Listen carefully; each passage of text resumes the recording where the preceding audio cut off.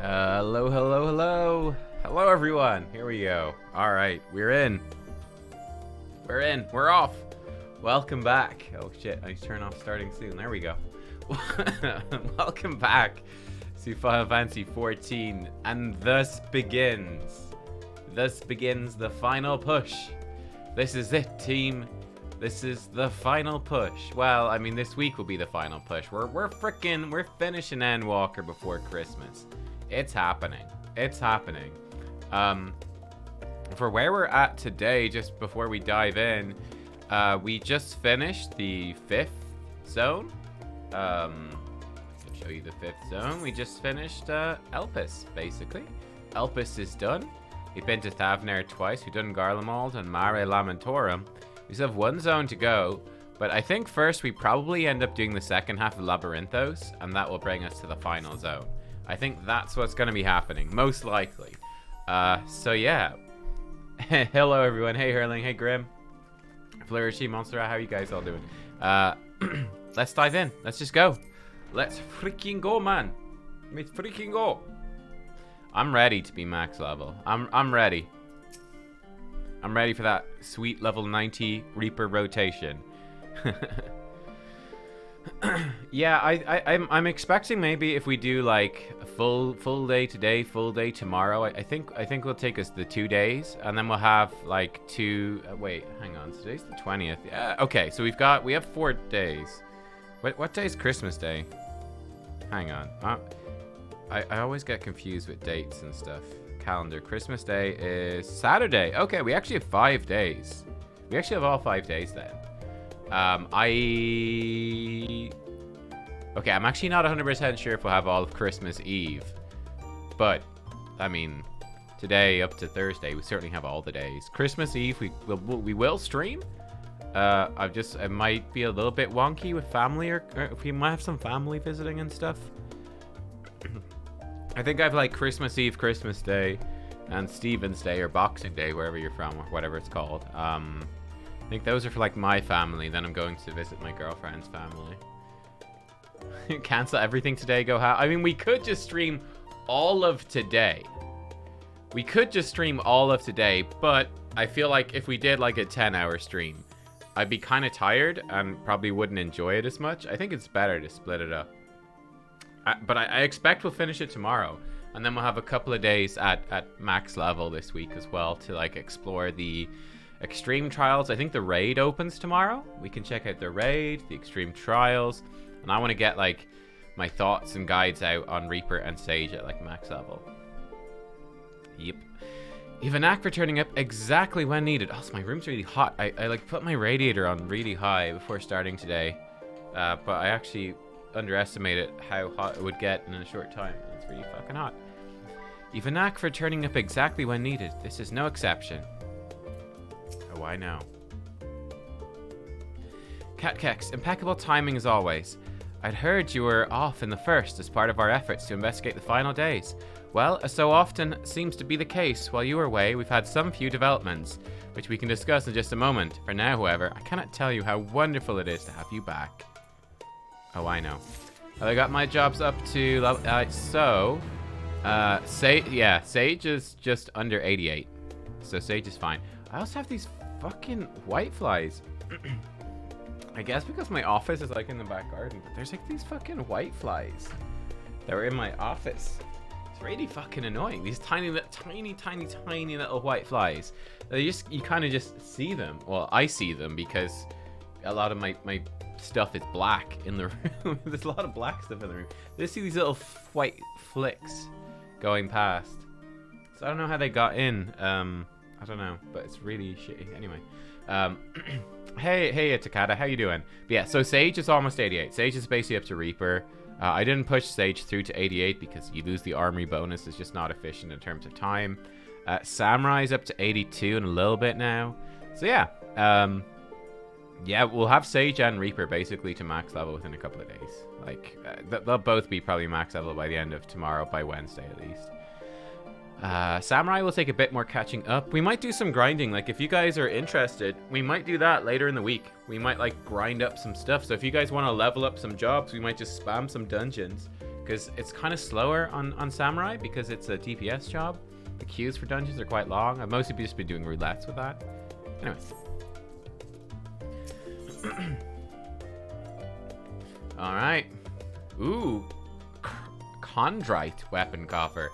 As the heavens burn. Oh my. Alizé looking edgy. So, have you learned a lot more of the final days? Then the journey was well worth the risk. No doubt your newfound knowledge will be a great boon to us all. Unfortunately, during your time on the First, events here have taken a turn for the worse.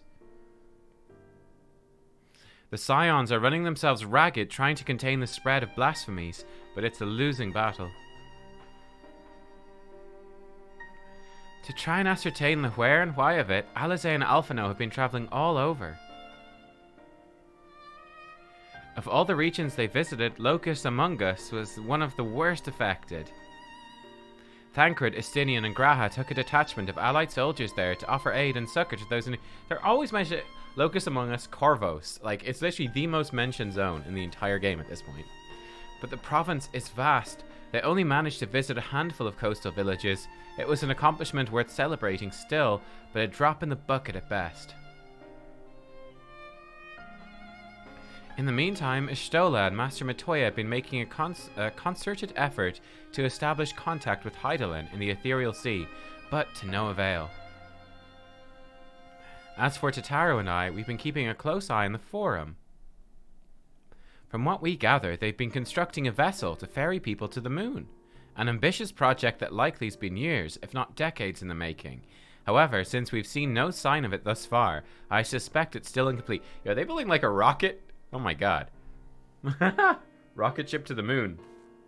Bro, someone tell them about the frickin' teleporter. You will also recall the proposal issued by Master Fortuno to the people of Radzat-Han. Following their discussion, Vitra declared his support for the plan and urged those who wish to evacuate and accept the Forum's invitation. If you want to read up more details on that plan, I've actually written it all here on this helpful note on the board, so you can peruse it at your leisure for all of those crucial important details. Make sure you know all of them. Don't forget any. It's right there on the board. Just read it. There's gonna be an exam later. So I hope you're reading this note right there. Hey, Sonia. Oh, Graham, you've got a scholar from 82? Yeah, that'd be great, dude. That'd be great. So far, so good. That's where things get something messier. Apparently, the Forum caught wind of the lunar teleporter in the Tower of Babel and decided to use it to deliver people to the moon instead of their mysterious ship. Yeah, exactly. I think you need glasses. Yeah, it must be that. Therefore, to secure passage for the Hanish refugees to the tower, Alphino, Estinian, Alizé, and Graha traveled to Garlemald not long ago. Hey Harps, how you doing, man? Trouble is, the capital was hardly the safest place to begin with, and now... The final days have come to Garlemald. Ho ho ho! Bum bum bum! Shortly after our friends arrived, they were sent to rendezvous with Master Fortuno. Then panic broke out and our communications were severed. From what fragments we were able to make out before the link shell went completely silent, we can only assume the phenomenon has spread to the capital. Ah, so probably Garlemald Part 2. Okay, that's a nice surprise actually. That's a twist. Dig it. The others need you, Catkex. Please, you must help them.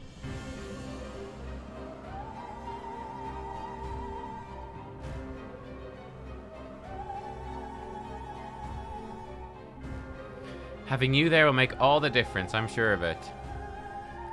Camp Broken Glass is their first port of call. You best start there. Hopefully Lucia will know where they are. There's no telling what you'll be walking into, so you'd best take every possible precaution.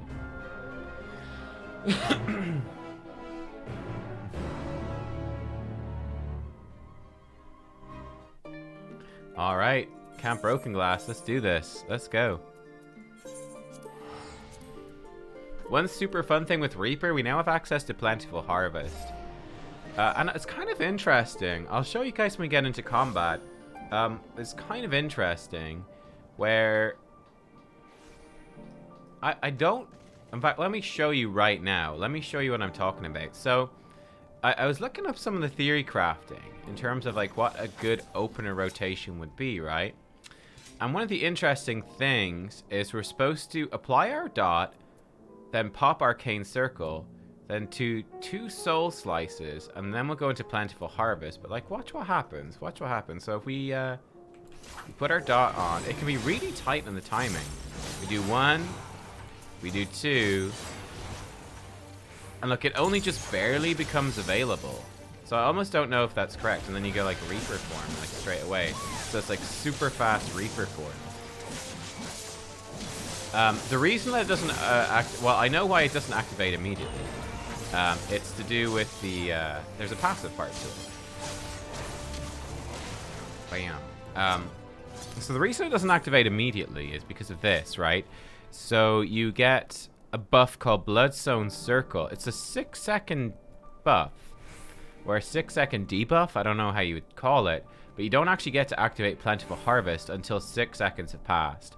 And you need your entire party to do at least one weapon skill within that period. If you look at this, Plentiful Harvest in the tooltip says, cannot be executed while under the effect of Bloodstone Circle. And Bloodstone Circle is 6 seconds. So, I don't know. I don't even think... I don't have that much skill speed. I feel like if your skill speed was lower, then it would be a bit easier. But I don't know if that's a... I don't know if that's a good idea. Like, I wonder if the theory crafters might be slightly wrong. I just feel like, you know, actually delaying, like sitting around and waiting for this to pop is probably not a good idea. It's probably better to throw a different GCD in first. But it might mean that your Arcane Circle expires before you finish all your main GCDs. So my GCD right now is 2.43. Is that very fast? I didn't think it was. But I don't know. Like, I don't have any skill speed melded. Like, how fast is that? I've got 791 skill speed. Seems pretty low. Actually, I guess that's... No, it doesn't seem that high, to be honest. It's my lowest of my stats. So, yeah. 2.43. Maybe that I don't know. Like, I just figured, like, maybe the theory crafters are incorrect. It would work if it was a 5-second buff, but because it's 6 seconds, it doesn't quite... So anyway, let's go. It doesn't quite sync up. So, Catkex. I'm just thinking about my... I'm going to do a Reaper guide for max level, and I've just been, you know, I've always been working ahead. Just trying to plan stuff out in terms of, like, okay, what is the optimal way to play and all of that, so I can do a good guide. Catkex. Not a moment too soon. The skies over Garlemald are ablaze, but it's events on the ground that concern me. As you will have seen, or heard, your fellow Scions arrived ahead of you. We cut the customary greetings short after we received word from our troops on the Magna Glaciers that the Forum's airship had landed. It was then that the heavens began to burn. I dispatched your friends at once to ensure the refugees come to no harm. I would have you join them immediately. Yeah, you gotta feel... Yeah, okay, I get what you're saying, Dab. Yeah, so the poor refugees... They're like, we saved you from Garlemald. Oh, shit. Okay, well, we'll just quit, everyone. All the refugees, we'll go to Garlemald. We're going to take a teleporter. We'll be safe. Don't worry. We're going to safety. And then you arrive there, like, we're going to the teleporter. And then suddenly, poof, apocalypse. Suddenly apocalypse. I would have you join them immediately. Additional supports en route. We'll discuss them later. I trust you're ready to depart. Oh, several cutscenes will play in sequence. Yeah. That's very true, Damp. Yeah, we'll see if anything gets tweaked. What is the expectation? Is there an expectation that many things will be tweaked with the patch this evening? And battle as well. Cool, yeah, perfect. Let's do this. There's often little things like that in the first patch. Cool. Cool, cool. Earlier in the Magna Glass, I mean, I don't think there's any particular issue with it. It's just that the theory crafted, like, super optimal thing might be slightly off. That's all. Or need to have really low skill speed to work. I think Reaper doesn't use much skill speed anyway. You're mostly about cooldowns. Patch notes will be today. Okay, cool.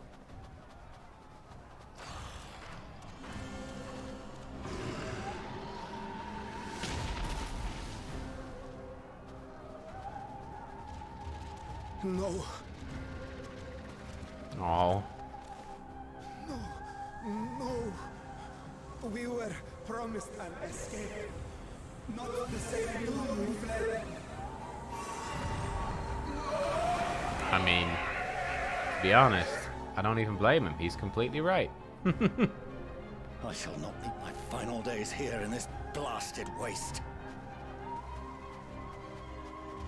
Calm yourselves. Your panic is our greatest enemy. Come, we must build a line of defense. It's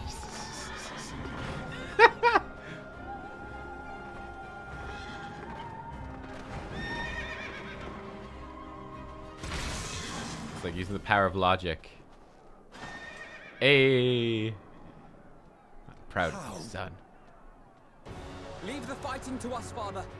You must lead the people to safety. Leave the fighting to us, Father. I stole your weapons. I have all your gear, Father. You are merely in your crafting gear.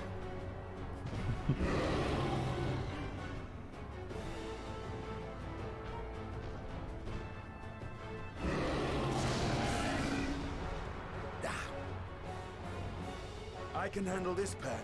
You shall tend to the refugees. Let us be about it.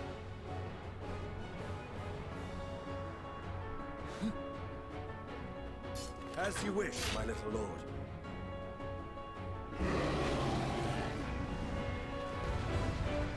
Nah, Stinian and Alphina was such a good bromance.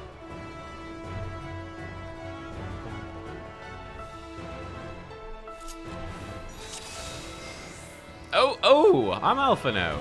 Protect the refugees.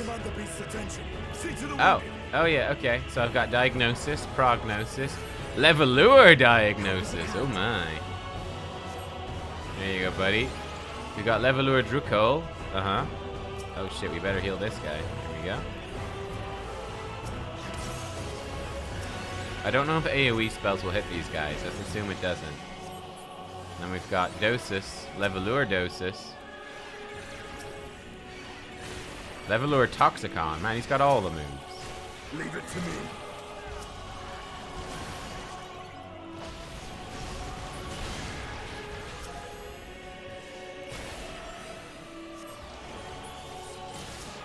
Here, Justinian.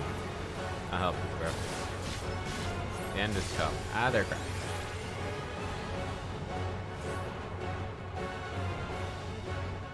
Give this lot to me. There's no hope. Very confusing because the keybinds are different. I'm mostly clicking.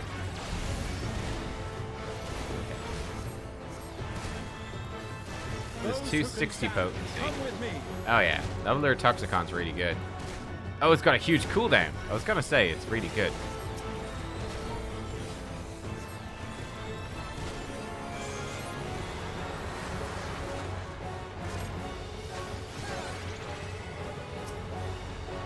You're safe now.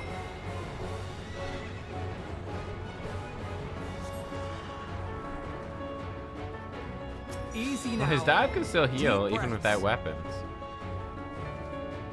Stinian just being a badass in the background too. Worry not for the refugees, but for yourself. Am I in danger, Dad? I'm fine. Oh, there's a big monster. Uh-oh. Good dodge. Good dodge.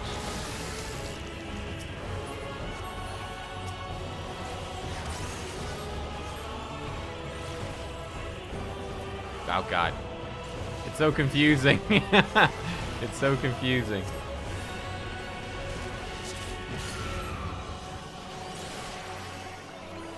I'm so used to playing Sage now. I'm pressing all the wrong buttons. Deadly Tentacles. Oh no, it's not the Tentacles. Stinian's fine. I do like how his Toxicon, his Toxicon's very fancy. His Toxicon is an OGCD. Very lucky.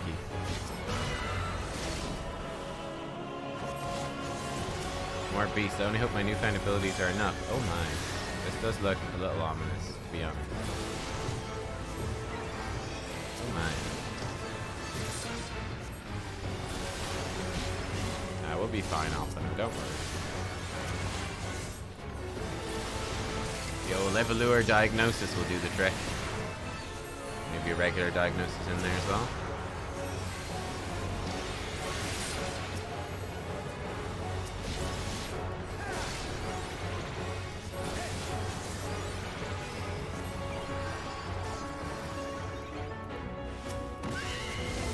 Play it safe.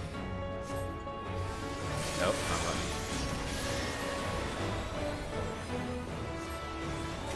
Don't know if that might hit me too. It looks like it's hitting me, but it's not.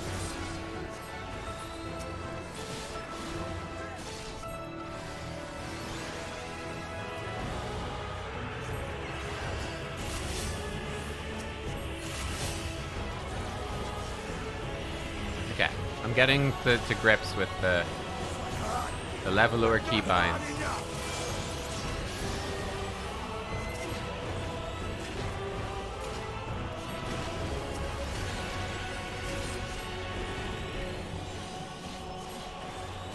Reef of Parting. Dinian, don't die on me, bro.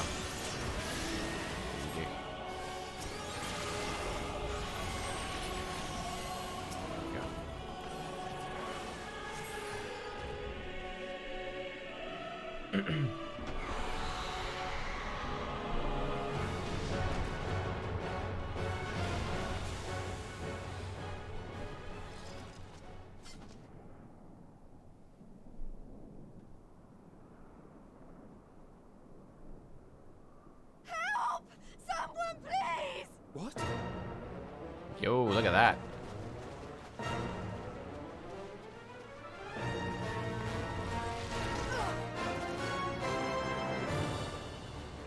Look at his little legs. Don't.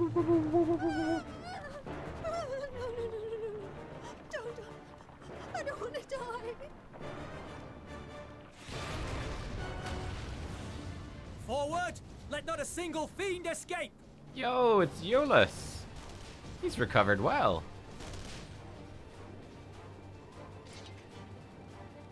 Oh, maybe it's not Eolus. Oh, it is Eolus. Eolus Yeah. and the army. So, you've recovered then? In time enough to be of aid. For once.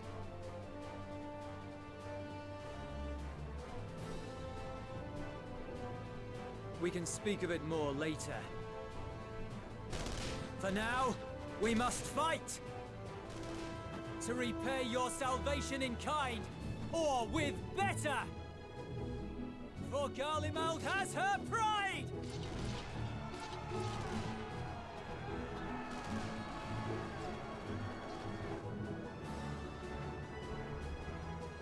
Of that I've no doubt. I feel bad for that monster. It's got a giant eye, like at stabbing height. Like this big monster, all these tentacles and stuff, but then it's got a giant eye right at Estinian lance height. Gods, of all possible saviors, the Imperial Army. Look at that big eye. Oh,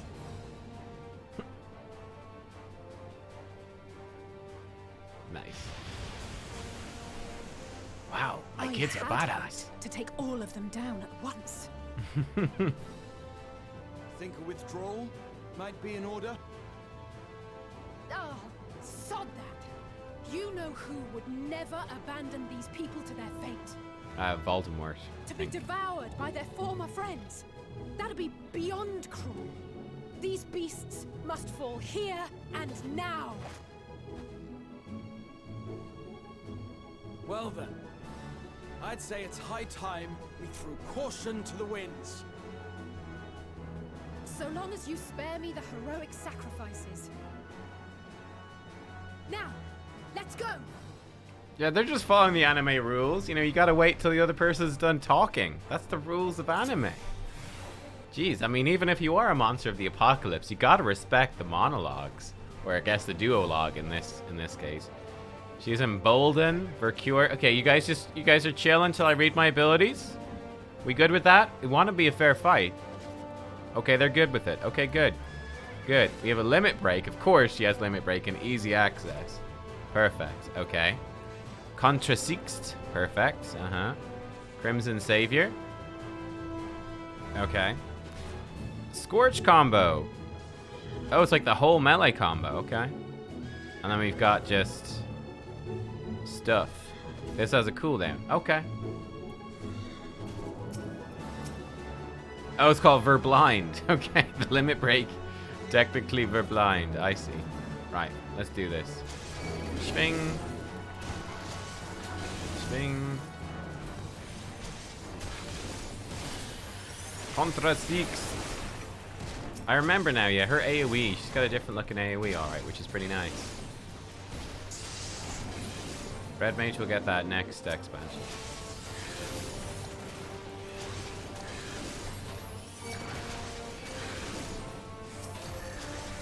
Seems like Raha's in Red Mage mode. Or not Red Mage, in Black Mage mode. Because this is a circle AoE. I'm pretty sure that Red Mage's current AoE is a cone. So it'll probably get the AoE treatment next expansion.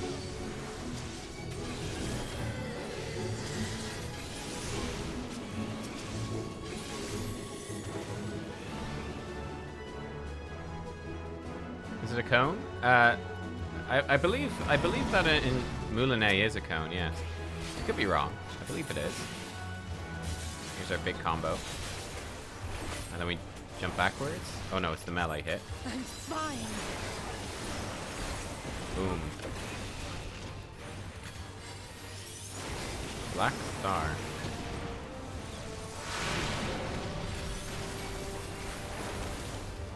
Maybe I should heal. Low. I'm gonna heal. Oh, Graha also heals. Graha.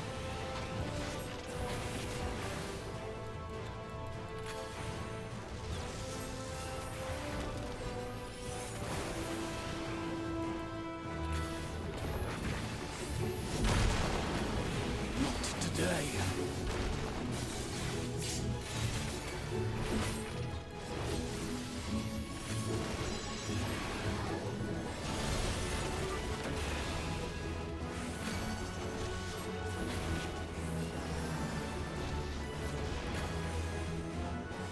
Oh, she actually gets dual cast as well. That's fun. Get actual dual cast.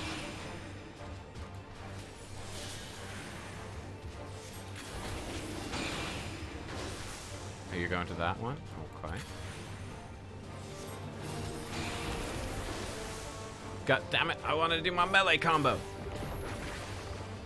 Fool scoops.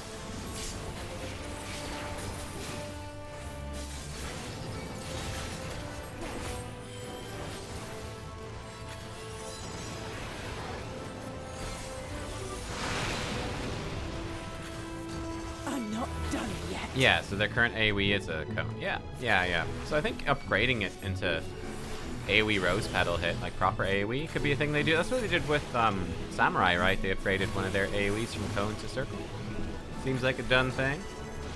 To worry about.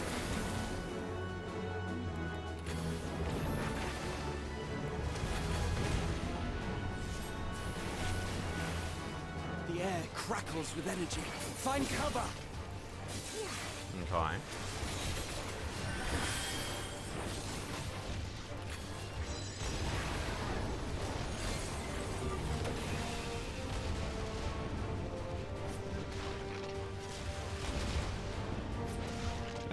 That's pretty cool. That's a fun little mechanic right there. I like that. As they say, turnabout's fair play. Vermilion Pledge, here we go. Vanguard.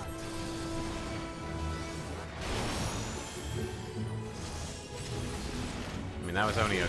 Oh, there it goes. Oh, it just took a while to explode. Okay, never mind, that clapped. I was gonna say, that was only a tiny little hit. No, that did tons.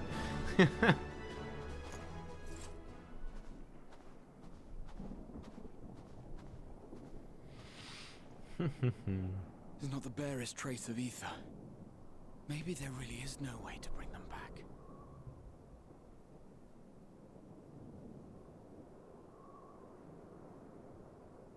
Thank you for saving our lives once again. I remember you, from Purusha. You helped us there too, didn't you? Ah, you're from Palaka's stand. I'm glad you're still in one piece.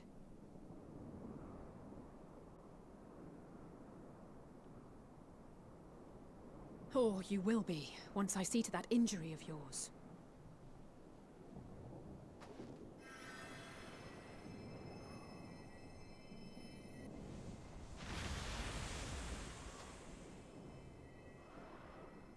Look out!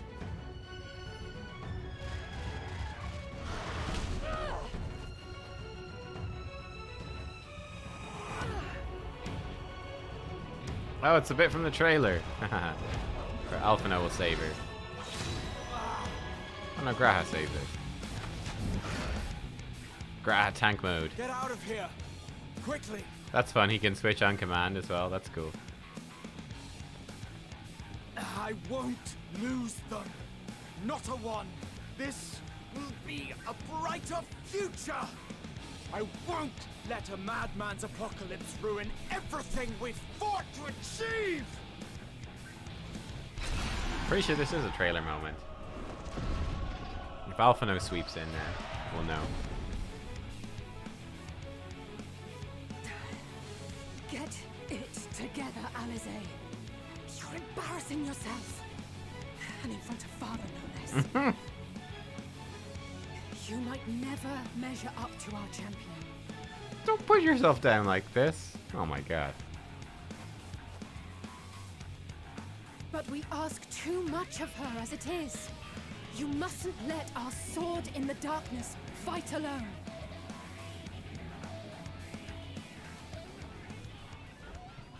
Yo, and there she is. Forgot to put on her glamour, so she's freezing.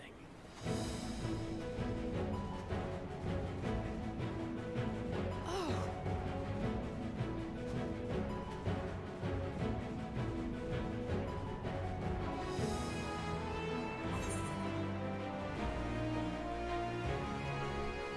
This is precisely why you should never skip your squat regimen.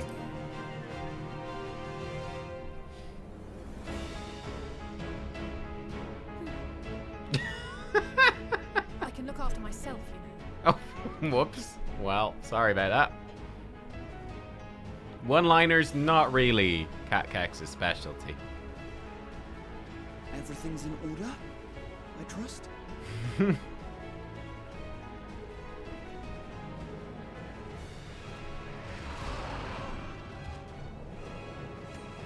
I've had enough of this rabble. Come on! Would have been appropriate if I was a samurai, like our sword in the darkness, and like bam, samurai Cat Kex arrives. That would have been appropriate. I'm sad now. Oh, a trio for the ages.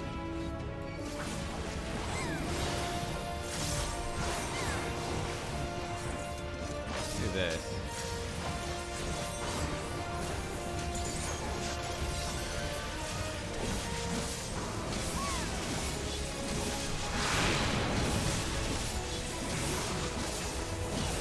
Yeah, okay, so if you delay your... Yeah, then you lose... Yeah, that can't be right. You lose the thing. That's definitely not intended.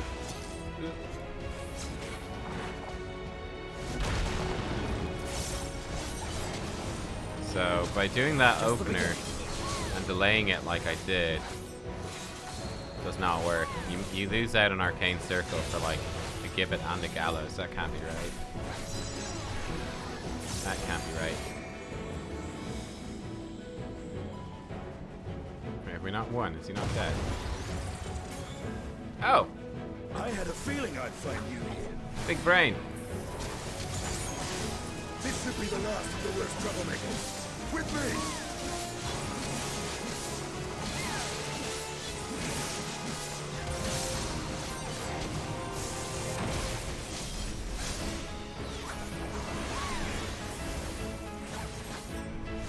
Kex fan club assemble. Yeah, where's Xenos? Like, Xenos has got to come back, right? I'm assuming he comes back. I guess we'll. Don't tell me, obviously. I hope Xenos comes back. What the fuck is this thing? Oh, they're getting smaller. Oh.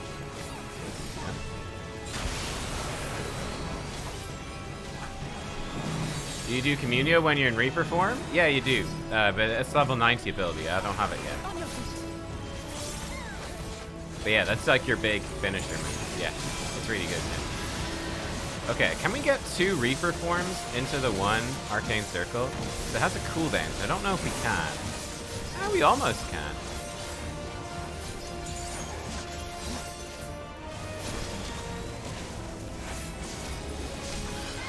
Almost. You get some. You get some overlap. Not full overlap, but some.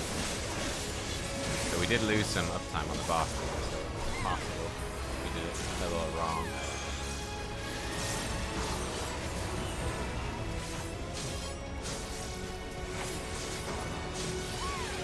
There is a really nice flow to this now, though. With that Arcane Circle getting more Reaper forms, that makes it pop off. Does it end Reaper form? Yeah, it does. So use it as your last hit. Yeah. You use your last stack of Reaper forms.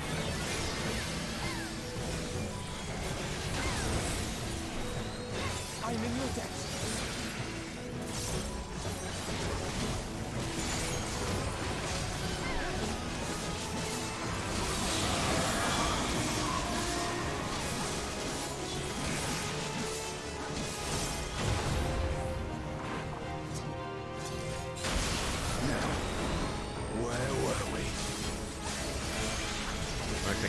Just limit broken.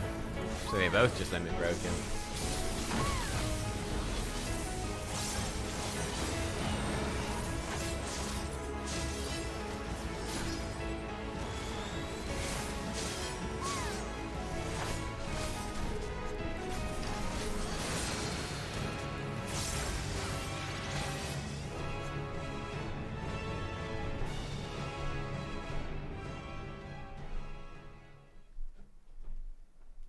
Yeah, I'm looking forward to Communio. Communio should feel very satisfying, I think.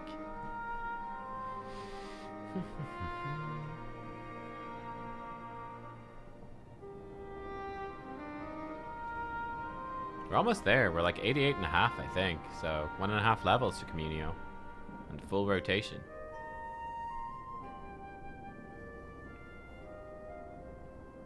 You must board without delay. The ship will depart ere long. Your offer to host us in Charlian is most appreciated. But will the final days not soon fall upon it as well?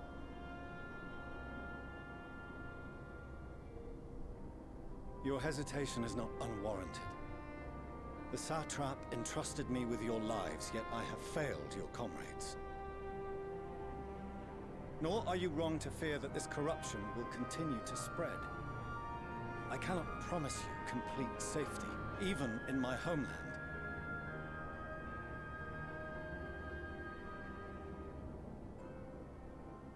What I can promise is that I will do all in my power to protect you.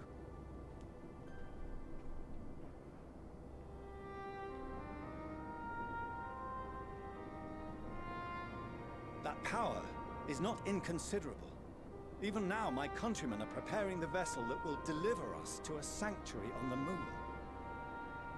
Join us on our journey there, and beyond, to new horizons. Come to old Charlian. Please.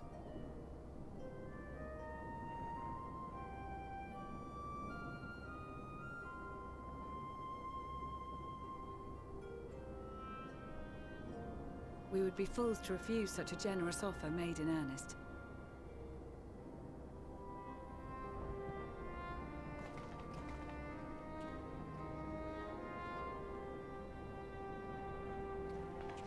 It seems they've a new destination.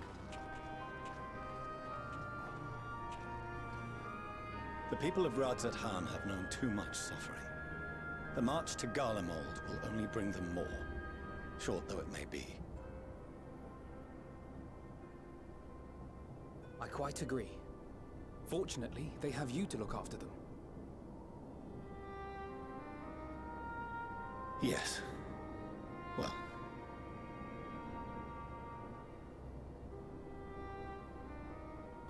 Behind you! Just there!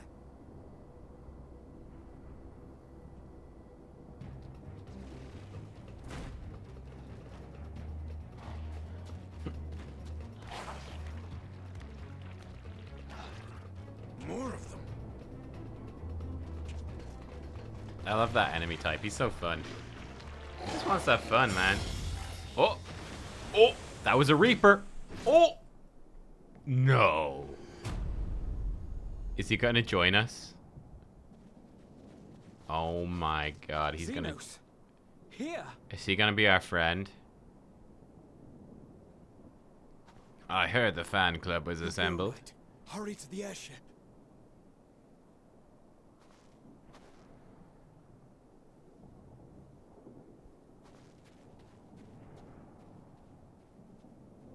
Oh yeah, he's not Yay Galvus, he's got a different name now, doesn't he? Because he's been exiled or whatever.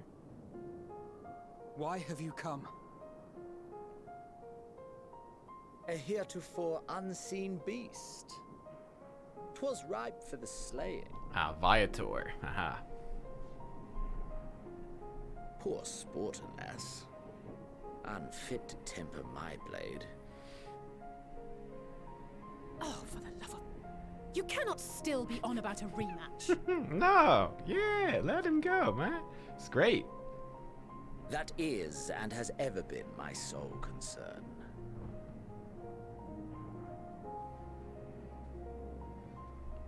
He might help us out for a bit. You, on the other hand, are fixated on a different quarry. Your passion pales before mine, yet neither hate nor despair seems sufficient to recapture your misdirected bloodlust.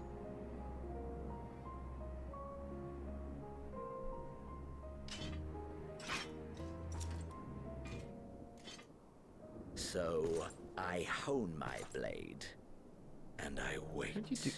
God, that must be really uncomfortable when you look at it in slow motion.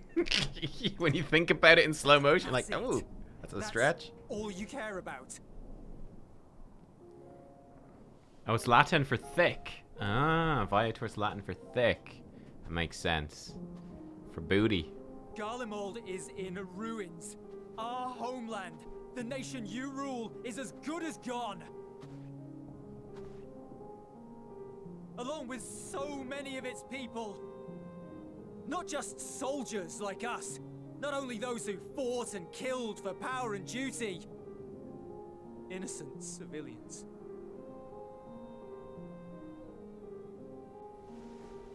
Murdered by their own flesh and blood.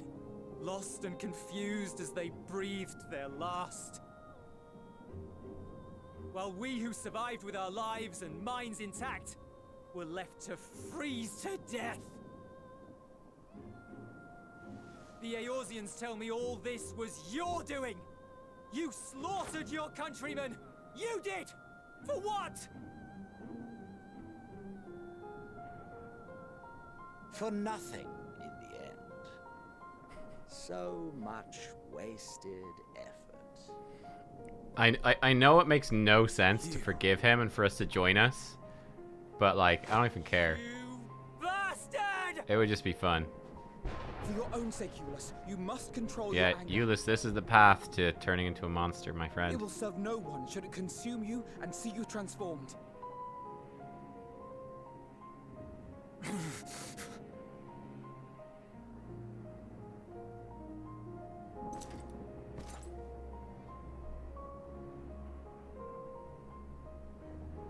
Would you be happier had I a good reason? What? If my motives met with your approval, would you no longer resent the outcome? If so, then perhaps a beast's skin would suit you better. Duty, honor, morality. All constructs of convenience when put to proof. Surely the war taught you how easily power becomes the tool of the self-righteous. How the people's justice was merely a means to their ends.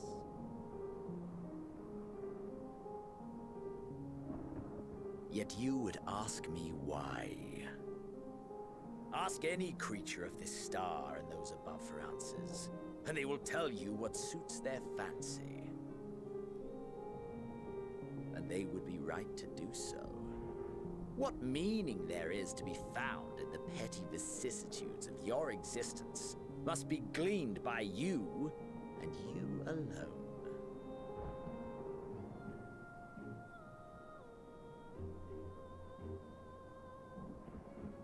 Should you seek it in battle in the fruitless pursuit of my demise, then come. Assume your rightful place as a notch on my blade.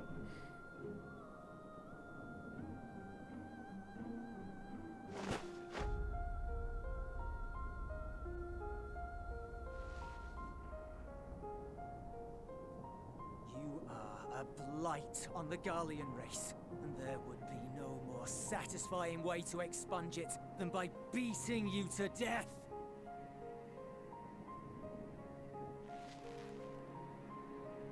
But I will not be party to another tragedy.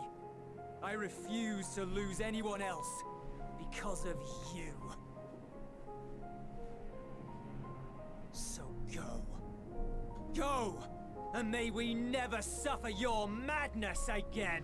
I'm actually very curious. So what I'm thinking, so the way that Xenos sees the world, he could either be, like, the biggest ally to the Matea, or he could be, like, their total enemy. It's interesting to see how they're going to play this, right? So Xenos is like, there's no real meaning to anything. It's just, you know, you make it up to suit yourself. So either that could really fit with the Matea going, you know, we searched the whole universe, and no one had a reason to live. There's no reason to live. It's all pointless. Either Xenos that fits really well, or Xenos could also be like a complete contradiction, which is like, yeah, there is no meaning to anything. But hey, just make it up yourself. Just make one up for yourself, and that's your meaning. And there you go. You're all good. So it could go either way. It sort of depends on how they see the world, the writers. We'll see. Just be like, you know, do whatever the fuck you want. Who cares? Nothing ever had any meaning. Just, you know, deal with it. Hey, Nico. Perhaps you found meaning in living this way. I cannot deny you found strength. Yet if you only pursue your hedonistic pleasures and pay no heed to the plight of others, then no one will give you the time of day. You will never get what you want, not even the battle you pine for so dearly. You'll be alone for an eternity, and you'll deserve every agonizing second of it.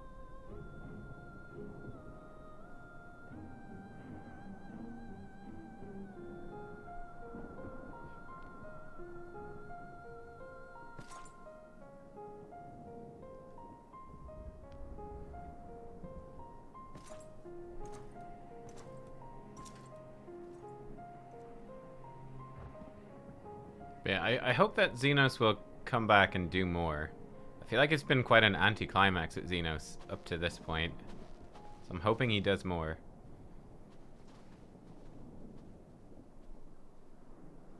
We're ready to depart. The refugee ships will be leaving shortly, but I've asked mine to remain for the time being. There's room enough for you to join me on it, if you wish.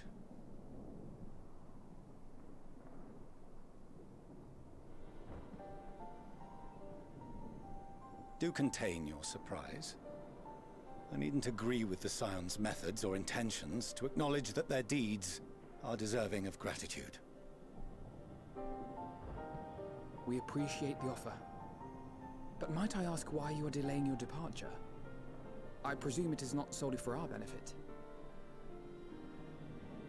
I must visit Garlemald ere we return to Sharlayan.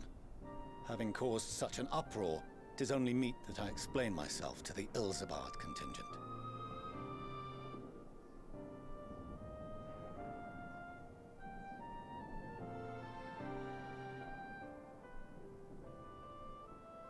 Allow us to accompany you then. We should be glad to facilitate, given our familiarity with all concerned. If you would like to join as well, Eulus, we can speak of recent events on the way.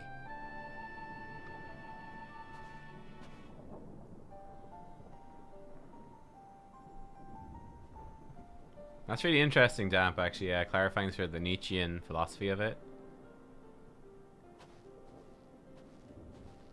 He'll be after your seat on the forum next. That face, that face.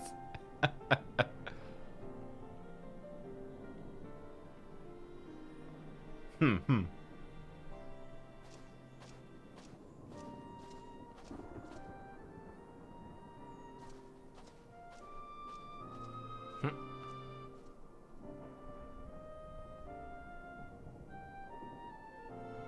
Come on, crack a little smile. Crack a little smile. No, not even a little smile. Oh man. Okay, but the Matea are fatalism. Nothing matters, might as well just die. Xenos is like nihilism. Nothing matters, so I do what I want. And then the Scions are the Ubermensch or Ubermensch. Nothing matters. We might as well make our lives worth living.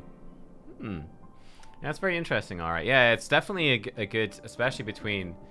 It's a good comparison between the Matea and Xenos, where the Matea are like nothing matters, so let's just all die. Fuck it. Whereas Xenos is like nothing matters, so I'll just do what I want. That's a good comparison. So it is actually a subtle but crucial difference. We couldn't save them all, but if we'd arrived any later, it would have been a massacre. Things were looking bleak until you and the First turned up. Though there'll be time later to discuss your journey to the First, there's one thing I must ask. Did you perchance speak with our friends in the Crystarium? I did. Lena and Beck Luck both warned me against overexerting myself. Strange they would express such similar sentiments. Identical, in fact. But their advice is duly noted. Yeah, what a coincidence. That the final day should manifest here, too, after everything these people have suffered, is a fate cruel beyond words. Nevertheless, with allies old and new at our side, there's yet reason to be hopeful. It's been a while since last we spoke. For some time I was not myself. Lucy and the others told me what happened that night, about the events that took place while I was receiving treatment. It was only then that I realized the lengths you and yours go to. I know I might not ever be able to repay you. I'll be damned if I don't try. Most of all, I want to thank you, all of you, for everything you've done and continue to do for the sake of my people. At the very least, I'm glad our own members are accounted for. This is the contingent's base of operations, I take it. Indeed.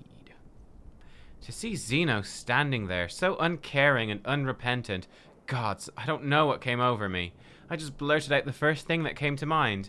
Looking back on it, I stand by those words. I would say I hope they won't incite him to further villainy, but to be honest, I doubt he even remembers what I said. Anyway, enough about all that. It's good to see you again. New weapon time. I wonder if this is an upgrade, actually. It is. It is an upgrade. Okay. Goodbye, Kitsios Warsythe. It was an honor knowing you. Actually, this one is hella ugly. Okay, Kitsios Warsythe, come back. It was lovely knowing you. Please come back. There we go. Okay. There we go. Every scythe is a chainsaw scythe. It's rare to find a scythe that isn't a chainsaw scythe. No major injuries then. Good. I briefed the recovered soldiers and sent them on their way as quickly as I could, but nevertheless feared they would not make it in time.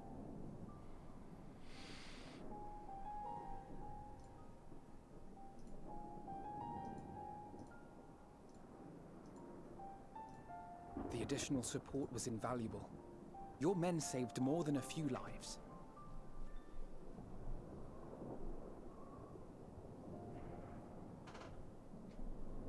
Though not all, I regret to say.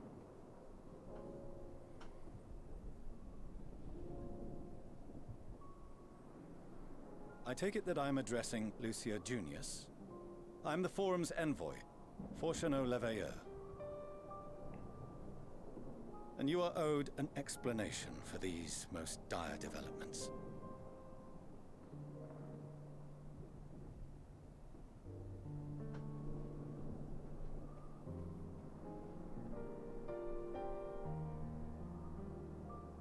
Another trial wrought by the final days.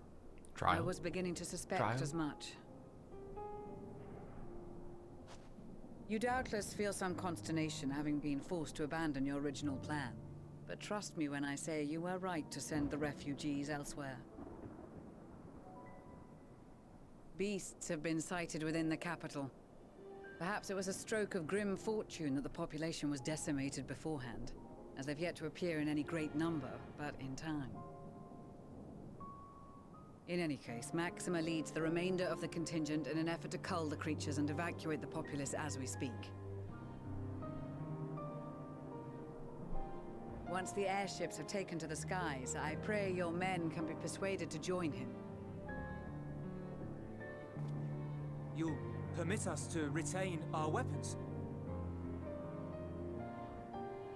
I wouldn't have sent you after the Scions were I expecting you to stab them in the back. And I, for one, would not consider past transgressions more relevant than future contributions.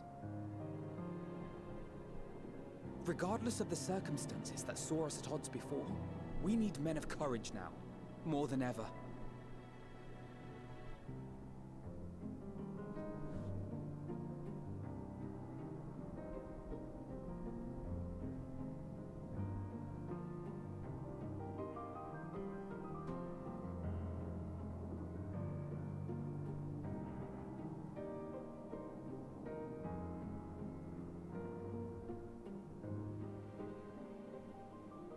We swore to defend Garlemald, and so we shall.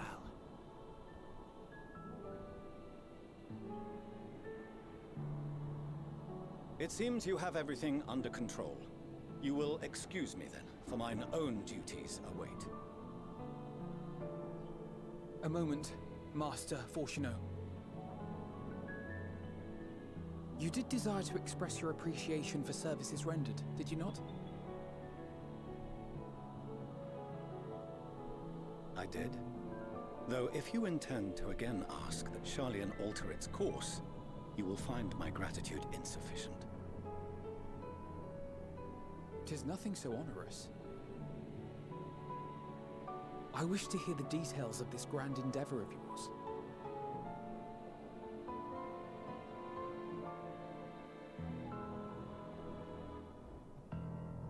Do you swear to listen and to learn, and not to embark upon some scheme to impede us? I swear.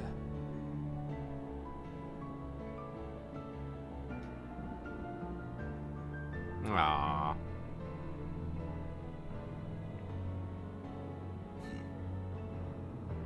Any other I would doubt, but you I trust to keep your word. For not once have you broken it. Very well. I will request that the Forum make you privy to our plans. You may await our summons at the Baldessian Annex, assuming the decision is in your favor.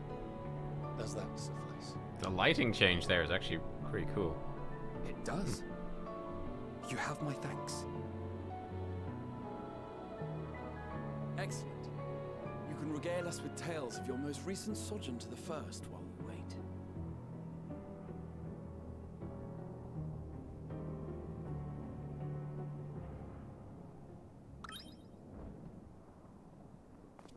Did you hear something just now?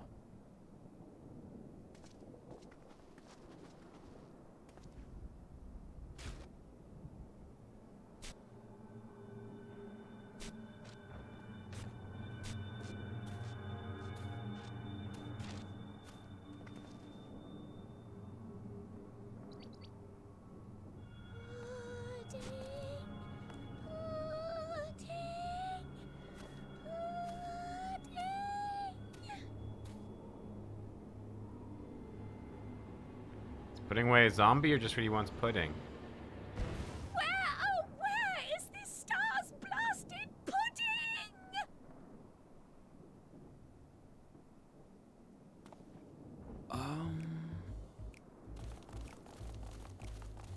Oh, hey, bunnies. They're all here.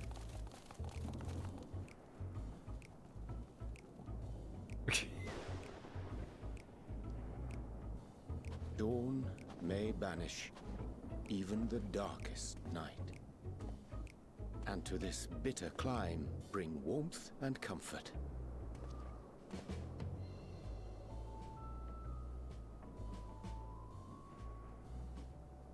'Tis heartening to see such an assembly upon my return.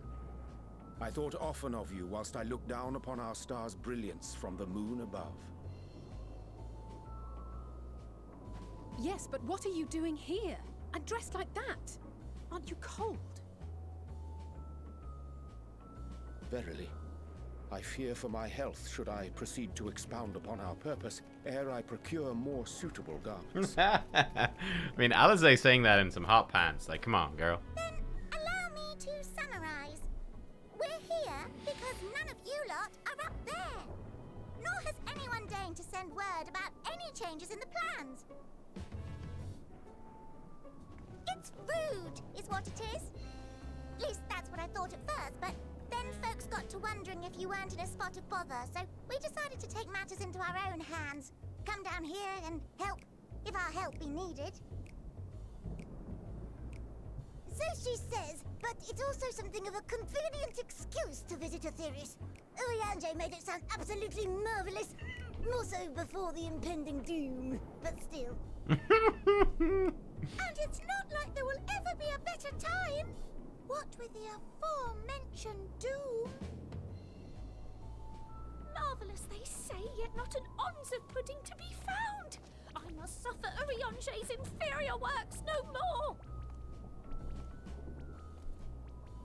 The pudding does look good. Hey, maybe consider the plight of present company before you go blathering on about pudding and doom. Ahem. As I was saying, should you require any assistance with whatever, we are at your disposal. We were born from Hydaelyn's love for the lives of this star, so naturally we would much prefer to see them continue. Twiddling our thumbs up on the moon is hardly conducive to that, though, is it? Aye, not when you've all got such precious thoughts and feelings and hopes for the future deserving of more active preservation. Speaking to Oriange made us realize that while we've carried out our duties to the letter, we've failed to fulfill them in spirit. From there, it was just a hop, skip, and a jump towards resolving to do better. So please, show us how. Help us help you.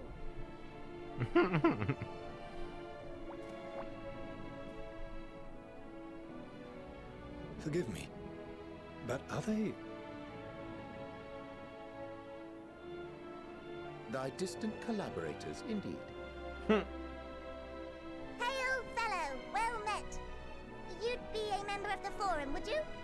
It's an honor and a pleasure to meet you at last. I'm Livingway, Hydaelyn's right paw. That last bit is very important.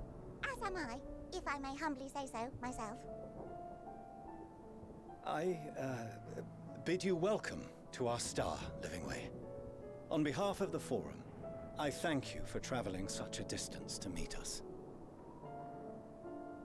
As you have surmised, preparations for the Exodus have not proceeded as smoothly as we had hoped. I should be happy to personally escort you to our headquarters in Sharlayan, where you may advise us as you deem fit.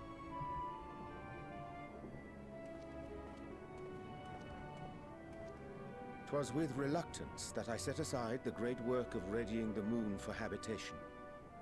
Be assured that I did so only after the Loperites made plain their earnest desire to come hither, and I myself felt a growing certainty that their contributions here would prove invaluable. 'Tis trite, perhaps, but I followed my heart. Good, I'm glad we're setting aside logic for feelings during the apocalypse. That's good. Good to have you back.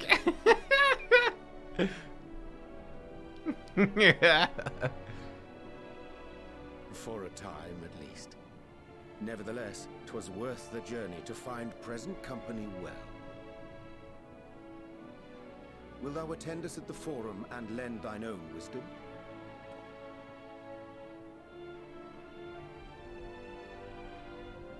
If that's all quite settled, can we start moving before Urianger catches his death?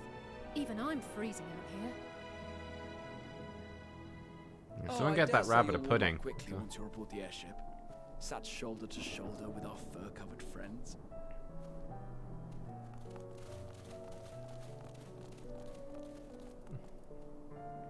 Some options just chooseth themselves.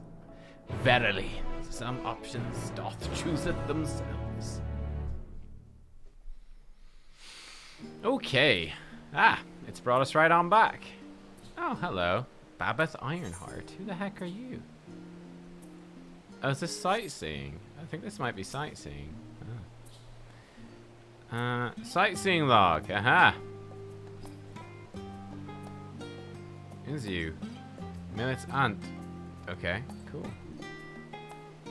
Let's grab this. Bam. Now we can get the sightseeing stuff.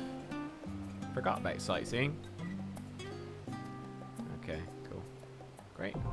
Sightseeing log expanded. Cool. I dare say Master Fortuno was as nonplussed as we to learn the identity of Heidelin's lunar custodians, as he will soon discover they have much and more to offer the Forum. Might I suggest we return to the Annex forthwith? We may yet have time to discuss thy recent adventures ere we are summoned to the rostra.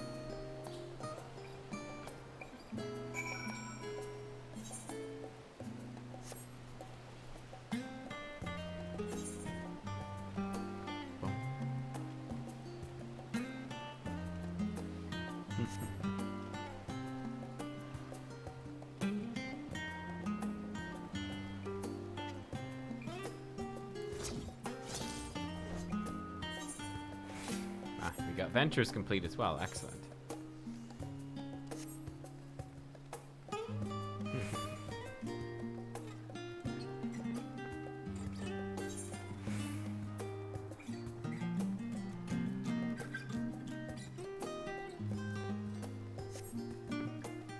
I love how it just gets laggier and laggier as I approach the main area with all the people in it. Can I go through this door? Ah, son of a bee, I can't.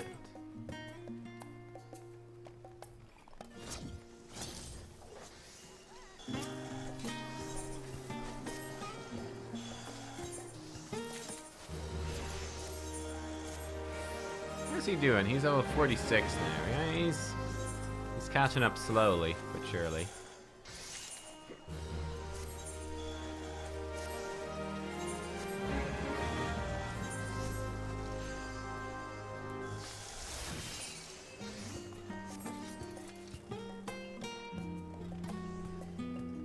Locked box. Oh, we'll be back for that.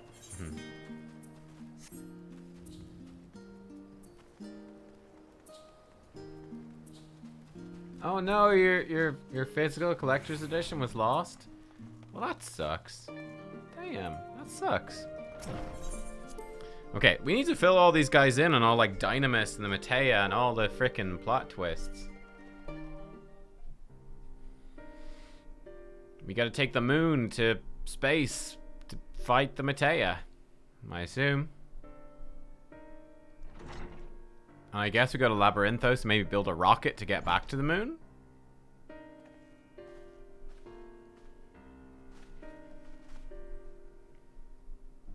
Not that I'm complaining, Urianger. I wasn't expecting to see you quite so soon.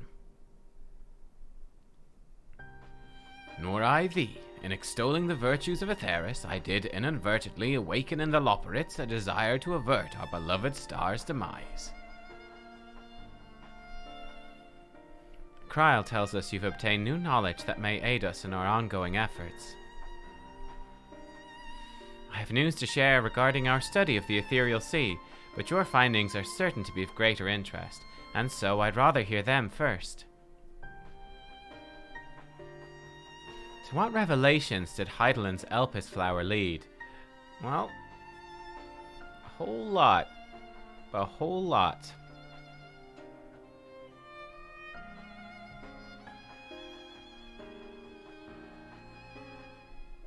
Yeah, I'm curious where the story goes. I'm feeling like it might be this might have been too big of a twist, but we'll see where it goes. Then the dynamis is what drives the final days. If it and Akasha are one and the same, this all but proves Nidana's theory. We're an entity, through sheer force of emotion, to channel this vast dormant reservoir into a raging river. Its power might surpass even that of ether.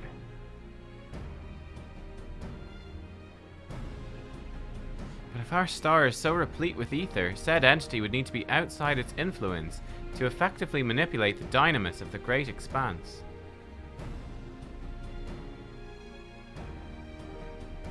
Meteon. Or rather, the sorrow and suffering of fallen civilizations she's been hoarding for millennia.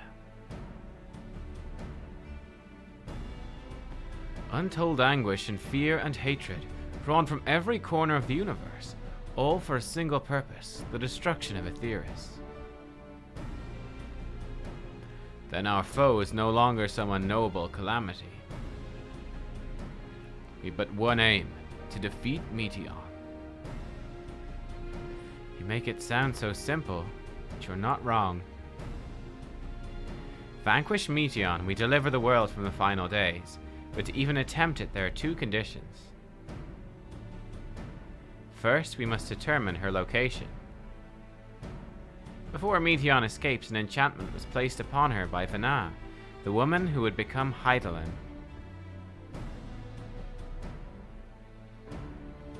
The implication of temporal magics are not entirely understood, so we cannot assume that our Heidelin and the Vana you met in Elpis are one and the same.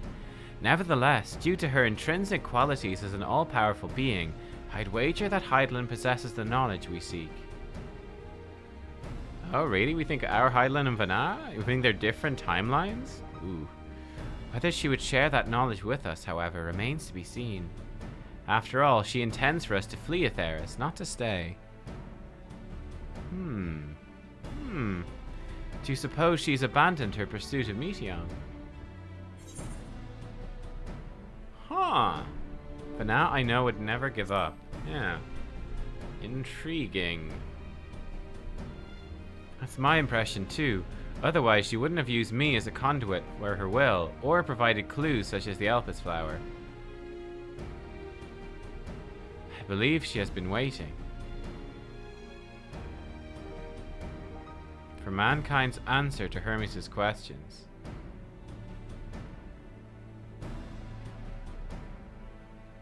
So, what's the second condition?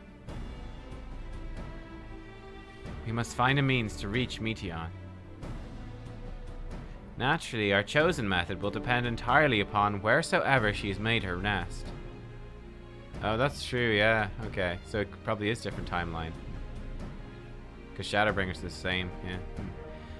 Then communing with Heidelin must be by necessity come first.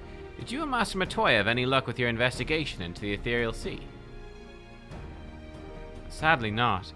Though we enlisted the help of Arenvald and other Echo-blessed allies, we couldn't detect so much as a whisper from Heidelin, even from within the Antitower.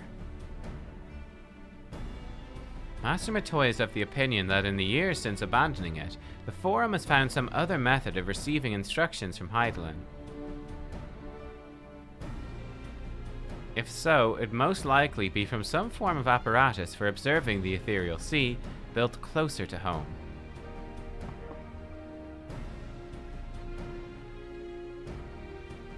Sorry to interrupt, we've just received word from the Forum.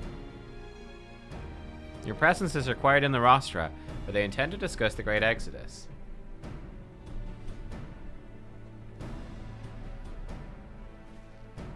Then Father was able to persuade them.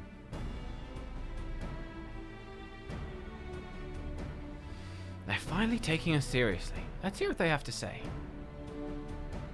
But yeah, so in Shadowbringers, Graha travel back in time and change the past, basically. Yeah, he averted the calamity. Changed the past, he averted the rejoining. So that's true. He traveled back in the past and it created a new timeline. So us traveling back in the past, perhaps we create a new timeline there, but then return to our original one. So perhaps anything that we influenced in the past, or almost definitely anything we influenced in the past, didn't have an effect here. Now we'll have to see. That is interesting. 'Twas Hydaelyn's commandment that in the event Zodiark should perish, the Loporrits were to deliver the people of Aetheris from harm. Though that be the limit of their duties, they possess knowledge unparalleled of the great expanse and the means of its traversal. Should they be persuaded and to assist in our efforts to reach Meteon, we would do well to heed their counsel. That's the, yeah, exactly. The question is, did we actually change anything? Or is like us going back and doing that stuff like already written in? Yeah. Who knows? Like, did we actually tangibly change anything that had led up to the point we'd already got to? Good question. Good question. At first, I wasn't sure what to make of Hermes and his motives. But it's like we discussed at the Great Walk. When faced with the harsh realities of life, some seek the release of death, others grow defiant, they fight. Either way, it's our right to choose. Wow, that was a much quicker response than I was expecting. Nice to know our efforts on the Magna Glaciers didn't go unnoticed. Father's granted us the opportunity we've been waiting for. Though we know not what information, if any, they intend to reveal, there's only one way to find out, to the Rostra. I hope you don't mind me staying behind while you attend your big meeting. The Rostra reminds me a bit too much of the supremely scary tribunal in Ishgard. You'll forgive me if I keep my distance. After you left for Garlemald, I went to Labyrinthos and tried to reach Hydaelyn using the Elpis flowers.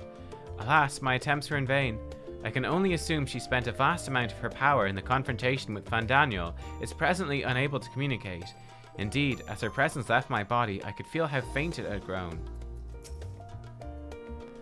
Master Matoya has suspected for some time that the Forum has been constructing a new facility for the purpose of surveying the Ethereal Sea.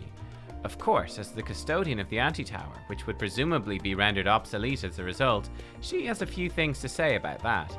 Nothing that should be repeated in polite company, you understand.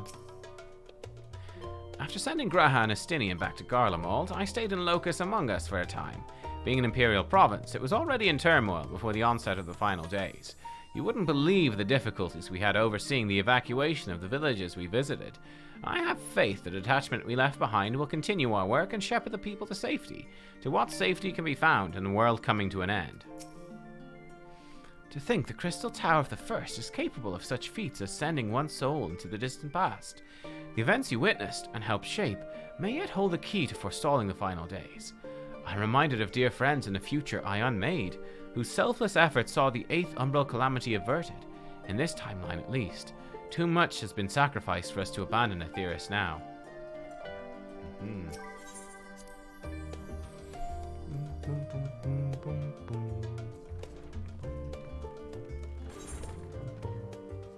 That's going to go to the Rostra, right?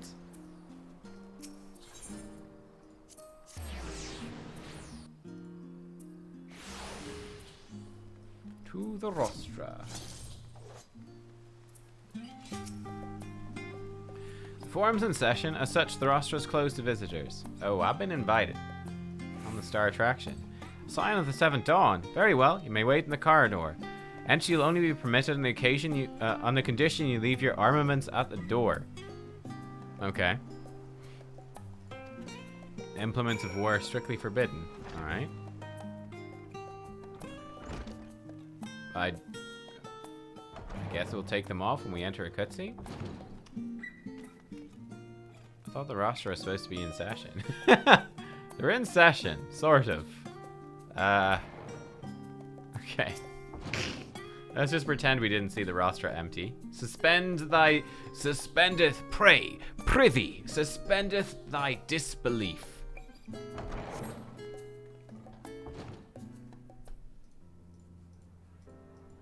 Now, how did they all get in there? I mean, they were there all along, surely.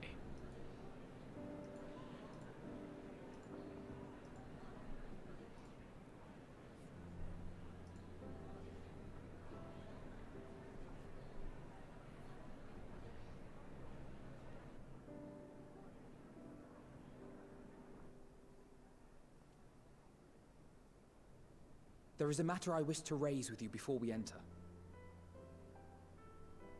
We are here to listen and to learn.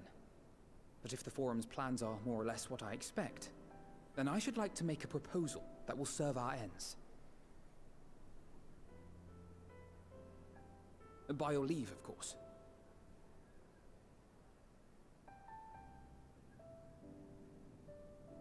I don't see why not. Your words and wits have gotten us this far. Agreed. I will present our queries so that you may consider the most advantageous way to advance your proposal without distraction. Thank you, everyone. If I may have your attention, the ad hoc session will now commence.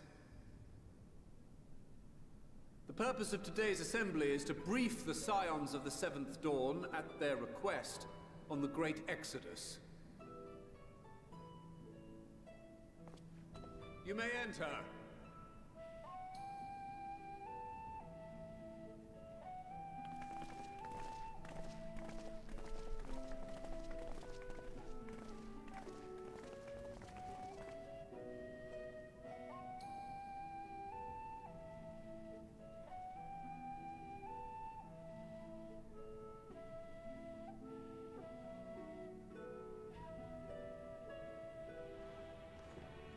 On behalf of the Forum, I commend your heroic actions on the Magna Glacies. We shall not soon forget your service to us and the people of Radzat-Han. The Satrap, whom we have informed of the refugees' new arrangements, sings your praises as well. As an expression of our gratitude, we will endeavor to answer your questions as fully and openly as we are able. Very different tone from the last time we were here, huh? Then let us begin. From being on trial to being honored guests. First, it is the Forum's objective to ferry the life and knowledge of this star to the moon. Am I correct? You are. It is for this purpose that Sharlayan has labored these many long years. We have collected biological samples and scientific records from across the star. When the time comes, they will be moved from their places in Labyrinthos and Numenon and conveyed to safety. He's got a lot of rings. Once that critical task has been accomplished, we will begin transporting the Sharlayan citizenry, which has been categorized into groups. The earliest arrivals are to ensure hospitable environs for those who come after. Following our people, we will send those of other nations in turn, beginning with our allies. Radzat-Han was foremost among these, but since the final days have already come to Thavnair, we saw fit to include the refugees with earlier groupings. An ambitious plan. You have accounted for the safety of all nations and tribes, then? As many as we can. And how, pray tell, do you decide who to leave behind? To journey beyond the sky is an unprecedented and immeasurably difficult endeavor. Introducing sources of inevitable conflict would condemn all to certain death.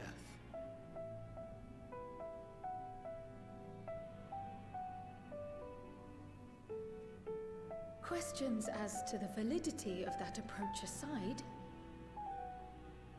are your plans proceeding apace? We're under the impression that your primary means of celestial transportation is incomplete.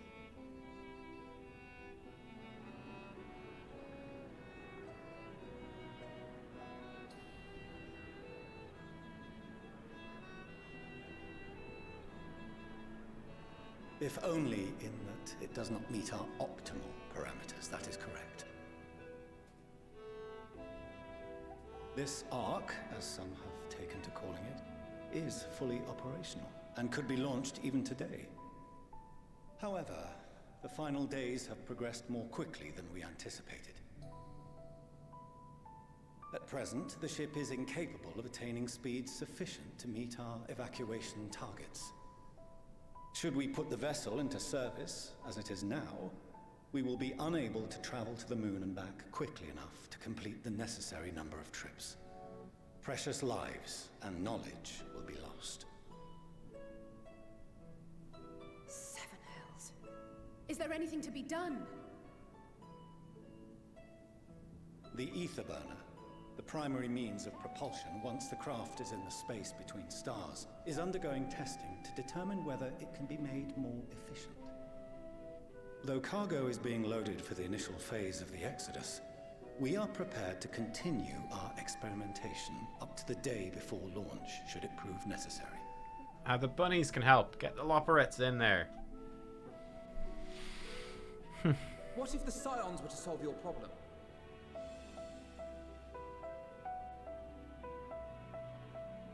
We shall help devise a means to improve the ether burner's efficiency, on 2 conditions. If we succeed, you must allow us to meet with Hydaelyn.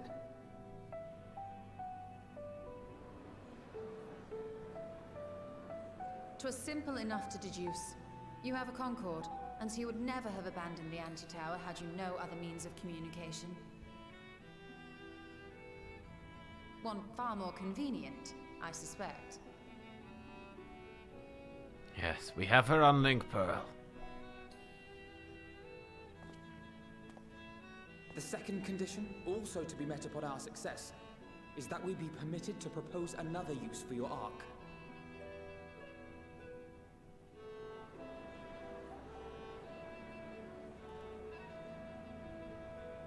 We would be at liberty to refuse this proposal. Of course.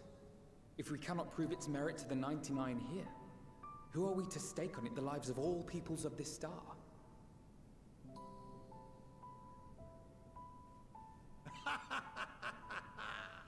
Delightful as always, Master Alfino.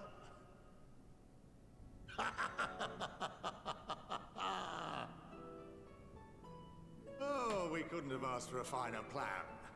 Allow us to solve this complex engineering problem of which we were entirely unaware until moments ago. What could possibly go wrong?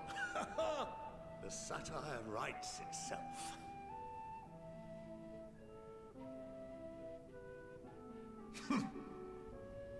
Yet, what field has not benefited from a change in perspective? When we are at wit's end, what we need is not the same dry theories recited ad nauseam, but fresh inspiration.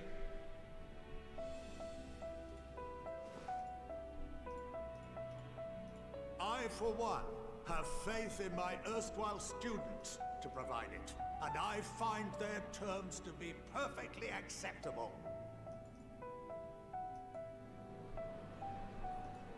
Oh, thanks. Order! Order! We have no time to waste on debate. I call a vote. All in favor of agreeing to the Scion's terms? I mean, why would they not agree? They don't lose anything. Like, there's no real downside to them. Just give us a chance to solve it, and hey, if we don't solve it, we don't solve it. No biggie. If we do solve it, it's all good.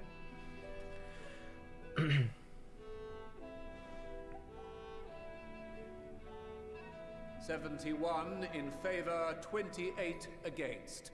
The ayes have it.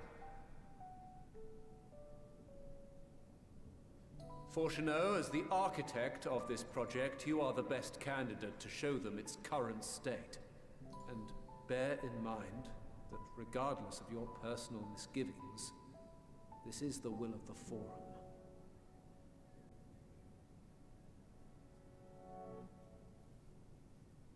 Very well.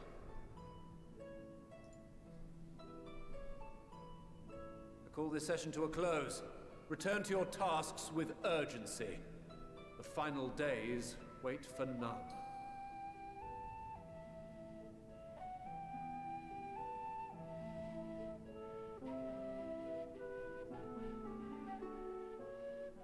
Okay, cool. What do I think of the story? It's interesting. Yeah, I'm still waiting to see where it goes to figure out if the big twists have been worth it. I'm not sure. I'm a little skeptical. I mean, basically my main issue is that I feel like it seems like what we're essentially building up to is a Meteon being the final boss of Endwalker, being the final boss of like the whole Hydaelyn v Zodiark saga. Now that might not be the case. I just the only issue I have is that if that is the case, I would have liked more foreshadowing to it.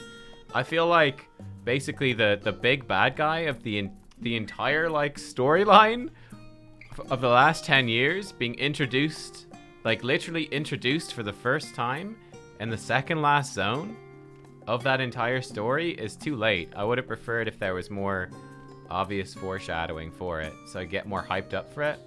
But again, I don't know if that's actually what's going to happen and where it's actually going to go. So we'll see. We'll see. Yeah, we'll see.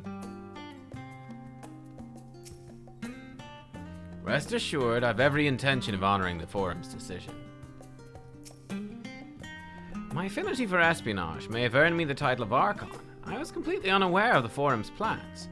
There may have been clues here and there, had I been of a mind to look for them, but contemplating that possibility only serves to further wound my pride. Not that anyone could have realistically surmised that their brilliant stratagem was to build a giant ship, fly to the moon, a still larger vessel in truth, and use that to travel to another star. Even now, the whole idea seems positively absurd when spoken aloud. Of late, I've seen no sign of the Loporrits. This being their first opportunity to experience the wonders of Sharlayan, the potential for misadventure is nigh infinite. Uh-oh. Perhaps if Midgar Somar was still alive, in the traditional sense that is, he could have offered to help the vessel attain the necessary speeds. Then again, there's no guarantee his contribution would make enough of a difference to matter. The further we pursue the mysteries of the universe, the more I struggle to comprehend the fortuitous nature of time itself. We measure and quantify it based on observations of celestial bodies, such as the sun and moon, but from your account it's unclear whether the ancients viewed time in a similar manner. I mention this because while Vana knew the final days would reoccur at a defined point in the future, she presumably had no way of knowing exactly when. Even so, the completion of the Forum's preparations to escape to the moon, aligning so closely with the advent of the final days, is surely no coincidence. I'm a little vexed that we've yet to learn of the Forum's replacement for the Anti-Tower, though I expect that in time they'll share that too with us, and with Master Matoya if they've any sense. Phew. I'll admit, bringing up the issue of the Forum's incomplete arc was more than a little daunting. They were, to their credit, quite open about the current state of affairs. What was even more surprising, though, was when they took Alphino up on his offer. While I very much take issue with the Forum's approach to selecting whom to save and when, they're not wrong for wanting to minimize potential conflicts. Fortunately, if this plan of ours actually works, the Great Exodus itself will become entirely unnecessary. But yeah, we have to see where stuff is going to know for sure. Like, there could still be more twists, right? Like I said, I mean, for me, Xenos is a big one. That, like, Xenos has been building up as this massive enemy figure since the start of Stormblood. He's been building our conflict with Xenos, and then we got to the moon and it just all sort of fizzled out. So it's like, what is actually going to happen with Xenos? We'll see. So yeah, there's still stuff to come. Sorry about not letting the rest of you in on my plan. I was admittedly thinking on my feet for the most part, but since we require both a means of communing with Hydaelyn and reaching Meteon, in the spur of the moment, I saw involving ourselves with the completion of the arc as a way to work towards both objectives simultaneously. However, we must first keep our end of the bargain by solving the problem of the ether burner. I'd like to think it's not a challenge beyond our combined expertise, or at least the expertise of our extended circle of associates. It might behoove us to learn how an ether burner actually works before we attempt to improve it, though. Are we gonna get Sid in? Is Sid joining in? Is this Garland Ironworks time? Fortuno's ability to maintain a stiff upper lip is being sorely tested. As instructed, I shall take you to see the afterburner. Meet me outside the Archaeon. I trust you can make your own way there. So, the Ark is being built in Labyrinthos. Hardly surprising. Where else could they conceal such a massive undertaking?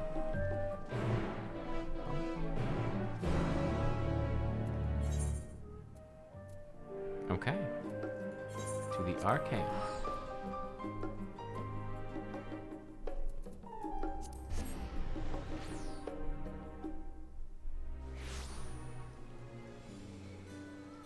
This is a very pretty little aetheryte. Is this in water? It is in water. Seems a bit random that you teleport into water. I want to be prepared for that. Okay. Right, before we proceed, I'm going to take a quick break to grab a drink. I'm also really hungry. I was going to not have lunch because I had some chocolates. In good Christmas tradition, I had some chocolates for lunch. But I'm actually kind of hungry for something more substantial. I'm going to see if I can grab a quick bite of food. So I'll be right back in just a couple of minutes. The drink and some food, so I'll see you in a minute.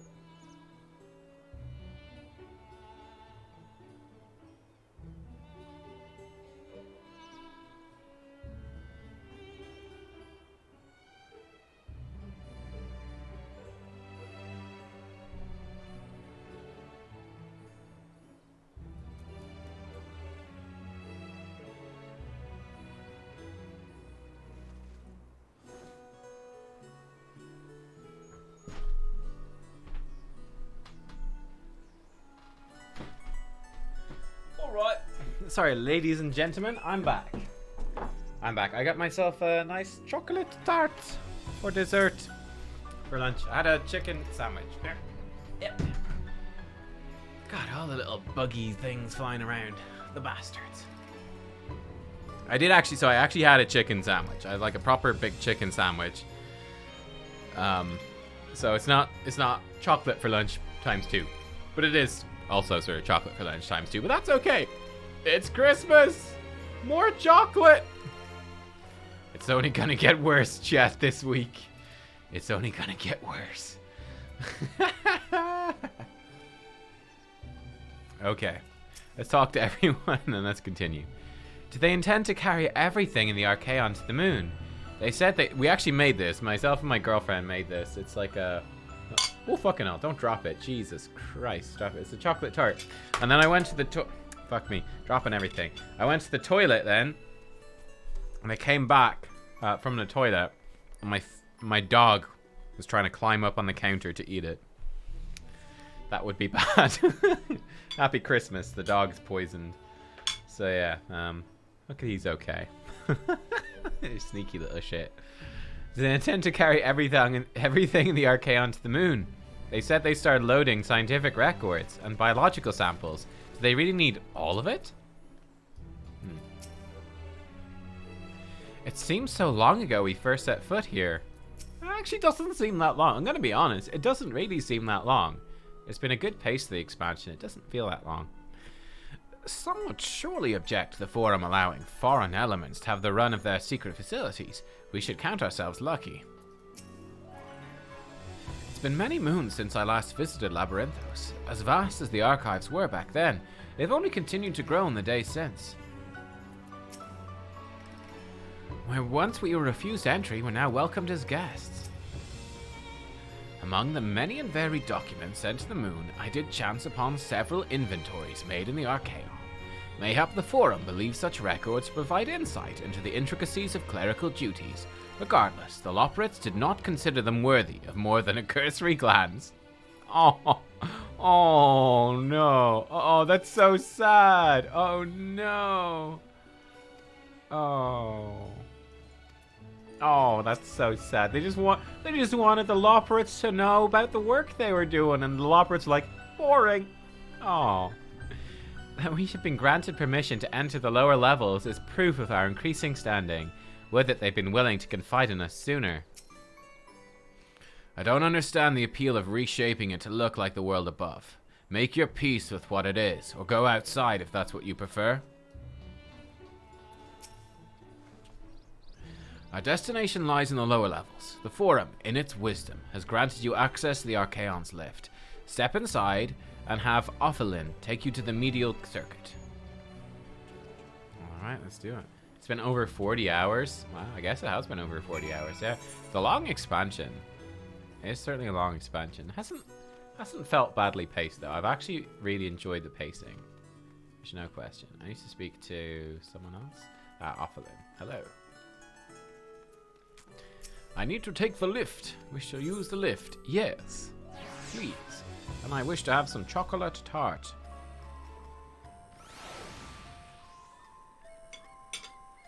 Delicious. We've been here before. Oh, but we weren't allowed to use the main lift before, right? We had to go around. I've sent your associates ahead to the Logisticon Alpha, on the other side of Mariel Ergonomics. Actually, there's something I've been meaning to. No, never mind. It can wait. Let us attend to the matter at hand. Okay. Also, so we've done 4 dungeons, so I'm expecting there's going to be another dungeon at 79, and then another one at 80, so we actually probably have 2 dungeons to go. Yeah, 69 and 70, yeah. So there's going to be 2 more dungeons, and in terms of trials... 1 more, 2 more. And these were post, okay. And Stormblood we had... only the 1. No, we've only had 1. No, there were 2. There were 2. So there's a 67 and a 70 in the Stormblood. In Shadowbringers, there was a 79-80. So I'd say there could be 2 more dungeons and 2 more trials. There could be. Alphanos down that way. Right. So there could actually be quite a good chunk of big content left. Nice.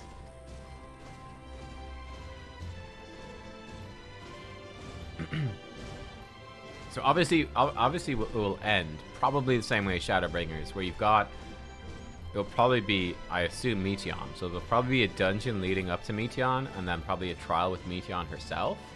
But I mean, there could be twists. That would be my guess right now, is that's what the end would be. But there could easily be twists along the way, and who knows what the hell would happen.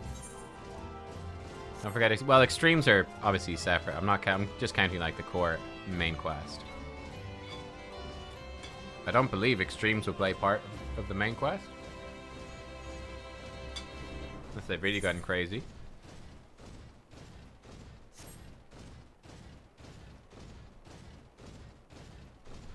There's no rhyme or reason for the levels the trials are at? Yeah. Doesn't seem to be. Whereas the dungeons seem quite strict. Yeah, I'm gonna do the extremes, yeah, for sure. Yeah, 100%. Yep. I'm looking forward to extremes.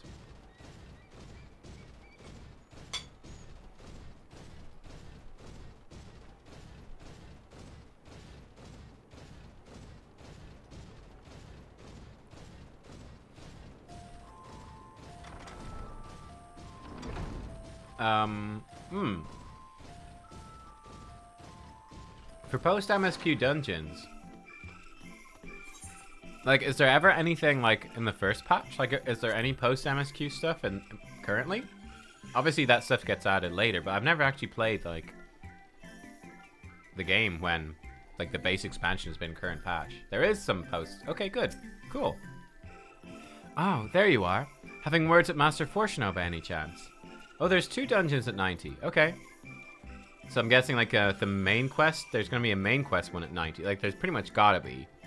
It'd be super disappointing if it didn't end with, like, dungeon into trial. Oh, no, there's 2 that have unlocks. There's 2 optional dungeons at 90. 2. Oh, my. Oh, that's actually pretty hype, then. 2 post-MSQ. Nice. Knowing the Forum, even the people working down here are probably kept in the dark about the true purpose of this place. On our journey here, I was filled with an inexplicable sense of elation to see vegetables other than carrots being cultivated. Why, it near brought a tear to mine eye. Oh, did you see the square grapes? Did you see the square grapes?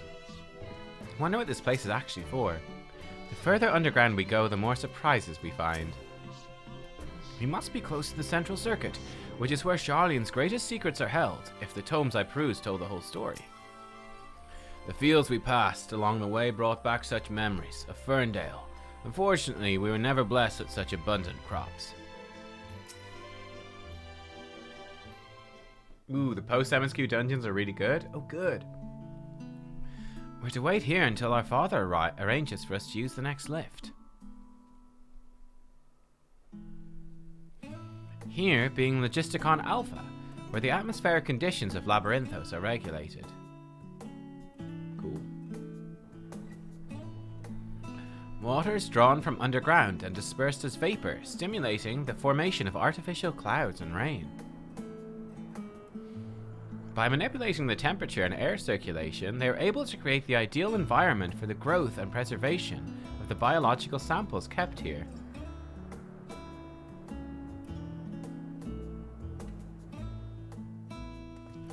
Hold on, how do you know so much about it?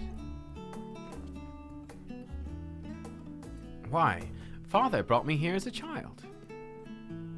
What? And left me behind? Actually, you're the one who left me behind when you went off somewhere with Grandfather. The night before, I'd been asking Father how clouds are made, so he decided to show me. It was fascinating. I peppered him with questions the entire time. Aw. 'Tis all too easy to take for granted the many interweaving aspects of the natural world, to grow inured to the wondrous. But having gained an understanding of the complex mechanisms employed by the Loperids in recreating a similar environment, I've come to view such processes in a new light. The subterranean gardens of Labyrinthos, the lunar prison forged to contain the ancient Zodiarch, the habitations built for all mankind neath the moon's surface, each unique yet undeniably similar. 'Tis no mere coincidence.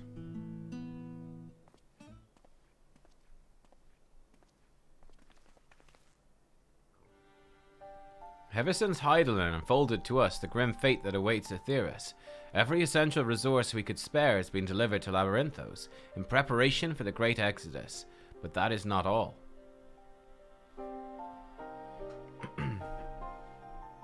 It is also a testing ground for the technologies that will allow us to settle on distant stars. Though the Loperids have endeavored to make the moon inhabitable, that is not our final destination.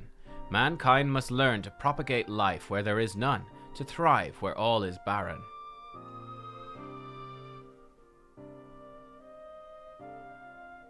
Alas, time is not on our side. I've arranged for you all to enter the Central Circuit. It's there that most of our preparations for the Great Exodus are carried out, the construction of the Ark among them.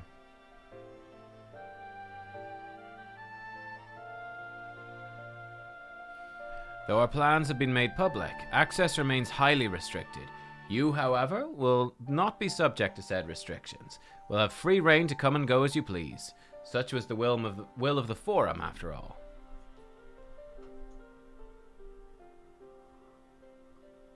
We will prove ourselves worthy of their trust. Your trust.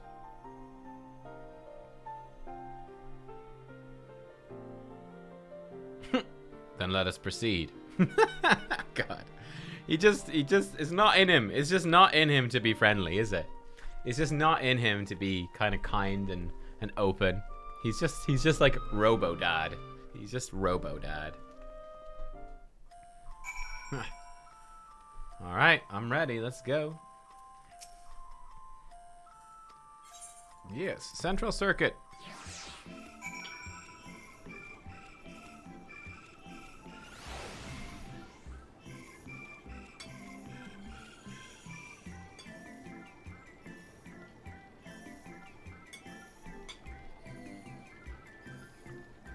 Very pretty.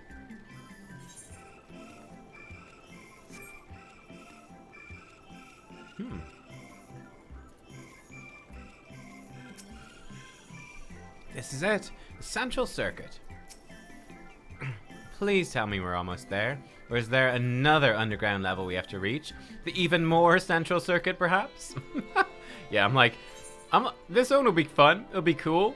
I'm ready for the final zone, you know what I mean? But this will probably be good too. We might finally have the chance to commune directly with Heidelin, provided we somehow manage to succeed where Charlene's finest engineers have failed. Still, won't hurt to have a look. The sooner we can get a look at this ether burner of theirs, the sooner we can start working out how to improve it. I imagine the secrets kept here would be of great benefit to mine own research, but I'll refrain from indulging my curiosity for the time being. The temperate environment here is not unlike that of Bestway's burrow, though the diverse vegetation doth produce a far more complex bouquet of aromas. A welcome difference indeed, for I've grown weary of the scent of carrots. I've no idea what makes Alphino so confident we can solve this problem of theirs. Relentless optimism, I presume. A not unwelcome trait in a youth, but less so in a gambler. Aye, let's resolve never to let him set foot in the gold saucer. That's a good idea. The further down we travel, the more expansive the sky above becomes, artificial though it is. Would that the heavens elsewhere could be so idyllic. Yeah, that's true actually. This zone shouldn't be ever affected by the final days. They hardly programmed the sky to have apocalypse mode. Maybe they did. We'll find out. Ether burner is being constructed not far from here. Overseeing the work is Cockall Dancall, after whom the forge is named. Once the necessary introductions have been made, I'll leave you with him to discuss the particulars. This way.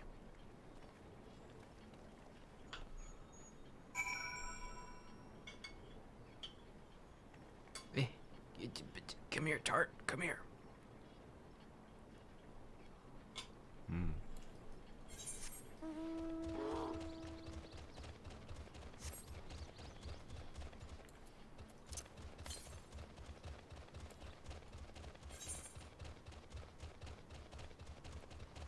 I mean, there's a couple of teleport points. This place is pretty big.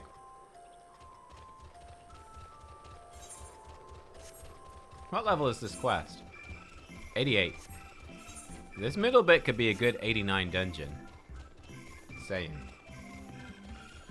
This could be a good place for a dungeon. Oh no, the ether burners have become sentient and are attacking! Quick! Go into the dungeon to disable their controls and save us.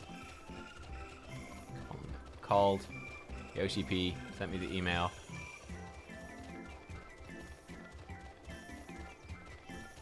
We must fight Ether Burner Prime. This is the man we seek. Do try not to startle him. Perhaps you'd like to break the ice? There's so many people to talk to. He looks lost in thought, although it seems he's hit something of a stumbling block. Is he talking to himself? For a closely guarded secret, you can see practically everything from outside, even with the magical barrier surrounding it.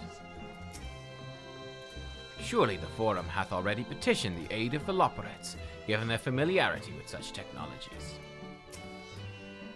I was expecting the Skysteel manufactory. Instead, I find the village smithy. While many of the facilities within the central circuit seem to be visible from the upper levels, the more secretive work must be carried out behind closed doors. Hasn't even realized we're here. Or perhaps he has realized, but just doesn't care. Okay.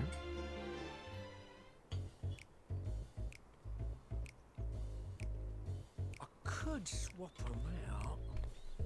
No, been there, done that. Down near lost me eyebrows. Think, Coco, think! We'd be well on our way to paradise. Visionaries patting themselves on the backs for their grand accomplishments if you'd only think! Yes, that does sound rather lovely. Yeah! I mean, Master Force, you know, what a pleasant surprise. We're not blasting off already, are we? The schedule remains unchanged, for better or worse. Which is why the Forum has elected to accept assistance in resolving the Ether Burner conundrum.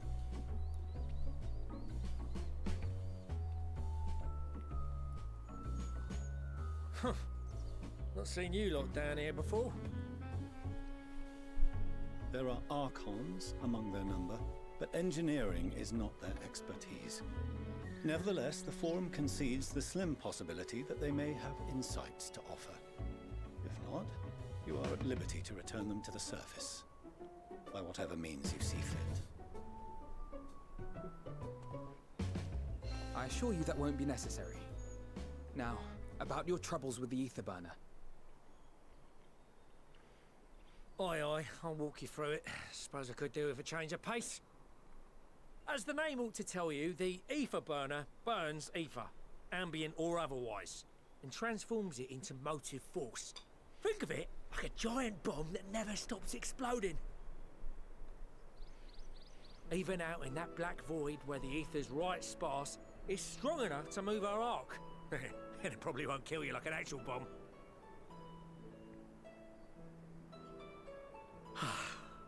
But it ain't perfect. According to my calculations, to travel to the moon and back fast enough for the Forum's liking, the conversion rate needs to be 6% more efficient. If only I could be so grossly A incandescent. measly 6%, you say? Hey, But if I could waving have hand, squeezed even long another time no see 0.6 out of everyone. it, don't I you finished think I'll do it MSQ that way in so the I'm first back, place? smiley face. Hey Lily, welcome back. Welcome back. Oh my goodness, it has been ages. Bloody hell. You are in time to catch the last probably couple of days of MSQ here too. So we can relive the end. We're obviously level 88, and yeah, we're in Labyrinthos Part 2 right now. Mm-hmm. Easy 6%. Could squeeze even another 0.6 out of it. Don't you think I'd have built it that way in the first place?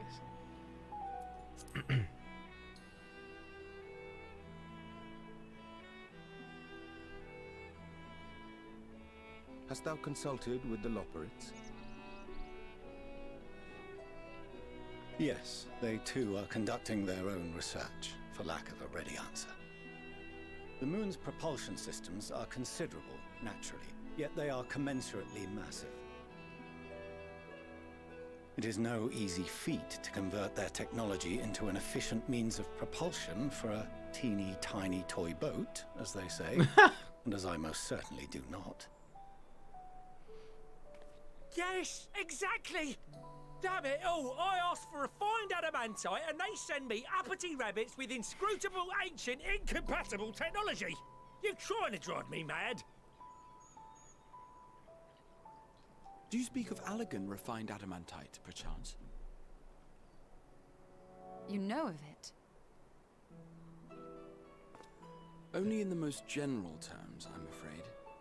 'Twas an alloy of Allegan make, but the secrets of its production were closely guarded. I feel my coffee way too As full. I recall, the record stated it was vital to Dalamit's construction and launch. Oi, that's the stuff. No material more conductive far as I know. Slotting some ends like blowing up a dam and watching the river of ether come rushing through. Ain't a living soul that knows how to make it though. We were fortunate enough to salvage some for the ether burner, just a wee bit, mind, from a chunk of Dalamud that came hurtling into the Northern Empty during the calamity. With more, well, that extra 6% efficiency would be child's play. It's a crying shame that we've no other sources. Aha. Surely the many shards of Dalamud scattered throughout Eorzea would suffice.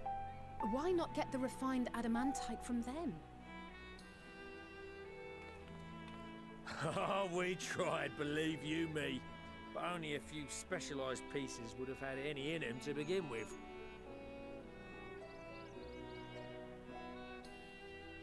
Drive cores from Ragnarok-class internment hulks. Those are the prize bits we really need. So the According coils. to Lena's, getting to them means delving deep into the shards. And the defences are still very operational and very eager to blow them up.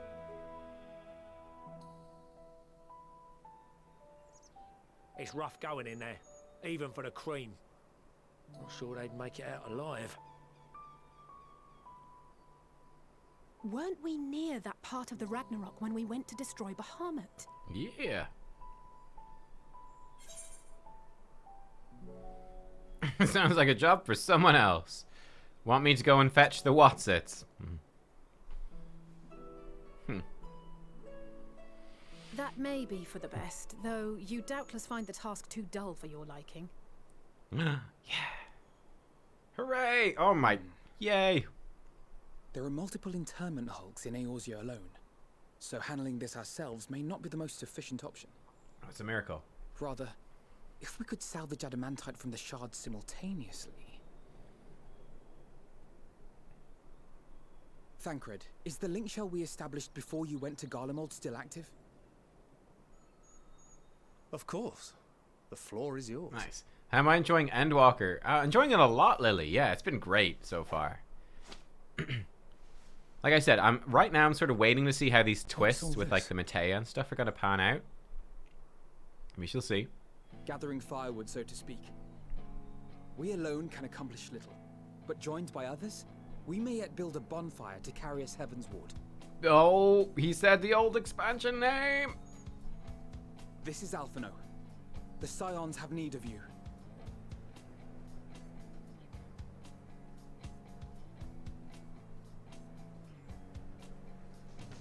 Understood. I will contact the Lord Commander and dispatch our finest at once. My sisters are somewhat preoccupied with the final days, so I will lead the 12-foot expedition myself. Are you aware of any other sources of refined adamantite?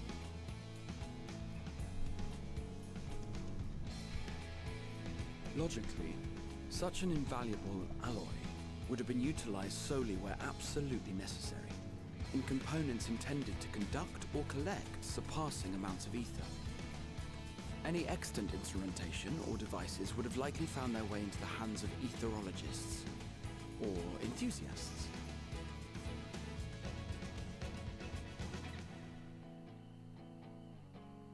Magical artifacts of Allagan design? The Eastern Alliance will send word to one and all.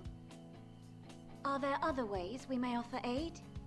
No shards of the Lesser Moon scar our soil, but our stake in this cause is no less for it. Is there anything in Othard that might be of use to you? What did you say? Oh, you got friends in far places, lad. Anyway, if you're offering, I wouldn't say no to one of those Far Eastern sacred relics. Some of them can hold enough ether to summon a whole damn primal. Find a source like that with the ether burner, and 3, 2, 1, kaboom! I gather you heard his explosive enthusiasm. Might you secure us a suitable relic? It shall be done. I know little of machines, but I promise we will do our utmost to gather the materials you need to finish your starship. I am glad for the work, in truth. Better to busy oneself than wait and fret over disasters foretold. Then why are we all still standing about yapping? There's plunder for the taking, and I'm a born plunderer. Thanks for that, I'll Sickard. be an old Charlie, and before you know it, start mixing the grog. I'm a pirate, by the way, in case you I'm forgot. certain that can be arranged. Thank you all, and do be careful. I'm certain grog can be arranged. Just like that. Aye, just like that. Our refined adamantite is on its way. Now let us consider our next steps, shall we? There's yet much to be done.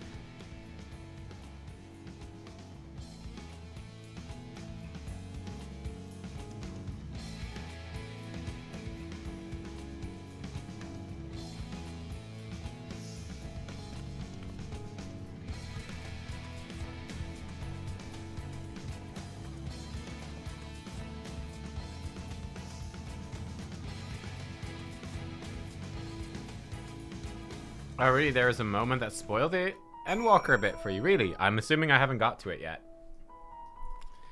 I'm assuming I haven't got to it yet. I certainly think that, yeah, I don't know. Basically, everything about the MSQ so far, I would say this has been, for me, personally, by far, the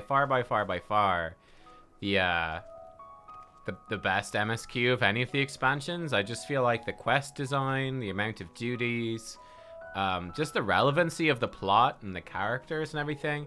I feel like it has been consistently interesting and intriguing.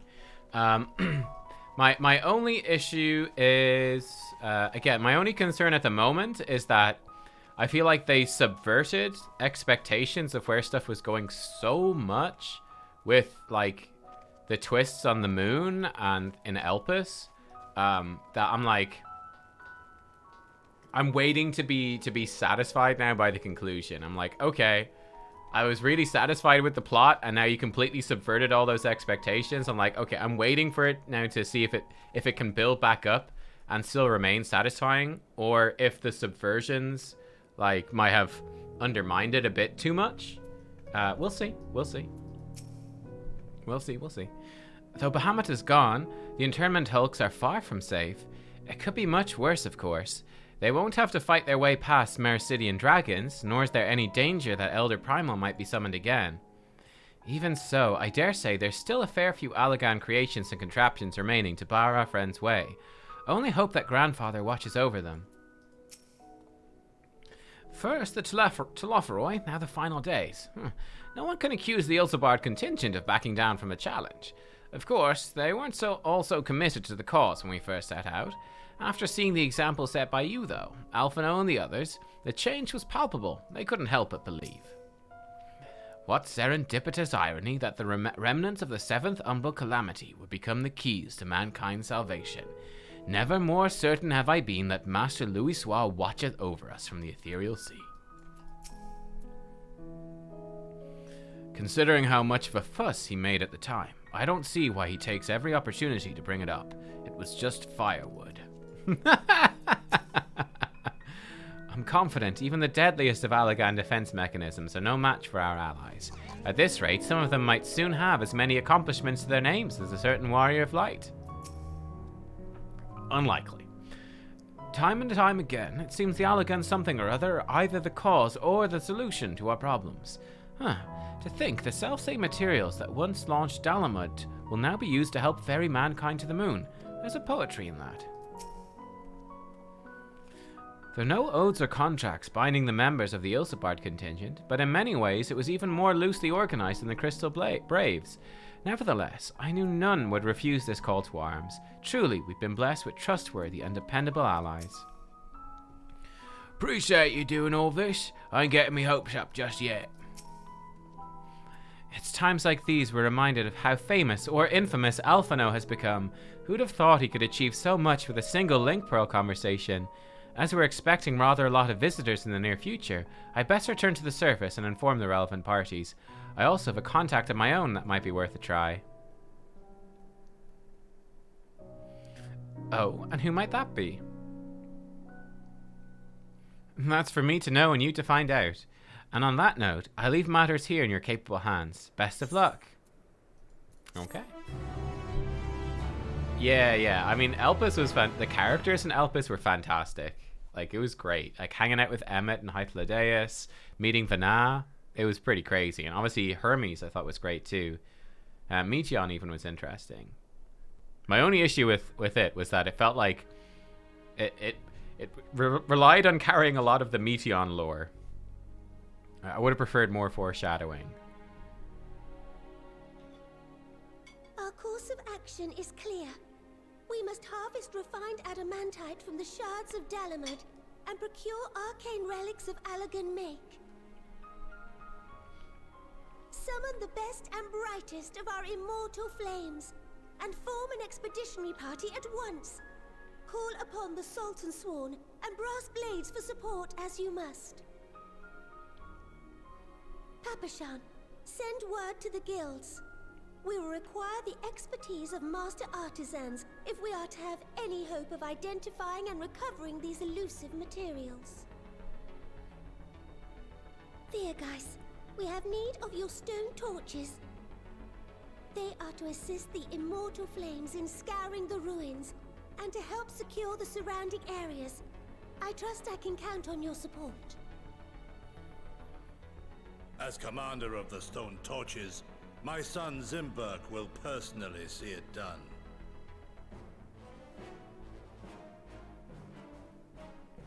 Pippin, I would have you lead the raiding party. Assemble your finest, and with Chizona's blade clear the way.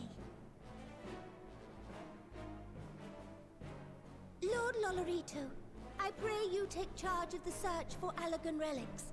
Surely you know of some being traded on open or clandestine markets, or sleeping in collectors' vaults. Of course, I ask not that you do this out of the kindness of your heart. By all means, profit on the transactions. I wish you the joy of it. The final days descend upon our world. If circumstances are truly as dire as they say, Uldar's best efforts may be for naught.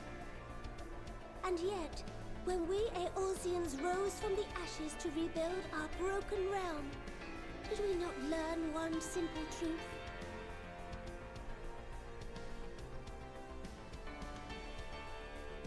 That which seems all but impossible to overcome alone may yet be possible if we stand together. It was the Scions who united us then, and it is the Scions who call upon us now. Uldar will answer that call. We will summon our courage and join the fight for our world's future. You know your duties. I, Nanamo Ulnamo, 17th in the line of Ul, bid you good luck and Godspeed.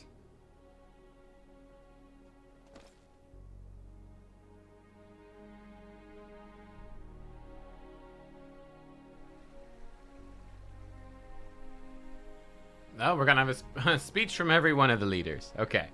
Every leader gets a speech. Probably. Hobbits of Hobbiton. Wait, wrong franchise.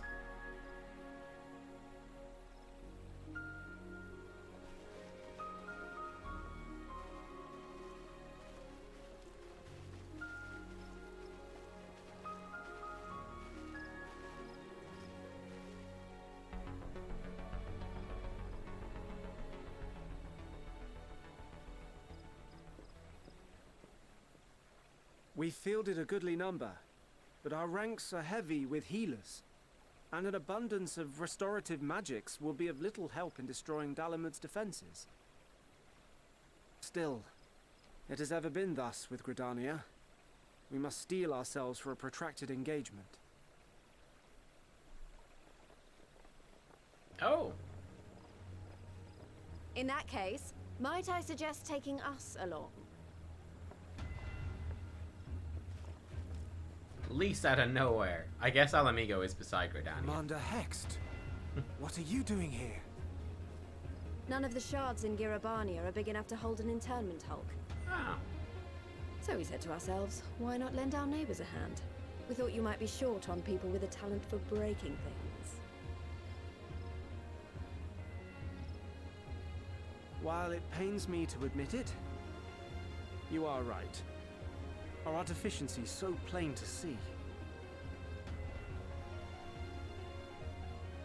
It might have been a lifetime ago, but I was once one of the scions assigned to the Shroud.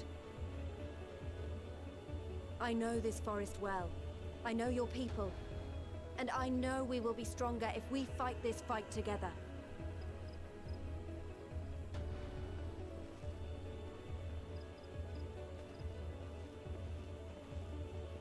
Then I will impose upon you with a clear conscience. Come, let us speak of how to integrate our forces.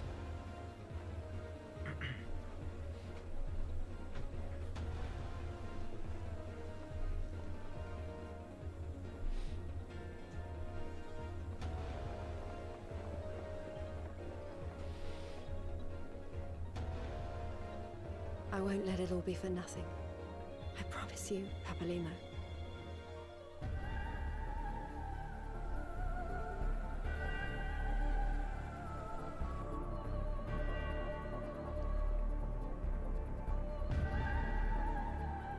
Meanwhile in Kurthis.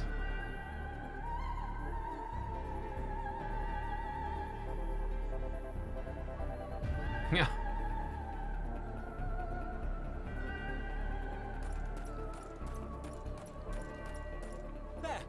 There you are. Wait, I heard someone say that Eminem, We've no time to waste, brother. Everyone has already... that Eminem and Xenos are the same age. Is that true? Are Eminem and Xenos the same age? Which is the most ridiculous thing if true.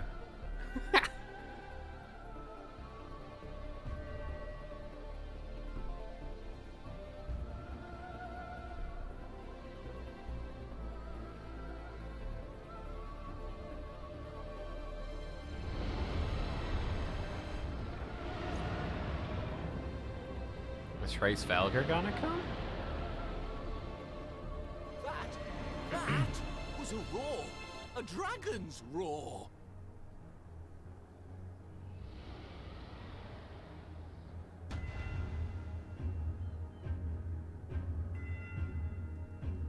Yeah, they're both 26. That's so funny. Oh my god. Xenos and Eminem both 26.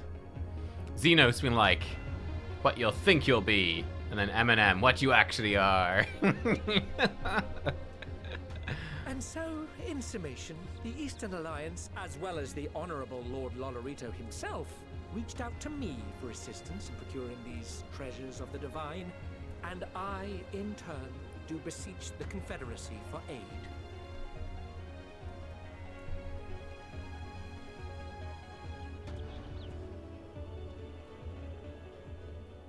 Hmm? Is that... Hancock? What a surprise this is. And a fortuitous one at that. I have a favor to ask, you see.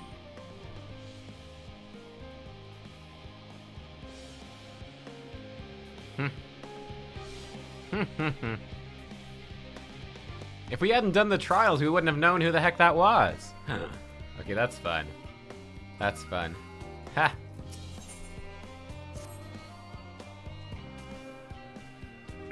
No, what I mean is, like, with Xenos, you're like, man, I'm gonna do so much stuff with my life. And, like, Xenos is like, you know, fucking took over half the world and, like, leading all these wars, fucking destroying countries. Like, Xenos has done so much and is such a badass and such a huge figure. And then it's like, there's Eminem, who's like, I'm useless. I've done nothing. I'm completely shit. I'm kind of likable, though, I guess. It's much more realistic life goals. Oh, Sarah, you doesn't appear in that cutscene if you didn't do the Four Lords questline. Oh, okay. I see, I see. Though our friends are searching for refined adamantite and sacred relics, we'll only know if they meet your requirements once they've arrived. In the meantime, is there aught else we might do to be of service? Already done more than enough. If I had to say, though, I could use someone who knows a thing or two about Allagan technology. You there, lad with the red eyes and matching hair. You seem to know more than the average scholar.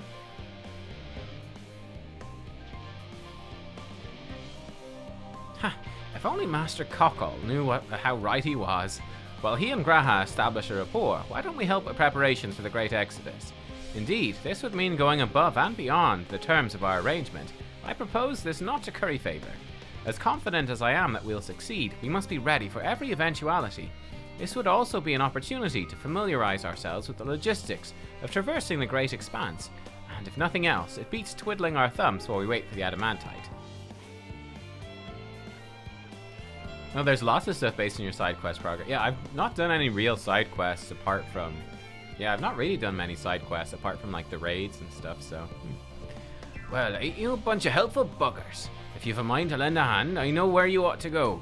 Charlie and Hamlet's lousy at researchers and scholarly types, busying themselves preparing for the Exodus. That lot'll need all the help they can get.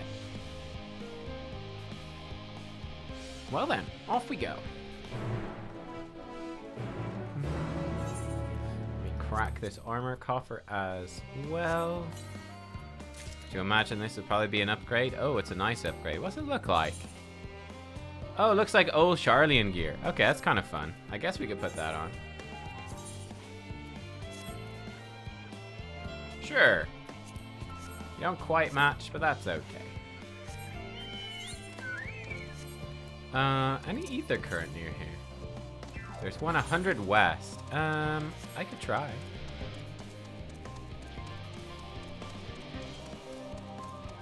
Oh, I have done almost all the ones that show up. Well, there we go. I know that we did miss a couple. Eureka. Yeah, I guess Eureka is one of the big ones I missed. Yeah, so we missed Eureka. I think another big one that we missed, or some other big ones we missed were when we first formed the Ilsebard contingent, where there were lots of different NPCs from all the job quests. We could only meet with some of them. Like, there was a few, like there were some from the bards and there's a couple of jobs that we hadn't done, so we weren't able to meet them.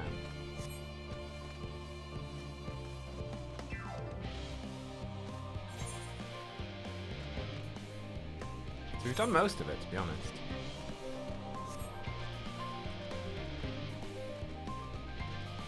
Eureka has a couple of lines dotted about. Cool.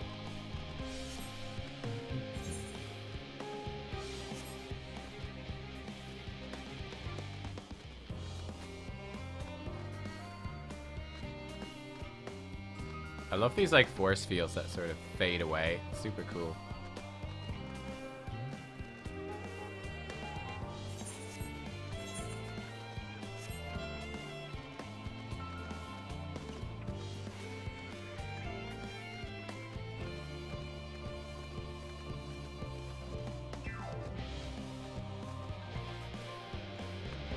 I've heard really good things about Bard, actually.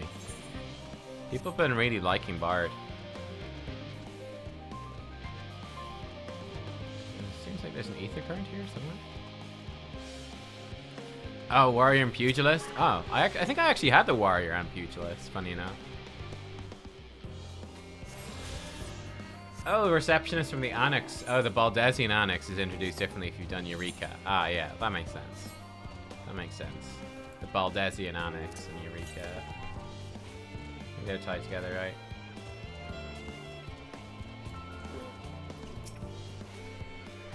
In order to protect the secrets of the Central Circuit, the researchers must navigate a bewildering maze of paperwork before they're permitted to return to the surface. I suppose it's no different than any other aspect of Sharlayan society. We do love our bureaucracy. It's very much a mirror of the city above, which is perhaps how it came to be called Sharlayan Hamlet.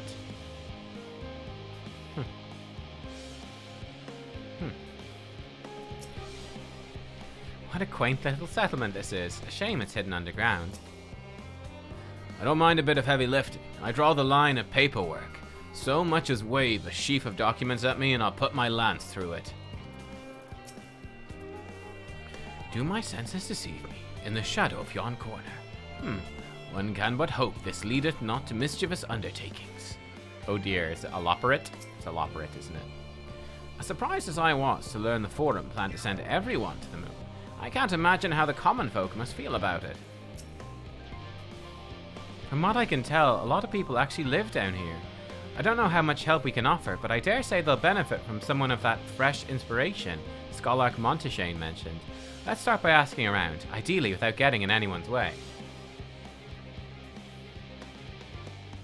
Let's meet by the Aetherite once our work is done.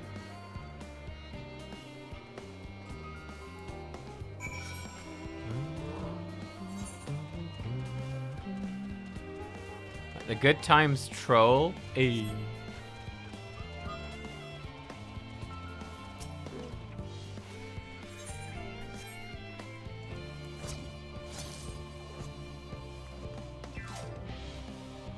It's nice, alright. It is like a mini Sharlayan. It's good fun. There's people sort of randomly standing around. That leads me to believe there might be shops here later. This could be where there's like vendors. We'll see. Yeah, it looks like there's quite a few people hanging around doing stuff.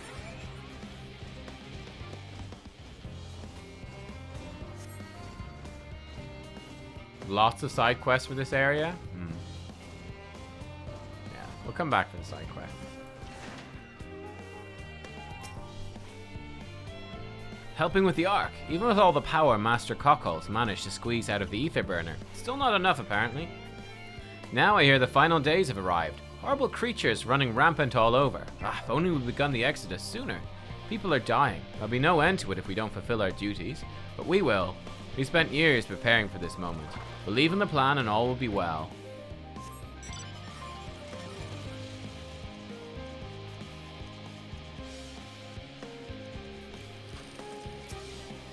Oh, hello. Are you one of the new helpers? Working on the ether burner. Oh dear, I hear things have come to a standstill on that front. Even so, I choose that over my current duties, checking and loading samples day in, day out. It's tiring, thankless work. Still, no one will be cross if I misplace a few legumes or what have you. The Forum's got enough on their plate as it is, what with deciding who gets to board the Ark and when. Lots of powerful people have opinions about that. My heart goes out to Master Fortuno and the others. Hardly get a moment's rest, I expect. Do they even have time to sleep? Yo, if they were just like, we're not bringing any Lalafels, they could literally cause the extinction of the Lalafell race if they wanted to. Oh, I guess you would bring Lalafels because they're small. In fact, Lalafels would be the ideal people to bring because Lalafels are, their brains are just as good, but they're physically smaller. They probably need less food, take up less space. You could fit more of them on. Into the spaceship, whilst proportionately bringing even more knowledge. Smart. Offering to help. That's very kind. I should be able to organize the rest of the documents by myself. It's mostly lists of the things we'll need. I mean, the Rogue Aiden, though. You guys are done. Rogue Aiden, you guys are dead. Sorry. No space for you on the ship. Too big. Too dumb. Mostly lists of things we'll need once we arrive on the moon. Then, whichever star we choose is our new home. My duties largely concern the maintenance of living conditions, so it'll be a lot busier after we depart. I hear that our lunar collaborators have come down to assist in our efforts. I'm looking forward to finally meeting them in person, after having communicated with them in such a limited capacity thus far. To be perfectly honest, I've not even the slightest idea what they look like. I do hope they're not enormous, looming giants. Why, I'd much prefer something small and fluffy, like that behatted rabbit that ran by. Uh-huh. Well, I think you're gonna have your wish. I think this chainsaw might... Yeah, it matches this gear color palette-wise. So stick with. Stick with.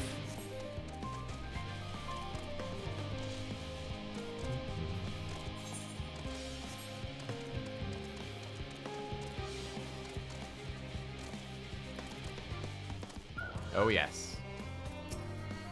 What joy to sample the delights of Aetheris. How marvelous it is to see you again. You'll be pleased to hear I've learned much since our fascinating discussion at the Caratorium. It's all thanks to Urianger, you see. He's taught me the finer points of cooking, which, despite my name, I knew very little about. So many dishes, so many hard-to-pronounce words. Actually, I was rather hoping he'd show me how to bake an Archon loaf. They're quite popular, I hear, though it doesn't sound like it contains any flavor to speak of. Still, if that's the sort of thing your kind enjoys, I shall make enough to last the whole journey. Crikey, I wasn't expecting to see you here, Catkex. I'm sorry I didn't have a chance to say goodbye, and for having those other Loporrits attack you. Terrible misunderstanding, that. Not to worry, though, as all have since recovered from the rather savage beating you administered. They bear you no ill will. Well, perhaps a little, on account of the savagery, but time heals all wounds. Most, anyway. It would appear the Loporrits have infiltrated Sharlayan's most heavily guarded facility. How, I know not. Fancy meeting you here, Catkex. Our friends in the forum brought us in to see their teeny tiny toy boat, which was quite impressive considering they didn't use any creation magics. What we're really interested in is Aetheris itself, though we now find ourselves in sort of a funny underground miniaturized version of it. We're hoping the forum would give us a guided tour. It appears they're rather preoccupied. Honestly, all that time to prepare, they're still not ready. I suppose they just have to— You're not ready either. I suppose we'll just have to show ourselves around, or at least that's what we were planning to do until we chanced upon Urianger and your good self. Since you're both dawdling about engaging in idle chit-chat, perhaps you could show us a few points of interest. Won't that be fun? So much fun. A tour of Labyrinthos. An unexpected yet prudent suggestion. Given the similarities betwixt this artificial environment and Bestway's burrow, it would be in our best interest to have the Loporrits acquaint themselves with those conditions deemed optimal by their Sharlayan collaborators. I fear, however, that continued reliance upon my limited knowledge would risk narrowing rather than broadening their perspectives. Mayhap thou art better suited to lead this venture. What a marvelous idea! Might we begin with that great big what's-it over yonder? Ah yes, the what's-it. I shall leave its explanation to Catkex. He laughs, little motherfucker. Fucking Urianger. Don't worry, I'll tell you exactly what I know exactly what it is. It's, you know. That's where they make cake. I'm pretty sure. Oh, the big what's-it. Yeah, the big what's-it. Yep. Yep, I can tell you exactly what it's for. Exactly what it's for. The Loporrits' technical expertise doth far outstrip our own. We would be wise to allow them to form their own conclusions as to the function of the various apparatus, rather than offer uninformed suppositions of our own. Unless, that is, unbeknownst to me, thou art possessed of surpassing knowledge concerning the construction and operation of advanced Sharlayan what's-its. Considering Singing Way and Growing Way specialities, I expect them to pay full attention to your explanations, which I'm sure will be most informative. It's all very intriguing, I'm sure, but where are the food preparation stations? The, what was your word for it? Kitchens? That reminds me. Puddingway, our newly appointed Chief of Pudding Research, a discipline he himself founded after sampling Urianger's delights, has gone in search of Aetheris' ultimate sweet treat. Well, provided it's a pudding, as that's all he ever talks about these days. Have you seen him? No. My word, what magnificent architecture, such immaculate curvature. Have to make several adjustments to my work if I'm to match this degree of craftsmanship. I shall leave no corner unrounded. Goodness me, to build something so large without creation magics is positively stupendous. Perhaps you could direct our attention to its most important features. Absolutely. Okay, points of interest. Yeah. Mushroom-like thing. That looks like the trees in Greatest Endsvale. Hold on, that's a bit of a strange shape. It's thin at the bottom but big and round at the top. Quite tall for something so unbalanced too. Now it makes sense, that's where they store the water. Oh, so I can't distract them. Tanks. I wanna tell them all the wrong things. A little hard to see from here. Is that a golden pipe connected to the top of those tanks? I can see through that window another pipe at the bottom. It must be for purifying water drawn up from below. These rabbits are smart. Metallic tube. Is that water I hear from inside that great big tube? Must be because of those cogs and gigantic wheel at the top. Oh, I see, that's how they draw up water. There's probably some sort of spiral-shaped mechanism inside it too. Absolutely. That's exactly what I was gonna say.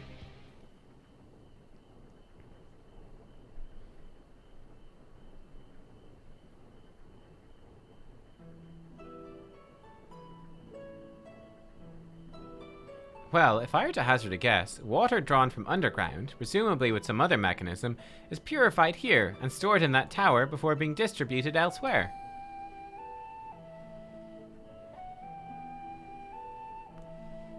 I'm right, aren't I?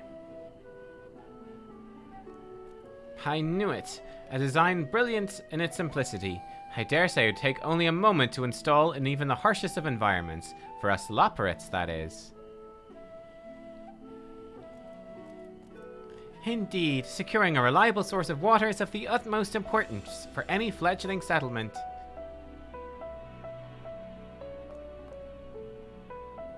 We have read, however, that the people of Aetheris sometimes make their homes in arid deserts and such. How are they able to survive? I'll tell you exactly how. Oh. Many settlements in Thanalan are built near an oasis. Areas near waterfalls are common sites for villages in Gerbania. Okay, let's give a real, the better answer. Near an oasis. Wherever you choose to live, you're never far from water. Oh dear, I worry we won't be able to procure the necessary amount. We can provide enough water to keep them from drying out completely. It would appear they rely on it far more than we'd anticipated. A few adjustments may be in order, once we calculated the average rate of consumption per individual. May also be worth learning more about how exactly they obtain their water in the first place. I'd say the average human these days uses a lot of water when you consider cooking, drinking, washing. Master Alphonse spoke of the machinery responsible for that feat during our journey through Logisticon Alpha, did he not? Mayhap the Loperates will share his appreciation for the engineering marvel. Oh yes, that sounds absolutely splendid. We must journey beyond the sanctuary of Charlian Hamlet. I shall lead the way. You mean we'll have to brave the untamed wilderness? A valid concern indeed. We could not help but notice the many dangerous-looking creatures with big, nasty teeth lurking beyond the safe confines of this settlement.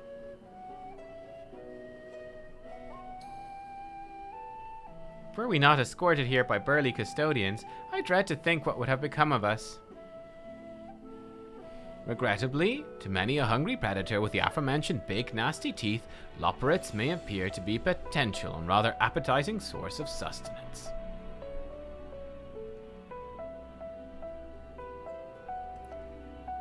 Might I impose upon thee to assist in securing safe passage to Logisticon Alpha? For my part, I shall act as an escort to Living Way and Cooking Way. I entrust Singing Way and Growing Way to thy care.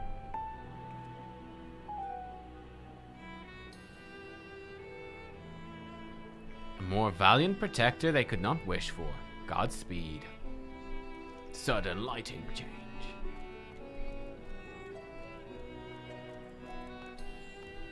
If it's all the same to you, I'd rather not be eaten by some horrid beastie. Come along, Growing Way. To the water extraction, what's it? There's places running out of water? Really? Where's running out of water? I don't think there's really any water shortages in Ireland. Like, occasionally there is, but, you know, nothing really significant. Those things look fun. Why are there random fucking, like, Analas just roaming about? That doesn't seem safe.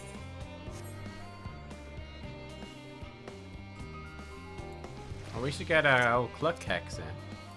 Old Cluckhex hasn't seen any action in ages. I have a feeling that the way forward is not as clear as we'd like. Could you go and take a look? Perhaps you could tell the local beasties we're not nearly as delicious as we might appear.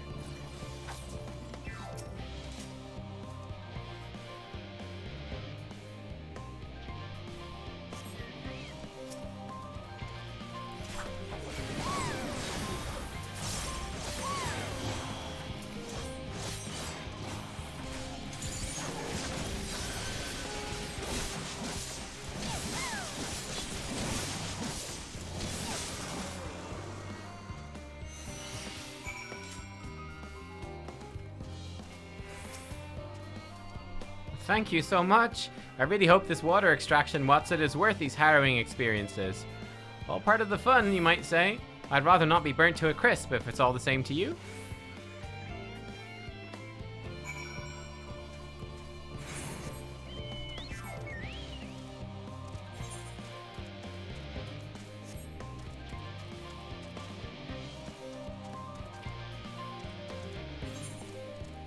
Europe's pretty good when it comes to water usage. It's an issue when something industrial opens. Okay.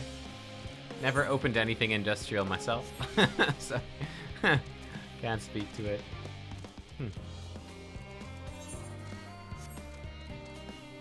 Yeah, it's funny to think that for like so many people through so much of time, like, you know, finding a reliable source of water was like the #1 priority in their lives. Whereas for us nowadays, it's just like basically unlimited water, just from the taps, like no problem. Unlimited water, all good. Don't need to worry about it, don't need to think about it, it's just there. I couldn't help noticing a distinct lack of carrots along the way, or many of the other vegetables I was expecting to see, though I did catch a glimpse of some sort of bipedal tomato charging about. Must be my imagination. You've done well to see those two here safely. They can be a bit skittish at the best of times, so I'm pleasantly surprised they didn't run off and get themselves killed. That was all very exciting. I'd rather not do it again. Wait, how exactly are we planning to head back later? Let's get moving. That building looks nice and solid and safe. My friends, I bid you welcome to Logisticon Alpha. Our destination doth lie at the lift's top. Pray follow me.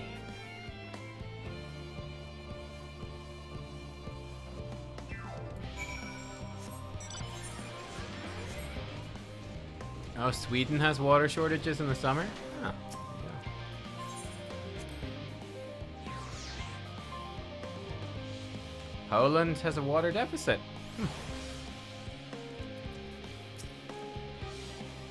As I understand, places like Labyrinthos are the exception rather than the rule. You don't all build enormous underground living spaces like this, surely. That was terrifying. At least the scenery was more pleasant than the what's name, Garlemald. As a first impression of a theorist, it was far from favourable. Anyway, onwards and upwards, quite literally, as is the case here. Forgive me for asking, are we any closer to the kitchens? Come to think of it, why am I even here? Atmospheric manipulators are hardly my area of expertise. On this occasion, 'twould behoove us to seek the counsel of those qualified to describe the workings of the apparatus. They may also be in possession of schematics or other useful documentation, should the Loporits request them. As the Forum's esteemed guest, 'tis unlikely they be refused, yet thou knowest as well as I the changeable dispositions of Sharlayan bureaucrats. Marvelous, simply marvelous. So this is where the magic, or science rather, takes place. A perfect environment to sustain life, artificially created. The knowledge we'll gain here will be essential when we start looking for new stars for your kind to inhabit. Apparently, most of them don't even have air for you to breathe. You're all very lucky that Aetheris just so happens to provide everything you need to thrive. Or did mankind turn out the way they are because of the available resources, I wonder? Either way, nothing short of miraculous. I cannot wait to see more of it.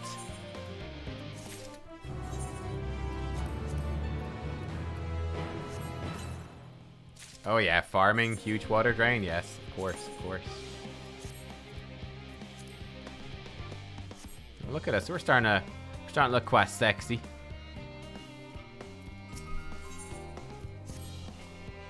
This is all very wonderful, I'm sure. I was rather hoping to learn more about your nourishment provision facilities. In other words, where is the food?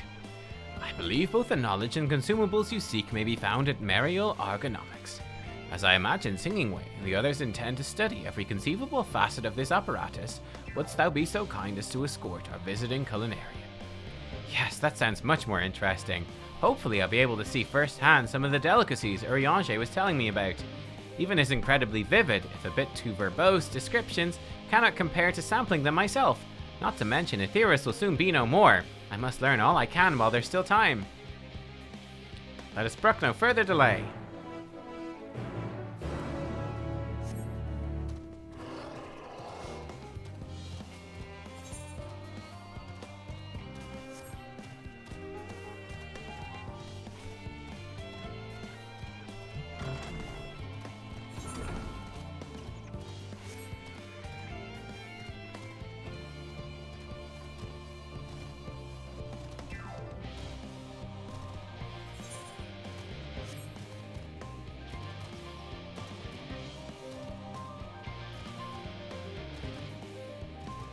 Oh, Lily, you're environmental engineer. Nice.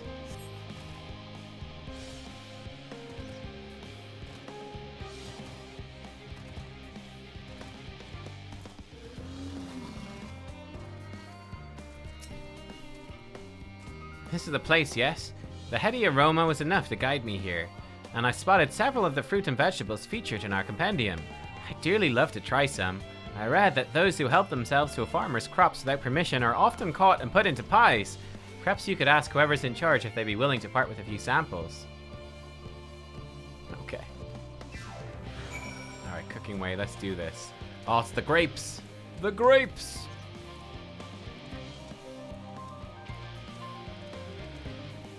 I don't see any optional conversation. What a fine mess this is. That's you, the one who climbed down the mine shaft. I'd show you around if I could. I'm rushed off my feet preparing for the exodus. I'm not the only one. We've all got to find ways to do what we do down,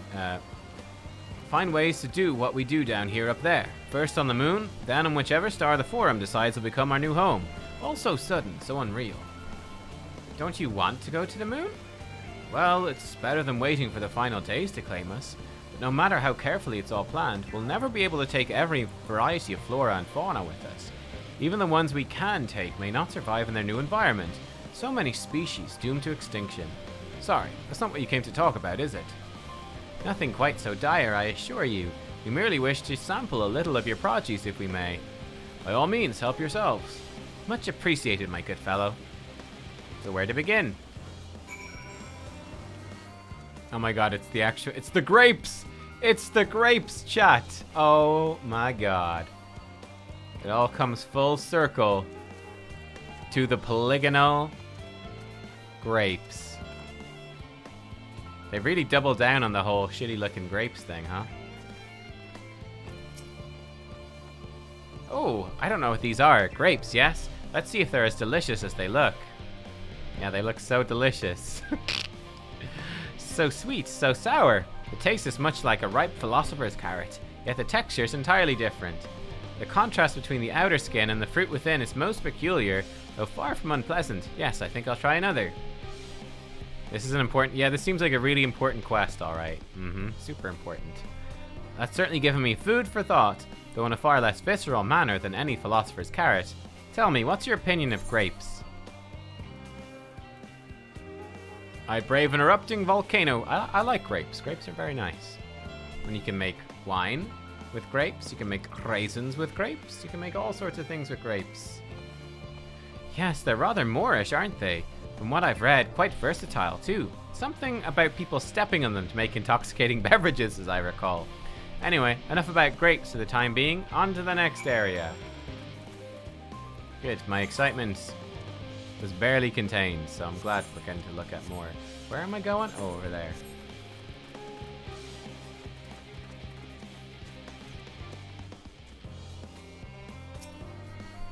Orange by name, orange by nature. What came first, the fruit or the color? Who cares? Let's eat. Yes, that's, equal parts sweet and sour, as with the grapes, yet nothing alike. Huh, I never really thought of orange as sour. Or grapes as sour, really. I guess sour grapes is the thing, but... may I have to consult Oriange about expanding my vocabulary. I simply cannot find the words to describe it. Perhaps what I'm looking for is bitter. Ah. This is all very complicated, you know. So many flavors, so many choices.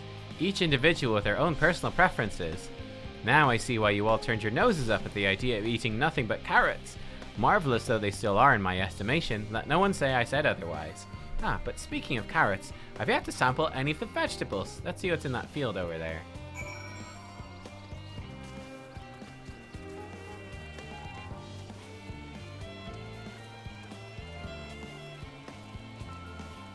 You recently realized the first didn't have rain until we turned the light off. Ha ha ha. No rain and then bringing it back. Yeah, definitely doesn't make any logical sense. That color, that texture, are they some sort of enormous round carrots? No, in any case, proper nomenclature is less of a concern than the taste.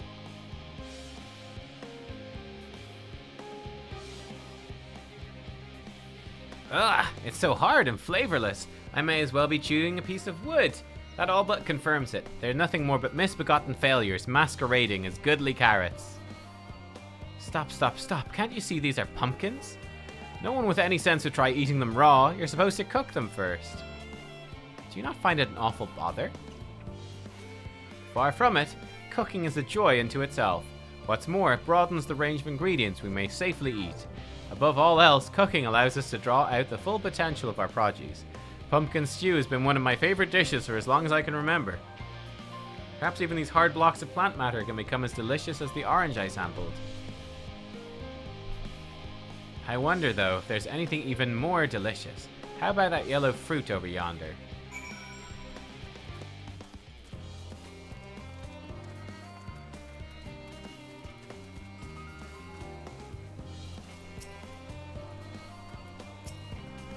What a wonderful fragrance. With luck, it'll have a flavor to match. I have no idea how these are eaten. I'll just bite into it. Lemons, I think. Ugh, my tongue, is this poison? A lemon? You mean it's supposed to taste like this? How can something so similar to an orange be so revolting? Ugh, maybe some time before my palate recovers from this ordeal. As such, I'd best call an end to this round of sampling. Let's say our farewells, return to the others. This would have been like a fun quest for like an ether current quest. This would have been a fun side quest. Random to be in the main quest. Finished, have you? Trust you found something to your liking. I'm rather enamored with the grapes and oranges, less so the pumpkins, though I learned the hard way they're not to be eaten raw. Then there was the lemon, the deceiver. I still feel so violated. Huh, first time, was it? Hate for you to leave with a bad taste in your mouth, more ways than one. So I'll give you this lemon muffin I baked. This doesn't change your opinion, nothing will. More lemon? Have I not suffered enough? Don't worry, this lemon has lots of sugar. Nevertheless, it'd be remiss of me to spurn this opportunity to, bit of sick came up there. Learn more of your inscrutable ways. Very well, lemon muffin, do your worst.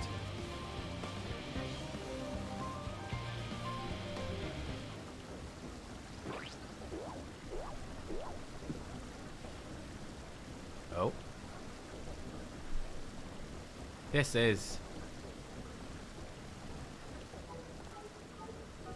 delicious.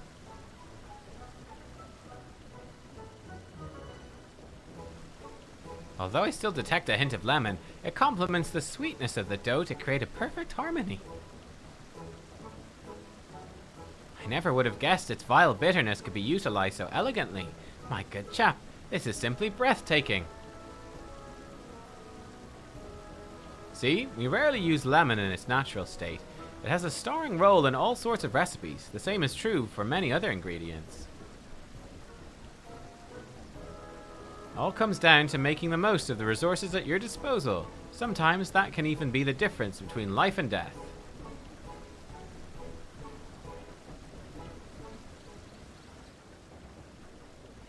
I know we won't be able to take every species with us. No doubt the Forum agonized over what was worth preserving, and what will be consigned to history. Hard choices, but make them we must if we're to survive.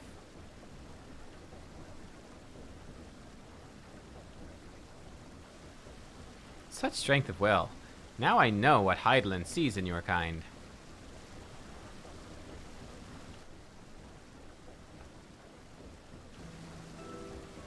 Mankind, the Loperates, we are both born from the accumulated knowledge of the ancients. They learned all there is to learn about the nature of sentient life and the fate of the stars themselves.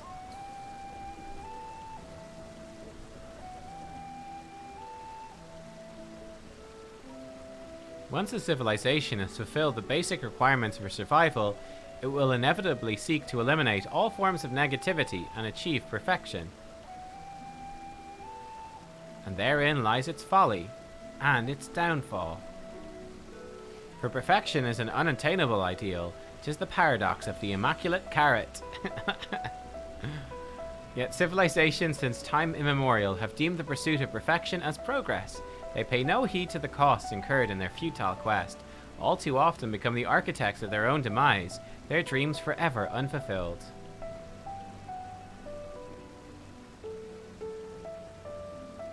What then is the alternative? The answer lies in knowing that our existence can never be perfect, to be content with what we have and make the most of it.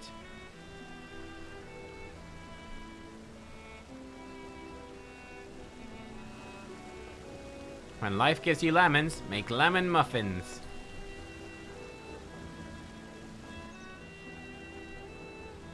Pardon my Eorzean. What on the seven hells are you on about? Who are you anyway? Cooking Way, at your service. I'm here to help prepare for the trip to the moon.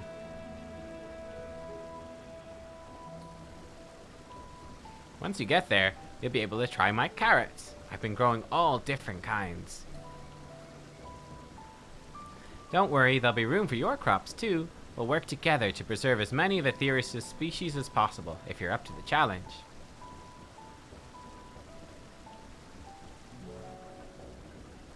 Yes, of course. I look forward to it. Wow, this has all been highly productive. Probably. Let's go see if Urianger and the others have run out of machinery to inspect, shall we? The Loperates are a lot of fun. I really like the Loperates. They're so positive. They're just, you know, get up and get them, you know? They don't stop. They're just go, go, go. Let's get stuff done. Let's do this. I like it a lot.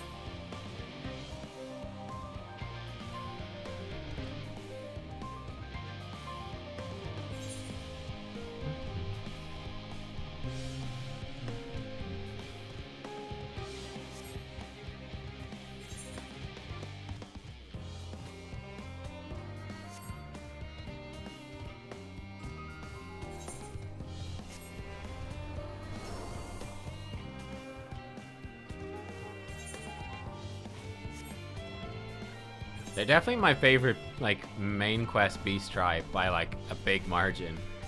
By a very big margin. I much prefer the Loperates to the, you know, the Moogles or the Dwarves or whatever else. Much more fun. By Cooking Way's broad grin, I assume your excursion was a roaring success.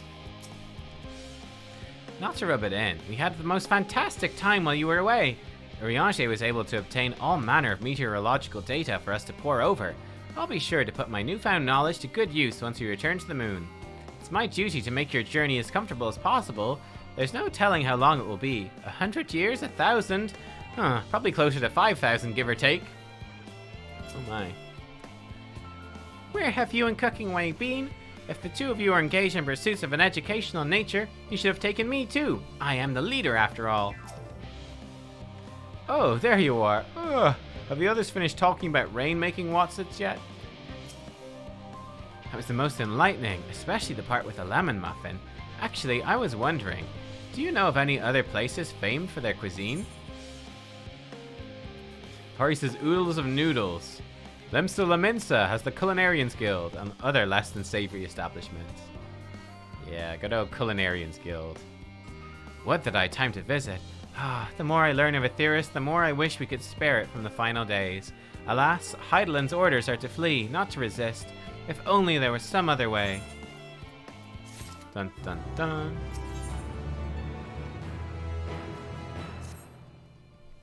Catkex, I trust thy time at Mariel Argonomics did bear fruit.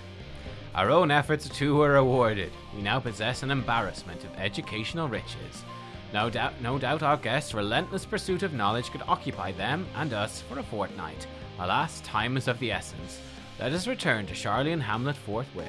I shall gladly attend to each and every Loporrit there, should further questions within my power to answer arise.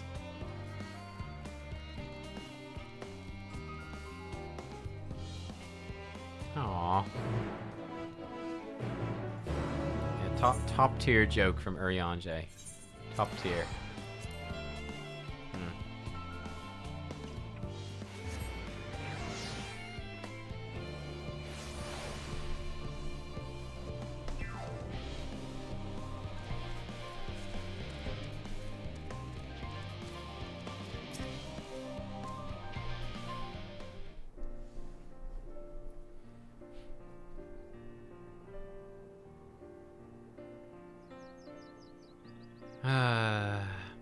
Or sigh. He actually said sigh. Sigh. Yes, Catkex, that was indeed me verbalizing a sigh to express my emotional state. Do you want to know why? Because I saw the reconstructed environmental data for Aetheris at Logisticon Alpha, that's why. A forest so lovely and so leafy. Are all your forests like that?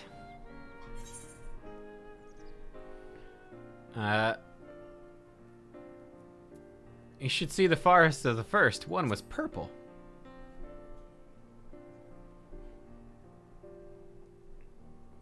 Gasp! Gasp, I say! With a star so wonderful, it comes as no surprise you're reluctant to leave it behind. I was a fool to think otherwise, to assume that the moon was something worth being proud of. Oh, poor bunnies. Poor bunny wabbits. How ridiculous we must seem to you, trying so hard yet achieving so little.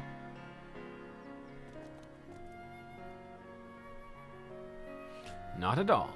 Thy works are no less worthy for their uniqueness. I thought I heard tiny voices. Ah, Thancred.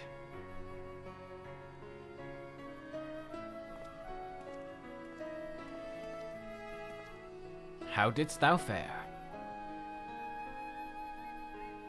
Oh, I was able to glean a fair bit from the researchers while helping to move their cargo.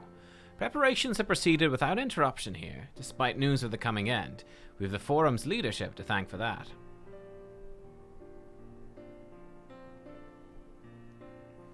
That doesn't mean people aren't worried, though. Quite the opposite. Knowing disaster could strike at any moment, they hurried to complete their work, equally aware that a single error could be the difference between life and death, and we can hardly tell them there's no cause for concern.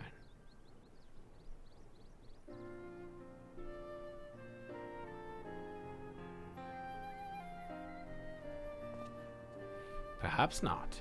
Though aided by our goodly growing way, we may yet find other ways to lighten their burden.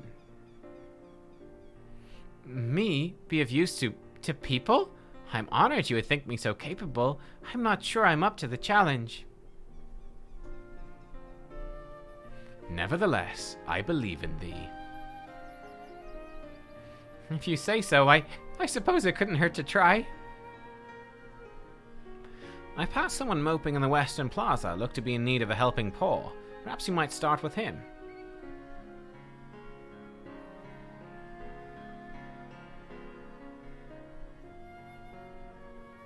'Tis as good a place as any. Come.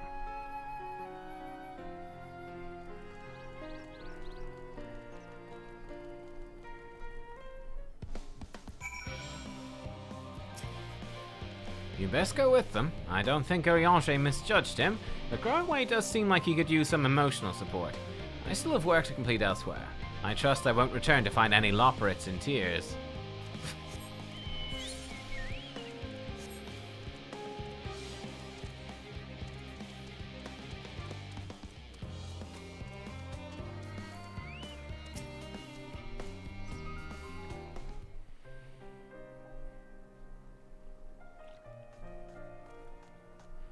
This is real, like, you know, sort of real slow down. This is like the real slow pace content after Elpis and probably the big finale zone.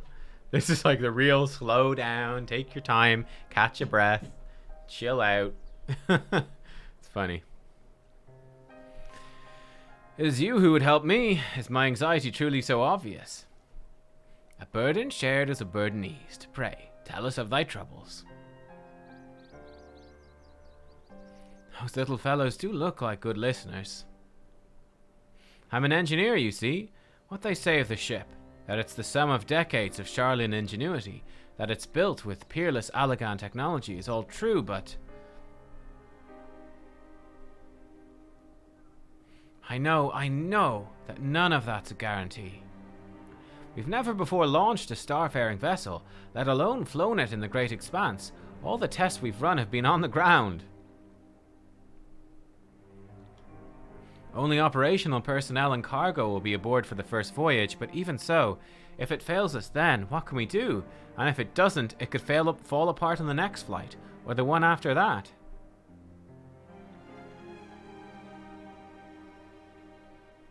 We've done everything we can to prevent that from happening, but it hardly matters. We thought the ether burner's design was flawless too, and look how that turned out.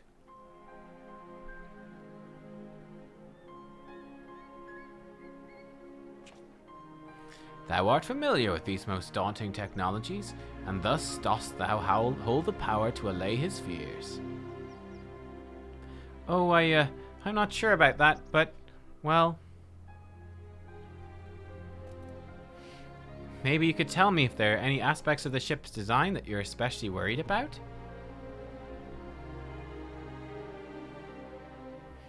Our ability to walk about and perform our tasks, for one. I've devised a means by which to employ gravity, a spatio-temporal spell, to regulate the environment. What if it's not strong enough? What if everyone floats away, begins crashing into things as soon as we've left the star? I'm surprised they know properly about gravity and space and all that, if they've never been there. Ah, gravitation. Mayhap I can be of help after all. Up there is not so different from down here, you see. The same rules apply, if you consider them as part of one great big cosmos rather than separate places.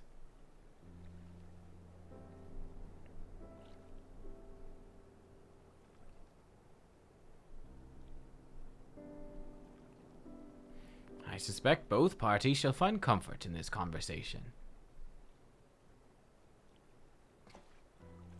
Yet if Thancred's tale be true, still others would benefit from insights born of experience. Might I prevail upon the Loperates to attend them? An excellent idea, if I do say so myself. There's naught we'd like more than to ease the hearts of the fine people of Aetheris, and learn more about them while we're at it.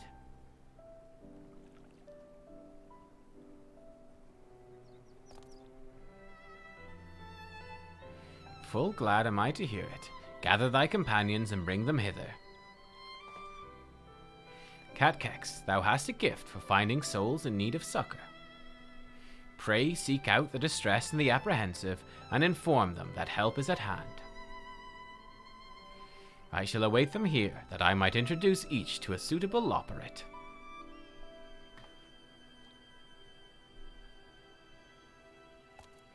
Oh, I do so look forward to that. A place for every Loperate, and every Loperate in their place.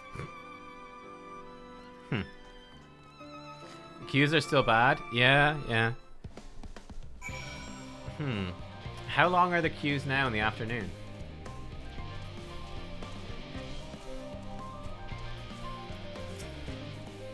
Apologies, I'm awaiting a delivery. Whatever it is, we'll have to wait. He's too busy.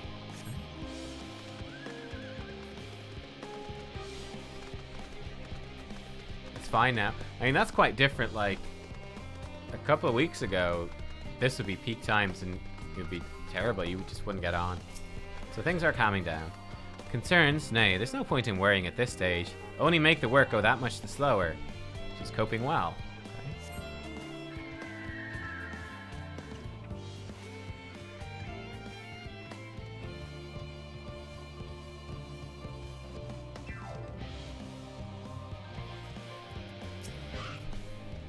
56 bunches of weeds in the ground, 56 bunches of weeds. Rip one out of the mound, 55 bunches of weed in the... I'm not neglecting my duties, I swear. I was in need of a little break, you see, then I found myself unable to relax at all, so I went out on a walk. I noticed these weeds and... pleasant conversation partners, and oh so fuzzy? Goodness me, that does sound like a much better way to relax. Oh my god, 1 out of 8? Oh, fuck me. Alright. This quest, oh boy. Yep. Okay. Is this guy gonna be a dude? Way in the back? No. A side quest to end all side quests.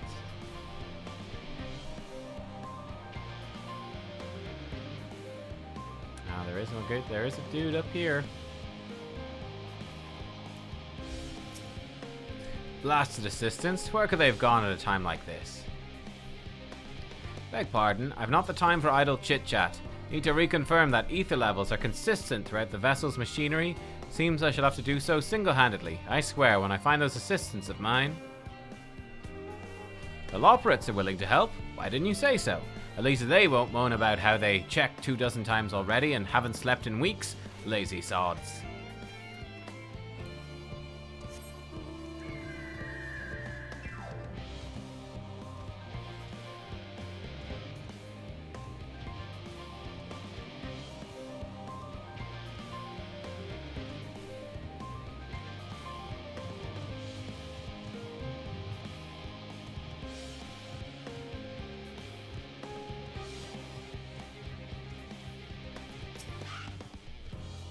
How might I help you? My, what a lovely idea. I too noticed people becoming rather tense, so I rushed out to pluck some fresh and fragrant tea leaves. Now I need only track down 100 or so cups. Don't worry, I can manage. Hope your plan to cheer everyone on goes well. This woman's doing better than you are. Wow. Okay. Just casually plucking enough leaves for 100 cups of tea. Won't take long at all.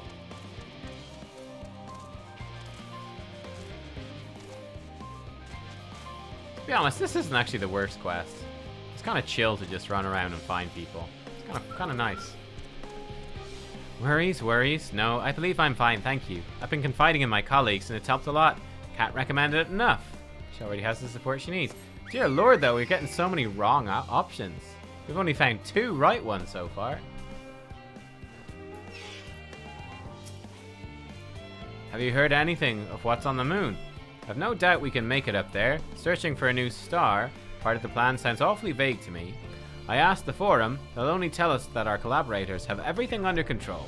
Forgive me, I don't feel particularly safe wandering through the sea of stars on God knows what made by God knows who. God knows who.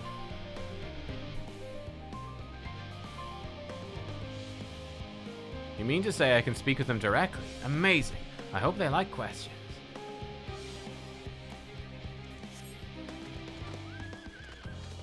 I need to find stressed people. I mean, I'm looking for stressed people. I mean, I guess is it in their name if they're stressed or not. Like tired gleaner, he sounds like he's tired. Despondent, he sounds sad. Leave me to my misery. The forum can appoint someone else. I apologize. I simply don't know what to do. How am I supposed to pilot the Ark if I'm already falling apart under the pressure?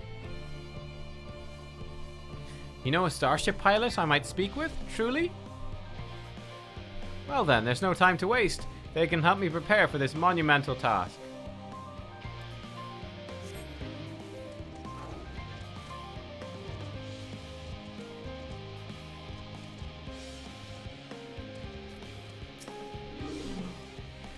Is anything bothering me? Well, I've been loading cargo for bells now, so my back feels like a void sense playing it as a piano. My feet and knees as drums and cymbals too.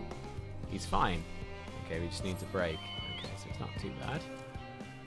Let's go to Ponderous thing. Ponderous doesn't sound the worst, though. We'll see. Dot, dot, dot, dot, dot, dot, dot. Consult our collaborators? I suppose that would be more effective than sitting here brooding. I'm attempting to calculate how much cargo we can consolidate into fewer trips. Should the ether burner make our original estimates unfeasible, there are simply too many variables. I feel as if my brow will turn inside out. Perhaps our lunar associates will have more insight into how much weight constitutes too much weight for our purposes. Thank you for letting me know. 5 out of 8.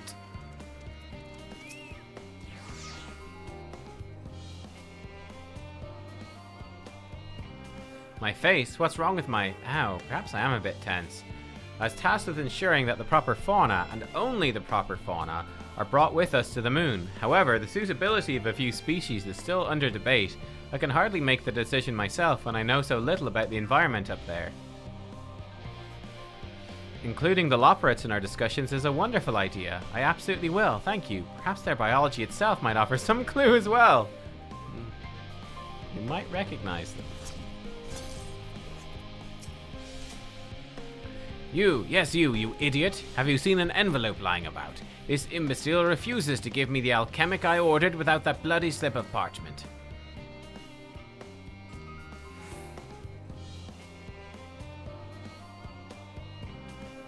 Unless your friends have a spell to make me remember where I dropped my damned envelope, I doubt there'll be more help than you. You've wasted enough of my time already. It would be unfortunate for all involved to inflict this man upon the Loperates. Got a capricious researcher. Ah, haha! The end of the world is nigh, yet the work goes no faster. Schedules are such temperamental things. Feasible one moment, utter bollocks the next. And yet, I've never felt so alive. This one is beyond your help. Only sleep can save her now. Okay, that's pretty good.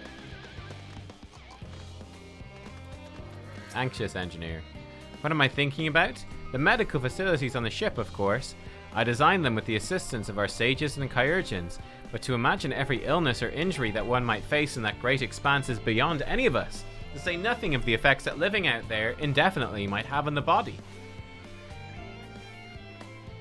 The crew from the moon? Why did I not think of that? Okay, we need one more.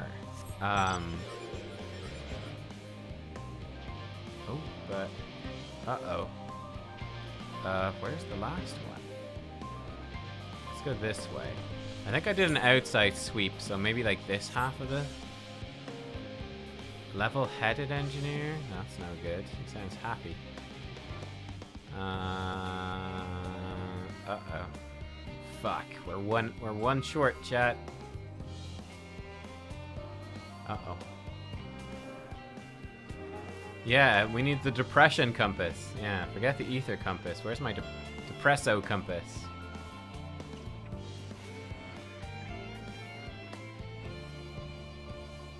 I think there's one here over the hedge. Not this hedge. Could be one up there, in case of the missing gleaner. Let's have a look at that way. I can eat some tart. It's my reward.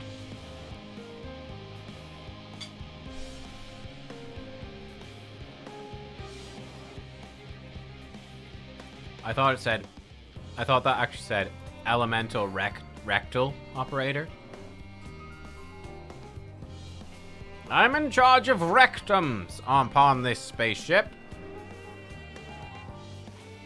I will operate upon thy rectum. By the gods, my chest is tight. Am I dying? Is this what dying feels like? Oh, do pardon me. I didn't see you there. There's no cause for concern, I assure you. No cause for concern, even though we may need to depart at any moment. If the hull I designed buckles under the strain, the entire vessel may explode on launch. No, it would implode, excuse me. Implode on launch, claiming countless lives and dooming all mankind. Actually, I suppose it would explode, seeing as to be a vacuum outside, so it would explode. He's right. Highly unlikely. Yes, highly unlikely. Highly. Our visitors can help me triple check for structural flaws, you say? Why, that would be wonderful. I'm breathing more easily already.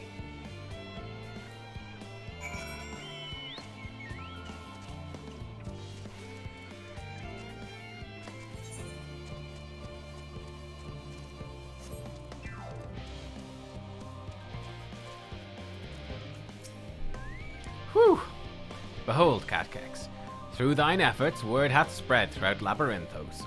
Verily, to a far greater number than we anticipated. Livingway doth gather more Loporrits as we speak. I shall assign each in accordance with their skills. The new bonds of friendship might be forged. Should greater matters require not thine attentions, watch over them, I prithee. Okay.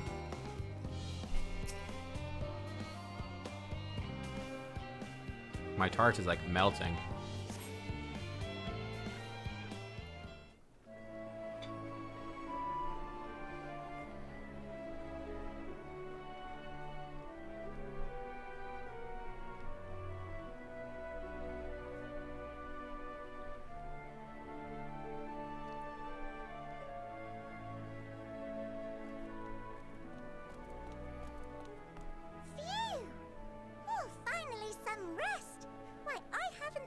So much in, well, in forever. Lively, isn't it? The town is abuzz. Everyone eager to meet with our friends from the moon.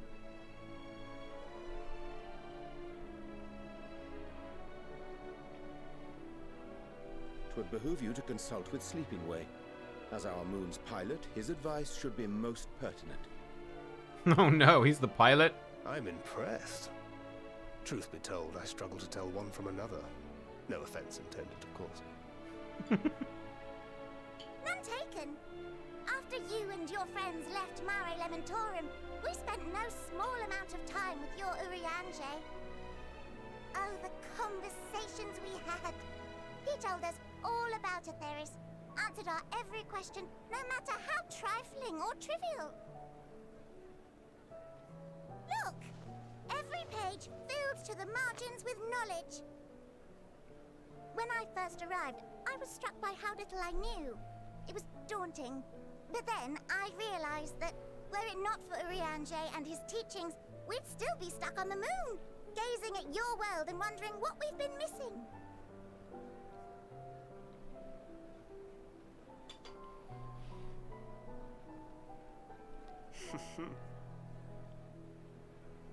What would they think if they could see Urianger now? I dare say they'd be more than a bit surprised. And impressed, no doubt. Master Louisoix, Minfilia, Papalimo, and not to forget... Moonbreeder.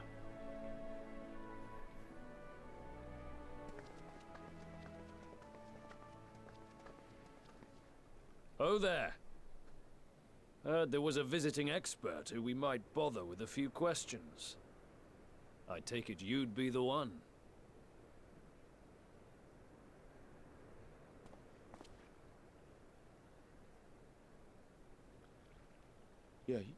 Yes, I am.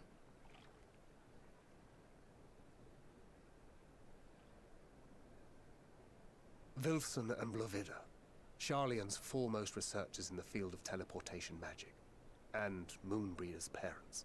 Oh. Speak of the devil, hmm? It hath been some time. 'Tis good to see you in good health. Likewise, old friend. Blovida and I were most honored to answer the call. Never expected this reunion, though, did we, dear?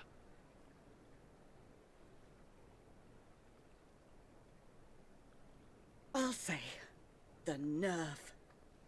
Sending that letter, then running off to the gods know where. Stepmom, thick.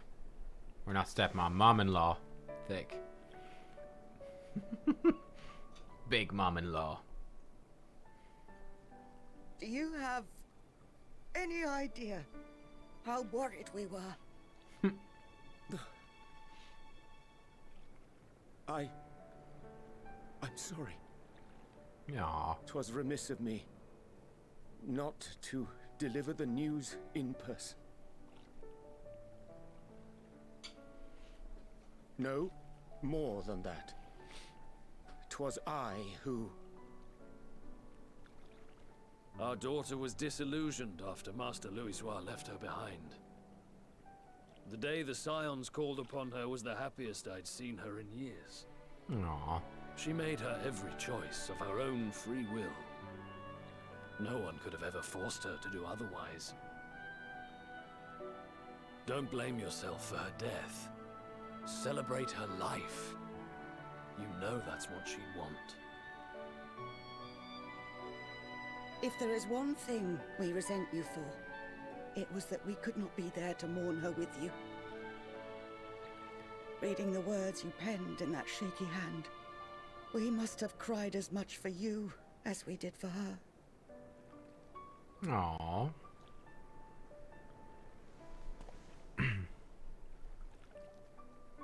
I'm sorry.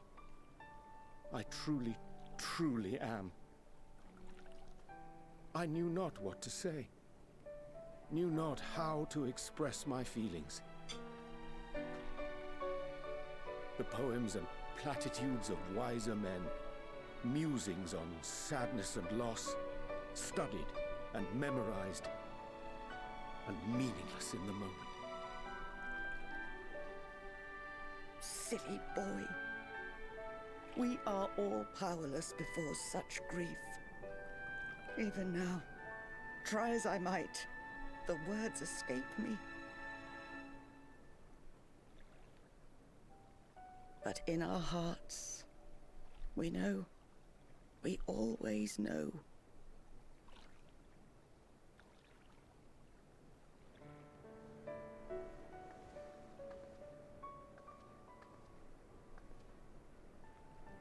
I remember when you were young, how the lads teased you for choosing the company of books over others.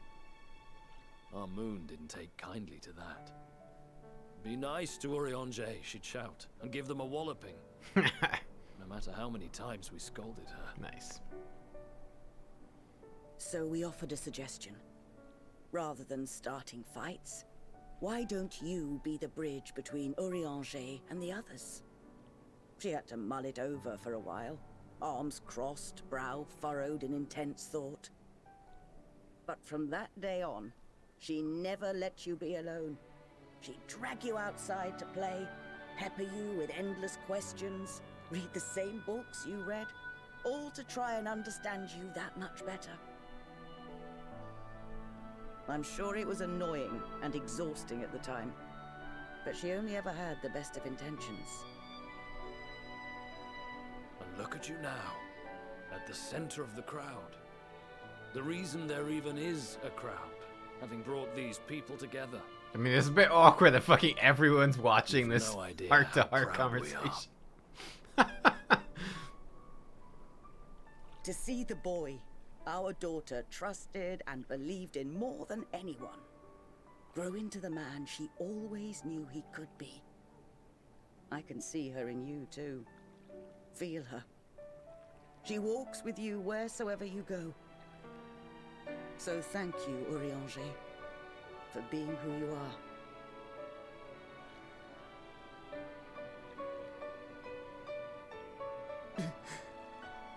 Aww. It is kind of... I think I can feel her too. It's quite cute to think of like Urianger is actually being younger, like a young man or boy in a lot of ways. The truth of her life. Not sorrow, but hope. And love. Fucking Bunny in the corner's having a great time. Look at that little face. Oh my god. Damn it, I'm crying again. Ah. Don't cry. We need that water for the water shortages. Don't waste it on tears. Unbelievable.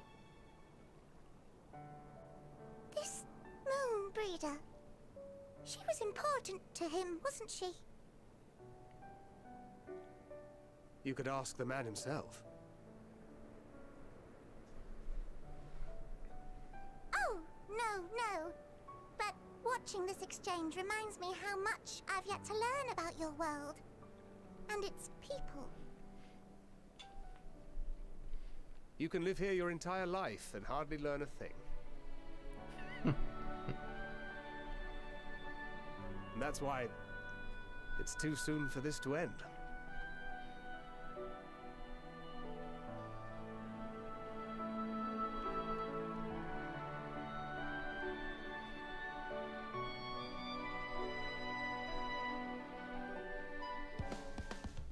That was a very nice cutscene.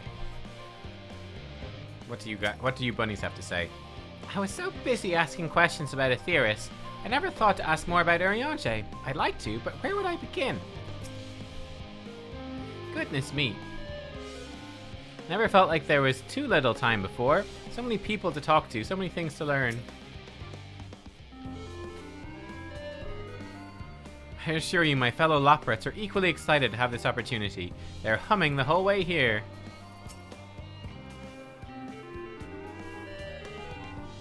Spent so long gazing at this star, wondering and hoping, but to be here now, to walk among the people, to be part of their lives and know that we've made a difference, so much more than I ever dreamed.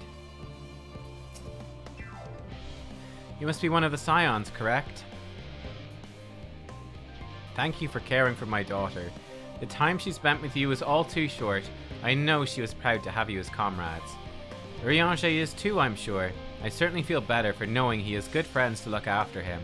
See that he comes home from time to time, will you? Yeah, it's so strange to think of him as being like a younger generation. Like Urianger, he's just so like wise and fanciful with his words that he always seems so much older. It's strange to think of him as actually being quite young. The classical Rogadan language isn't so different from Eorzean. Do you ever wonder why we named our daughter Moon's Bride? When I first held her, the moon was shining silver and full. The whole world seemed aglow. I knew it had chosen her. She would be a beacon of that selfsame light. Of course, we'd later hear our fair share of jokes about how we ought to have gone for Sun instead, with how bright and stubborn she was. But fiery as my Moon Brida was, she was always kind and gentle. No. He's only 29. Yeah. He used to be Alphino-sized. Yeah, that's true. Oh, Catgex, be assured I am fine. I am full glad to see them too, after so very long. Gladder still it was in your company. As difficult as it was to accept their kindness, it would have been far harder had I faced them alone.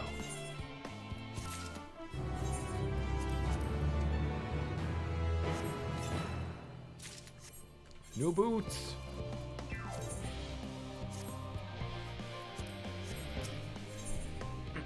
New gloves. Ahem. Thou hast my gratitude for lending courage to the Loporrits. Not disposed to rest on their laurels, several of our guests have elected to accompany my countrymen to their stations. Some few may come hither seeking counsel, and so shall I remain to aid them as need be. If thou art needed elsewhere, do not let me detain thee. As a matter of fact, I was hoping you might check in on Alize. Last I saw, she was struggling to carry an enormous pile of boxes out the west gate. I could go myself. We both know whose help she's less like to scorn. Not to mention that, much to my misfortune, I can think of several other things I ought to be doing. Until later.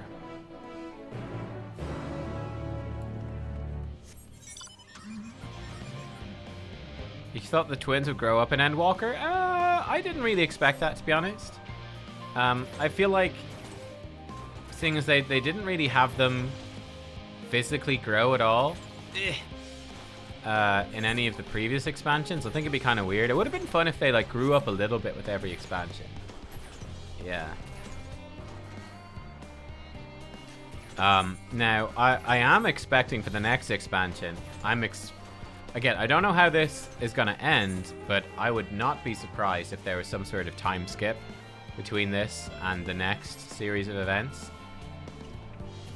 The next story to start. So we'll see. We'll see what happens. Like, this has been so epic, you know?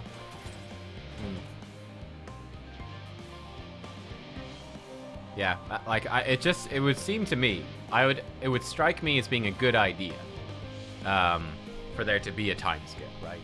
I think it's a good idea. If they're gonna start like a whole new storyline, after finishing up this, Hydaelyn versus Zodiark storyline, yeah, and then presumably it would be a storyline that you'd be able to step into, like, as a new player as well. Because I mean that's something that I think is really important. It's for a new player's experience. That at this point there's so many expansions. Like, for the new storyline, I think they have to make it accessible for new players to start with the new storyline next expansion. and then they can come back and play through the Hydaelyn v Zodiark story whenever they want, like on their own time, but not feel like, oh wow, I want to play Final Fantasy 14 with my friends. I've got like, you know, however many expansions it is now, a ton of expansions to play. I just called it fly. A whole ton of expansions to play through in a row. It would be, you think it might be like Guild Wars 1 expansions? Oh really? What were they like? See, I think a time skip would be cool. I think it would be super fun, actually. Like, imagine being like, okay, whatever, 5 years later, and like Alpha Noel is like everyone's grown up some and changed, and I don't know. It really depends how this storyline ends, because I have no idea, but yeah, we'll see. Catkex, what are you doing out here? It'd be difficult for Sprouts to adjust to dungeon mechanics. Yeah, it would be, but I mean, c'est la vie. No, I don't mind if you help with the boxes. It's far from the most exciting of tasks. Are you sure? They could just create a new tutorial, like a new tutorial sort of thing, you know, for new players. Just expand like the Sprout. Was it like the, you know, like the Sprout dungeon tutorial thing you get at the start of the game? They could just expand that and have that sort of replicate, but you sort of just expect it's gonna be difficult for Sprouts. I don't know, but yeah, they'd have to step into a high-level job and stuff. It'd be tough, but well, I appreciate the assistance. We need to get these to Aporia. Time is short, of course. They're full of organic specimens and samples, so try not to be too rough with them. Alphino should be waiting for us when we arrive. I'll see you there. Deliver the crate. Oh my god, okay.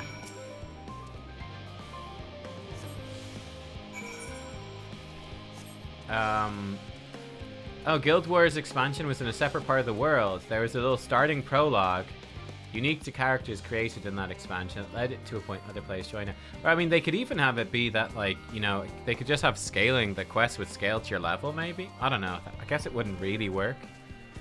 Because, yeah, you couldn't have, like, a level 30 player going into, like, a dungeon with a level 80 player or whatever. Or level 93 or whatever it would be. It wouldn't really work. I don't know. There's obviously problems with it, but I don't know. My opinion is that I think it's going to be a lot to ask for new players to come in and to catch up on everything. It's a ton. And I think like a new storyline is a good place to add a new entry point for newer players. We'll see.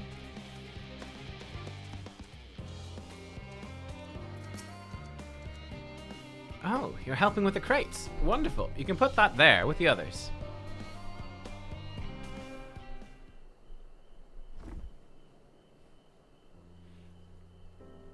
You have my gratitude. How did you come to be involved in this?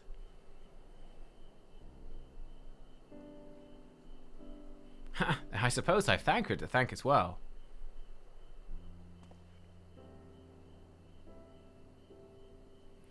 If you're wondering why we were tasked with bringing these boxes to Aporia to begin with, so was I. Turns out this is a base of operations of sorts. Those with final say as to what is included in the ship's manifest can be found here.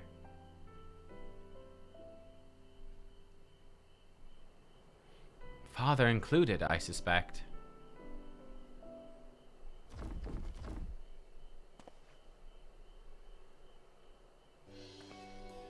That should be everything.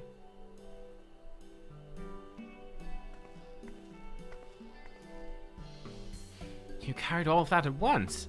Are you trying to injure yourself? Oh, hush. They're lighter than they look. Not everyone has your delicate arms. I suppose we should let someone know that we finished. Theopoldin's in the courtyard. We can report to him. Why don't you come along? You should get credit for your assistance at least. Considering where we are, we might even learn something interesting.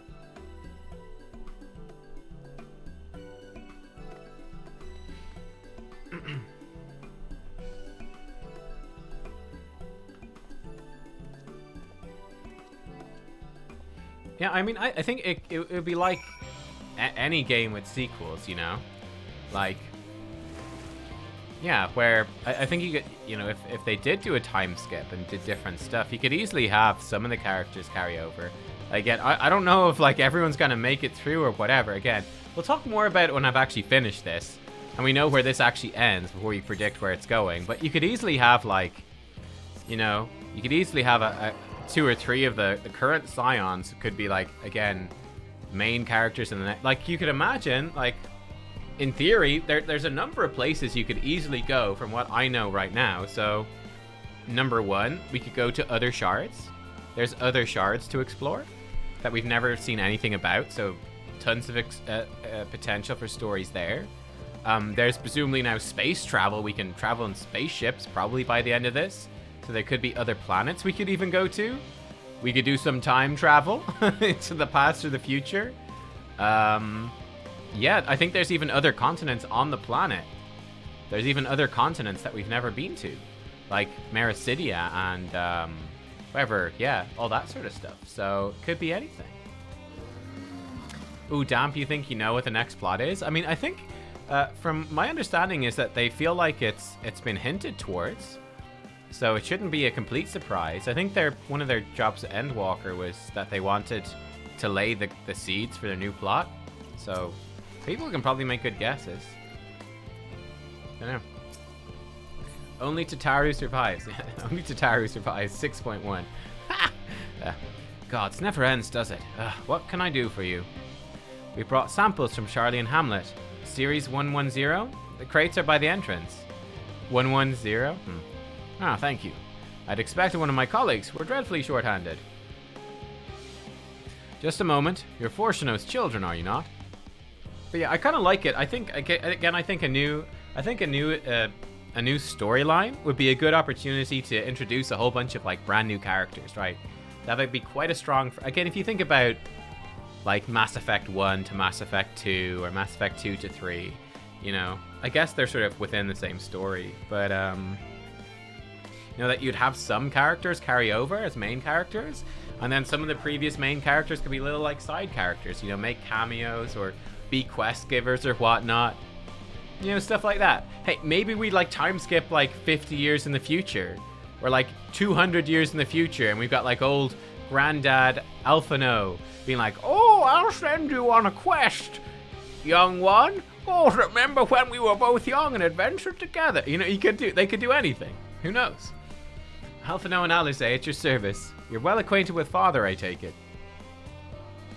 Quite. I've been friends with your parents since our days at the studium. I remember when you were yay high, waddling hither and thither. Clearly, it's been quite some time since we've met. 'Tis good to see you again, wielding your father's newlets, no less. You knew our parents when they were young. What were they like? Pray, spare no detail. I should like nothing more than to regale you. Alas, I am meant to be in charge here, and reams of paperwork want for submission. We can help with that, in exchange for the sort of stories our parents would never willingly divulge, of course. Very well then. Happen to be 3 sets of documents I need of delivery. How about you each take one? Oh, Damp, you think you know the relic weapon story as well? Okay, okay. Wait right there.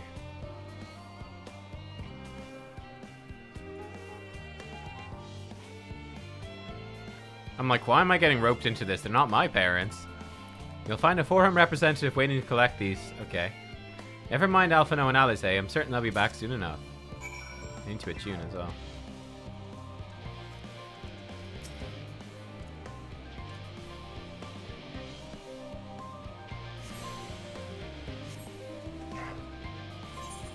What's coming tomorrow other than the raid? Probably me finishing the main story. That's the highlight of tomorrow. Forget the raid. I think probably I'll be finishing MSQ tomorrow. Oh, there'll be treasure dungeons tomorrow too. Ooh, cool. You're not one of the Scions of the Seventh Dawn. I thought you were meant to be working on the ether burner. There you go. Have a thing. Have a what's it. And Theopodin's paperwork. I was beginning to worry he'd misplaced his quill. I appreciate your help in seeing these documents to my hands at least. As for your other task, pray keep this between us. I sincerely hope you Scions succeed. This exodus is, without a doubt, the most monumental undertaking in the history of the Forum, so we must be circumspect in all respects. Risk is a privilege we cannot ourselves afford. At its heart, however, Charlian has ever been a nation of the curious. 'Twould be a tragedy indeed if we were the ones to stymie your pursuit of truth. Or stymie.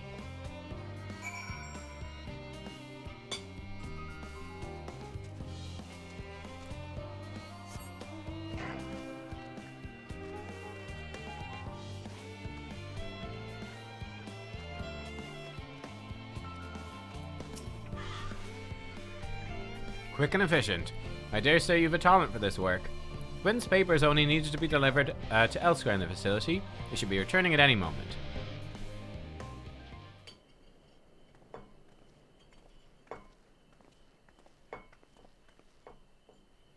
We return with not a scrap of paperwork remaining in our persons, you'll note.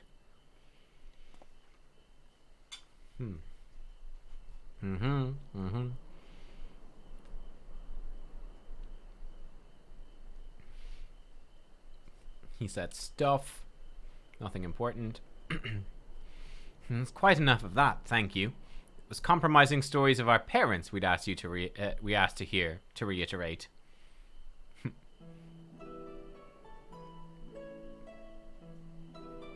Of course, of course. I've known your father for so long, I must have something. Well, as you know, part of why the Levelor name garners such respect in Charlian is your family's storied history. You two can trace your ancestry directly to those who came aboard Nyakrep's Hope, a lineage few can claim. I never thought much of it myself. It's not as though our forebears founded our nation. They were simply there when it happened.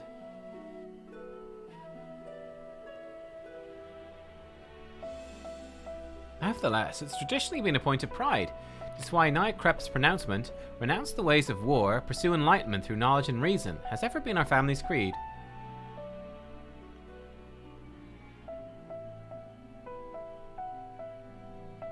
Until your grandfather's time, aye. Archon Louisoix looked not to Nyakrep's words, but his deeds. He asserted, in defiance of his peers, that choosing to save the great and the small from the rising tide was the true mark of our founder's virtue. Perhaps it was his expertise, his knowledge of ancient prophecy, and the fall of civilizations that led him to conclude that to eschew conflict at every turn was to consign mankind to his doom. There will ever be conflict, and calamity will follow. Thus, to ignore the plight of those one might conceivably save is not wisdom, it is indolence. You remember his words well.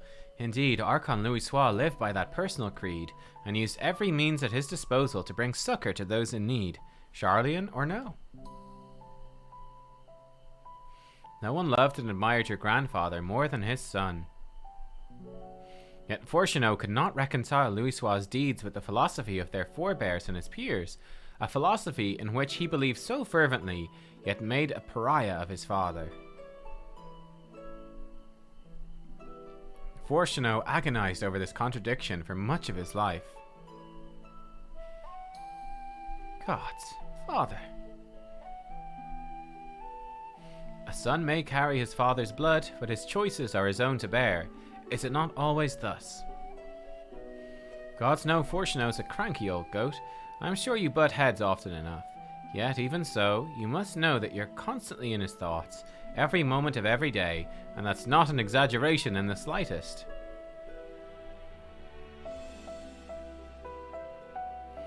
You should have seen him when you were born. Barely recognizable he was, with a kind of dumbfounded grin I'd not seen since he first took a fancy to your mother. He was practically skipping when he told me the news. Aww. Take my word for it. He loves you to an embarrassing degree.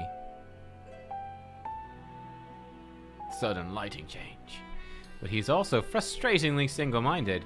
Once he's decided that a given action is for the best, he'll stay the course no matter who or what opposes him.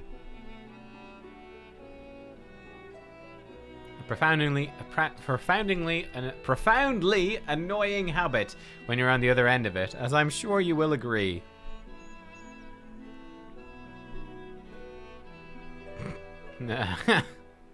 I'll say. Thank you for your insight. When next we meet our parents, I shall mention that we spoke.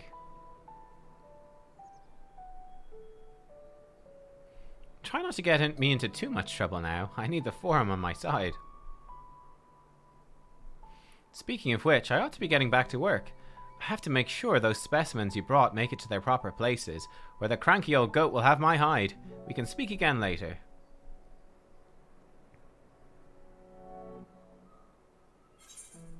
Okay. Hither and yards. Yeah, he's... he loves his kids. He's a tough time showing it, it seems. Hail, you three. Aha. Graha. Surely Cockle hasn't driven you out of the forge already. For better or for worse, no. However, he set me a task that requires more than my single pair of hands, and here you are.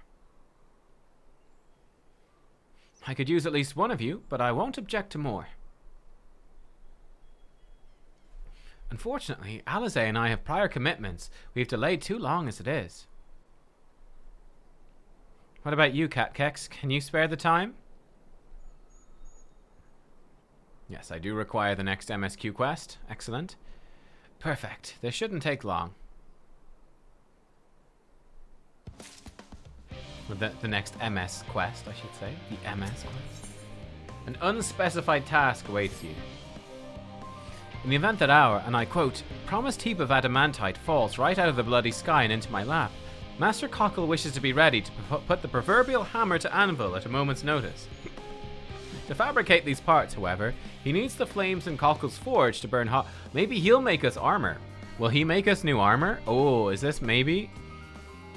We must be getting close to 89, and I think we get our job armor at 89. I wonder. This might tie in. Maybe. Maybe.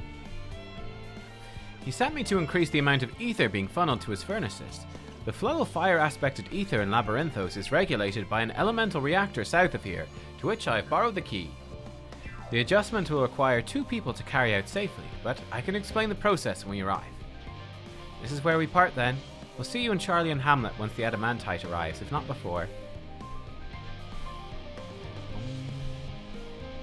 This way then. Oh, job armor still a good bit away? Okay. I'm looking forward to my job armor. I am looking forward to it. Looks like we've... Oh my god, there are so many quests there. Holy shit. I'll leave the ether compass stuff for now. We're good.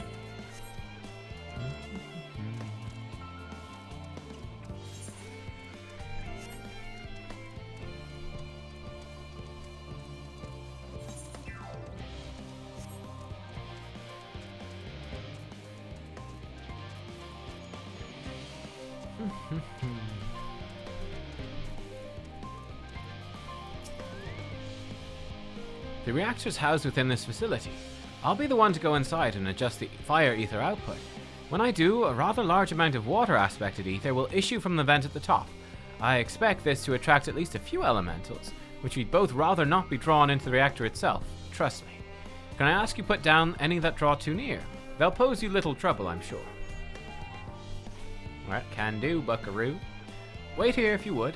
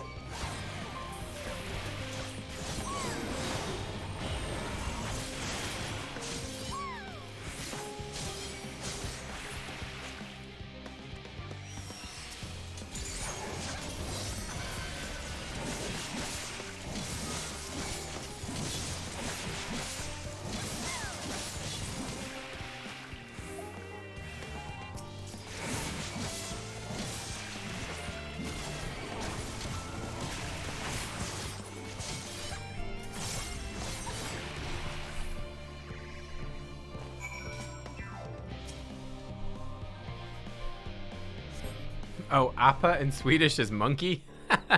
Yeah, they're not like monkeys at all. It's definitely not based off the Swedish word. Huh. Did everything go smoothly out here? Yep. Easy. I thought as much. No major complications to speak of inside either.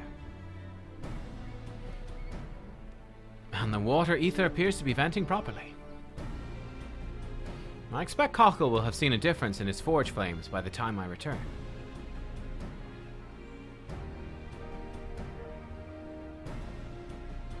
Since I have you, there was another matter I thought to discuss with you. Nothing terribly important, merely something I've been considering. Part of this I shared with everyone, yet you, and only you, have been to Elpis. Okay, go on. As we have established, refined adamantite is a product of Alec, of the Empire's twilight years, in fact. It was a material which saw much use as part of the Allagan's efforts to extend beyond the bounds of this world, Dalamud, of course, being the most prominent.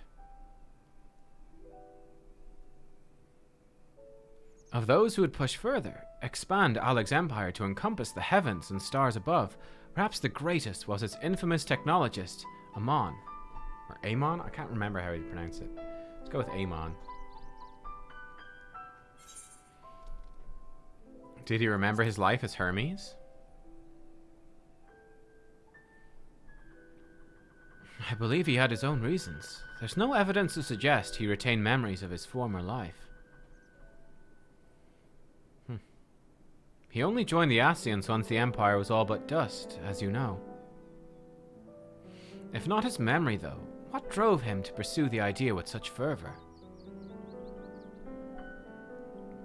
This may seem far-fetched, but what if souls like minds have a personality, so to speak, a natural disposition towards which they are inclined? I'd already assumed that was true.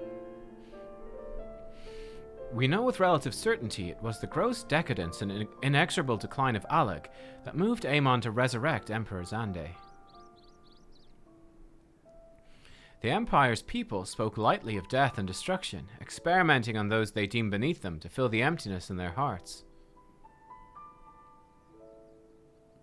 In facilitating Xande's return, Amon provided those languid souls with the means to free themselves from the mire of their own indolence.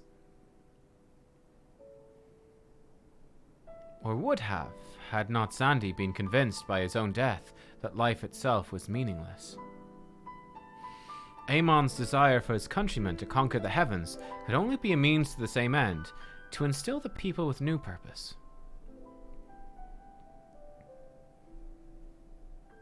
Like Hermes before him, Amon was appalled by how those around him lived, could never bring himself to believe that those lives were devoid of meaning. And both of them sought that meaning, that hope, in the distant stars. Such is my theory, anyway. Ultimately, it is the consequence of their actions which matter. Their motives are of no moment, and yet. To reach those stars on wings of adamantite, to travel to the ends of creation and beyond, the promise of hope everlasting, that much I do understand.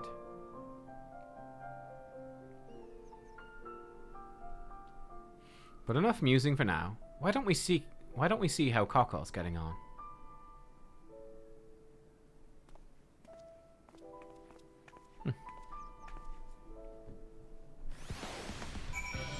Alright, let's see how Mr. Cockle.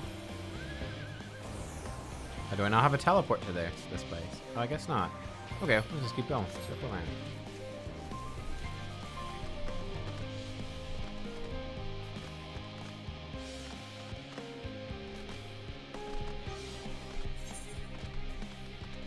Oh, Gizwain. Oh, what did you get?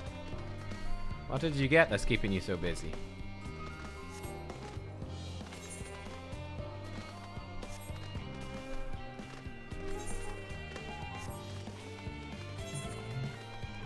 Looks like this should basically be the end of the zone. I mean, unless they're... I guess we're going to the middle of the zone now. But we're pretty much done with this central circuit. It's pretty cool. Sim racing wheel. Ooh, replica of the Ferrari F1 2020 wheel. Yo, cool, man. That's pretty cool. Yeah, I would love to play. I've never like played a racing, like any racing games or anything like that, and like, you know, with proper simulation and like proper hardware. I think that'd be really fun. It'd be really fun. Oh my god. Oh my god, that snowman! No! No! Never again! I did thoroughly brief Cockle on refined adamantite's history. I only volunteered to go to the reactor because I was finished. There was little else to do. Hopefully that dispels any misapprehensions I was kicked out for prattling on. Whew, I can feel those flames a-blazing from here. Glad you found someone capable, Graha. Not much left for you lot to do. Unless you can conjure up that refined adamantite any faster. Oh yeah. Headgear and the ether current, so this will be the end of it. I do trust you to deliver on your promise, I do, only... I hate waiting. I want that adamantite and I want it now. We, share your impatience, I assure you. Is there truly nothing else we can assist with in the meantime? I wish. This sitting about's unbearable. Pity the Forum frowns on recreational explosions. Well, so long as they can't prove it was premeditated, get you gone, I've mistakes to make. In that case, I suppose I should go return the key to the reactor.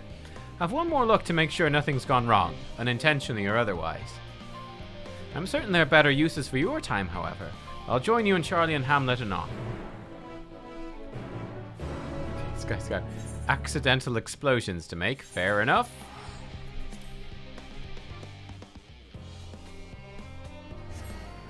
Oh, Lily, yeah, you haven't you weren't here for it, but we've had some fun with the snowman. We had some fun with the snowman and Elpis. Elpis had a snowman infestation, in fact, at the time. It's very if you wait here, your companions are bound to turn up sooner or later. Okay. Yes, it was quite something. The snowmen were out in force.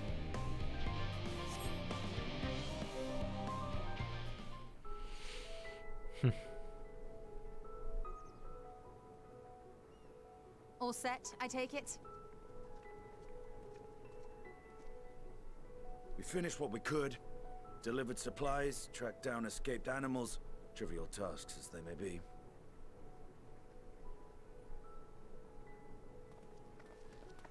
Hey, Colornicopicus. Welcome, welcome. That's enough, don't you think? If there was anything more important still undone, that would be a problem in itself. The vessel is essentially ready for departure. All that remains is to load the final batch of supplies and see everyone on board. Once we've readied the ether burner, that is.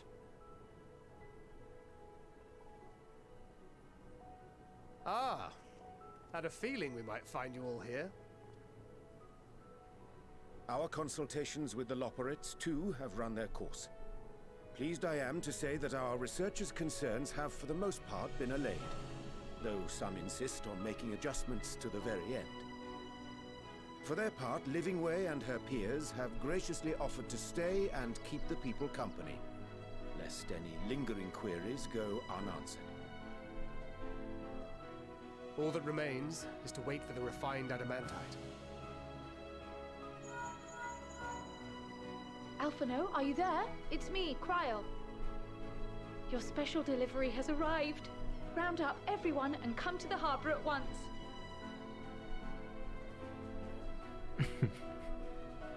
Speak of the devil. Let us go at once. Cryle, I'm delighted to hear that my Estinian body pillow has arrived. But did you have to tell everyone over Linkshell? Please, only tell me about the refined adamantite. Forgive the intrusion, Master Fortuner. I bring urgent news. A great commotion has broken out in Scholars Harbor. Your presence is requested, with all speed.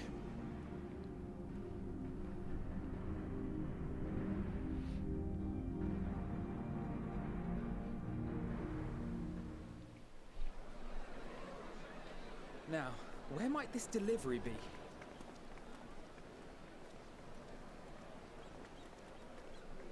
Oh.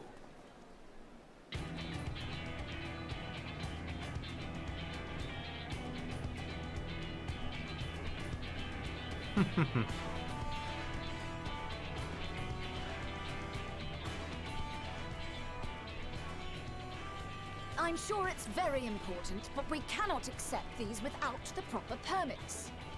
By the 12! Surely, these can't all be.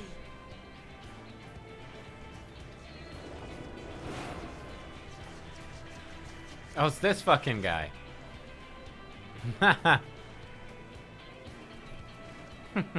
Bleeding hellfire! They're bringing them by sea and by air. All these folks in these crates.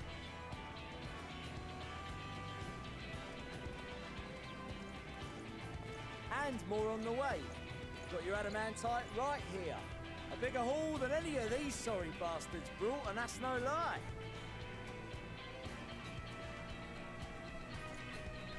Yes, because you were charged with seeing the shipments from Gridania and Uldar here, along with your own. Give credit where credit is due.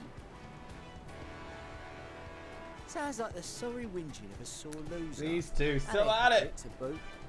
Ain't no way a scrawny whelp like you took a dozen steps inside a Dalamud shard. I'll have you know I went all the way to the entrance. Furthermore, 'twas my contacts that enabled us to enlist the cooperation of the Sky Pirates. Left you outside so you wouldn't get anyone killed, did they? Well then, credit where credit's due, you did a right fine job sitting on your ass. Take that back. Make I will not stoop to your level.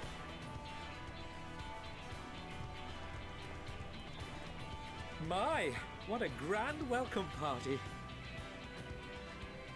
Hancock and Saraban. We come bearing relics both sacred and Allegan, as well as a few other gifts that may be of help, to be presented with best wishes from the Eastern Alliance. We brought a sword. 'Cause, I don't know. You might need a sword. Have a I sword. myself have come with a sacred relic of Rayson Temple. 'Twas passing fortunate that Senri's dango craving brought us to Kugane. We arrived precisely as Hancock was making his arrangements. Upon learning of your need, we made haste back to Hell's Lid, with our dango, never fear, and consulted with the other auspices. All consented to the lending of Tenzin's legendary Phoenix Blade for this noble cause. Ooh. Well, who gets that, though? Suzaku and Seiryu were nevertheless worried that it might be lost in transit, however, and insisted upon accompanying me to Onakoru, where I had intended to entrust it to our Confederate allies. So could I get that if I'm a samurai? I thought instead to give it over to Hancock when we chanced to cross paths yet again. But alas, Seiryu remained ill at ease, and ordered me see the blade into your hands personally, or die trying. I mean, I still don't see how it helps with a spaceship, but it's cool. I want a We fucking did, of sword. course, A need cool quite sword. an impressive vessel to get it all here in time.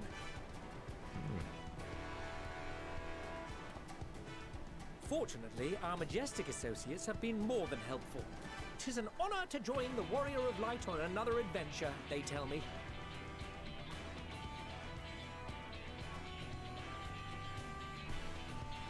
That is all wonderful to hear, but what of the extraordinary cost? I shudder to think of the ransom we must pay for such a bounty. Fret not for your coin purse, young Alphino. Lord Lolorito looks ever towards the profits of the future, and thus the East Aldenar Trading Company went to some lengths to reduce the financial liability. And since the Scions funded the entire venture, not a gill need be rendered up in compensation. Everything is already yours. We funded the venture?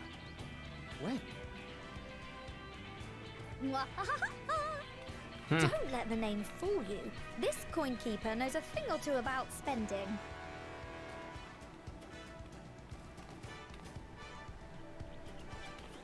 When it comes to capital investiture, a sprinkling of gil here and there will not do. You need enough savings to make waves when it really counts, which is why frugality is paramount. We also had the benefit of a generous patron. Generous being rather an understatement. She has supported us from the shadows since the very founding of the Rowena? Scions. We even had coffers to fill. Oh! Mother! Amelians. He's so disappointed. I remain, of course, an entirely neutral party. I simply thought our family's coffers were needlessly full.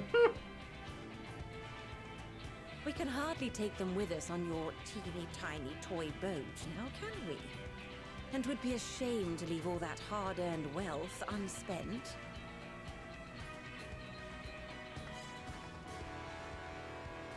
Waste not.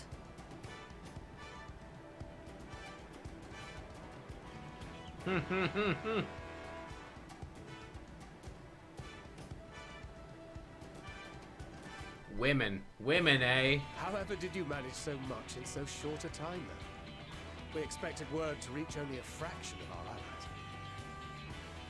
Did I not tell you I have my ways? Hey! Erenville, you were involved too. I received a letter from Cryo after we parted ways in Labyrinthos.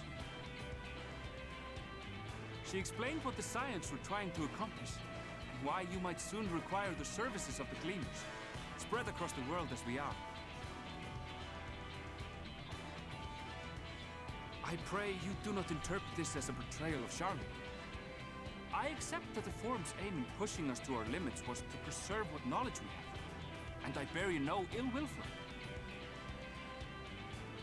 Yet, in collecting that knowledge, what I came to appreciate most about our star is that there remains so much we do not know. That is why I chose to help the Scions, to combat the obliteration of those countless, undiscovered wonders. I held no illusions that they would be less demanding taskmasters. Though, rest assured, if I had, I would have been sorely disappointed.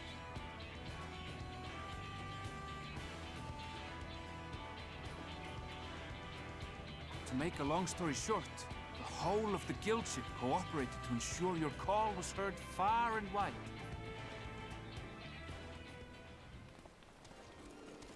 Hey! Alpha's here! That's the main thing. What's this about a ship that can fly to the moon? Alpha's here! And why didn't you mention it sooner? The one time you don't beg my aid, your problem's a bloody ship that can fly to the moon. I mean, he's not wrong. I can't believe we didn't call Sid See sooner. it? You brought the team. Of course. Garland Ironworks' finest.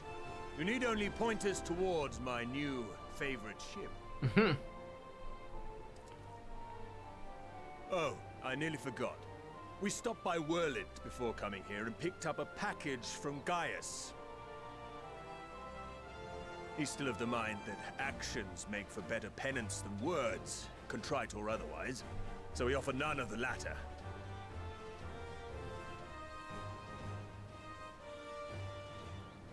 What he sent is an Allagan relic Valens used in his weapons experiments.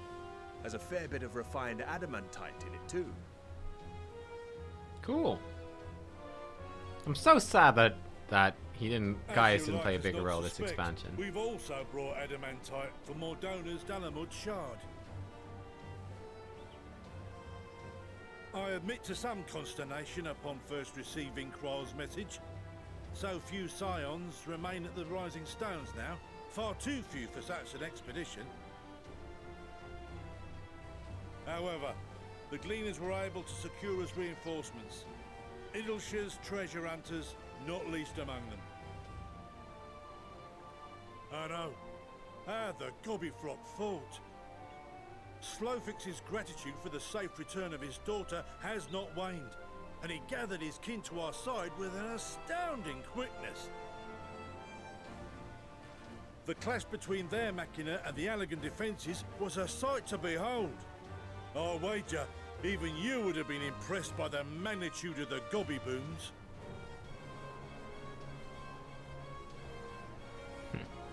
Fascinating as all this is, I fail to see how it explains your presence here. Does Razat-Han not have more pressing concerns? Yeah, you know, just the apocalypse, no big deal. We do. Yet averting the final days would be the most expedient solution. That, and I am indebted to you.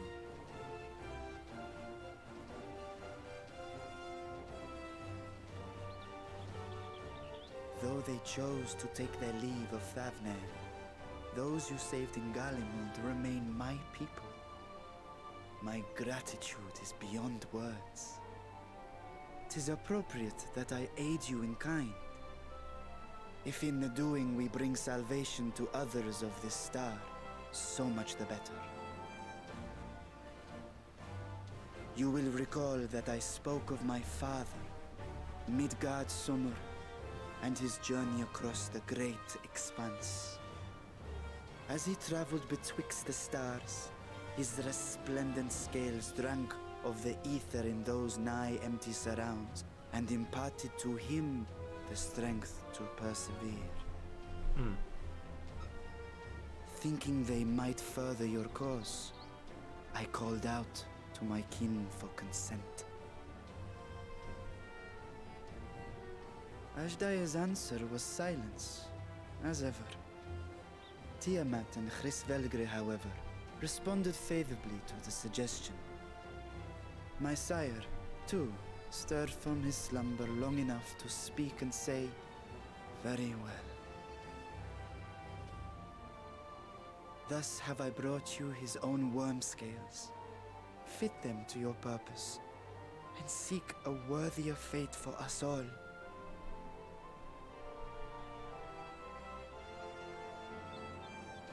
You'd be hard-pressed to find someone else so familiar with the unique properties of dragon scales. So I invited myself in.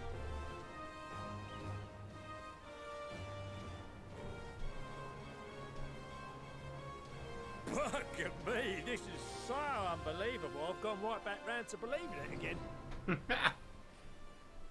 Forget a 6% gain in efficiency.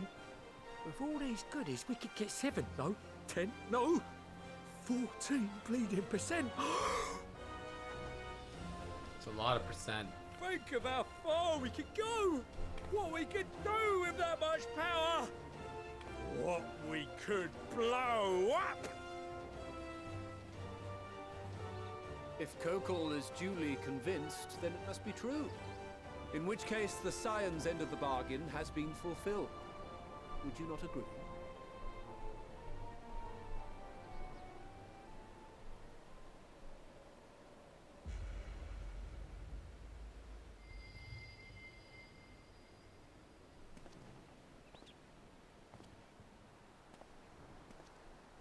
Alize, your gloves clash with your top. Yes, Father?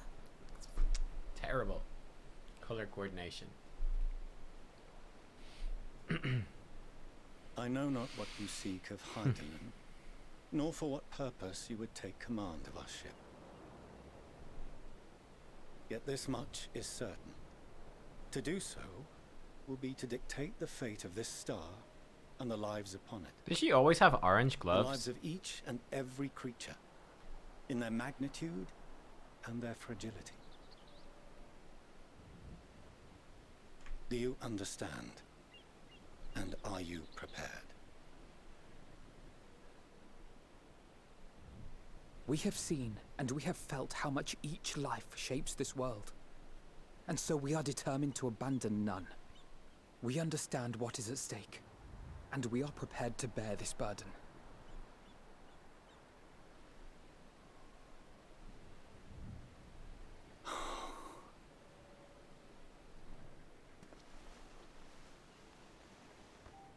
Then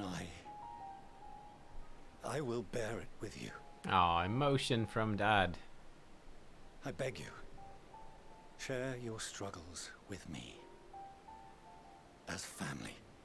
Oh.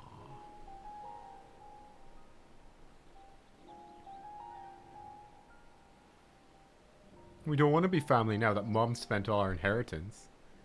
Family's useless to us now. All the money's gone. You grasped my fingers with such tiny hands the day you were born. I thought my heart might burst. And you, Alice, had unusually large hands. 'Twas love. The hands of happiness giants. beyond expression. Overwhelming. And a conviction so powerful that I trembled with something close to rage. I had heard the final days foretold. I swore to myself then and there that I would not let them steal your futures.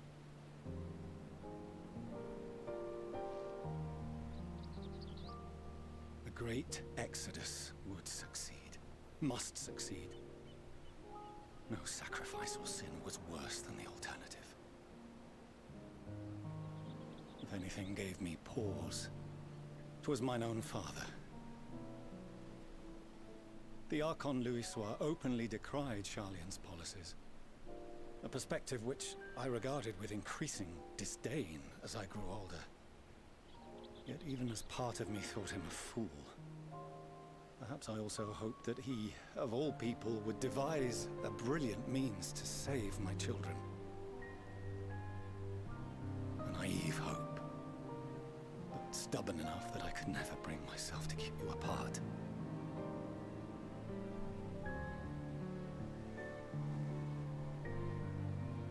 No, that was his doing, when he perished at Cartano. As we pulled that twisted slab of Dalamud from the sea, I remembered the warmth of your newborn touch. Chastened, I vowed never again to suffer any interference in my mission to protect you. No matter that you yourselves wished otherwise. Detest me, fight me tooth and nail, I would suffer it, and more, and be satisfied so long as I could force you onto the ship.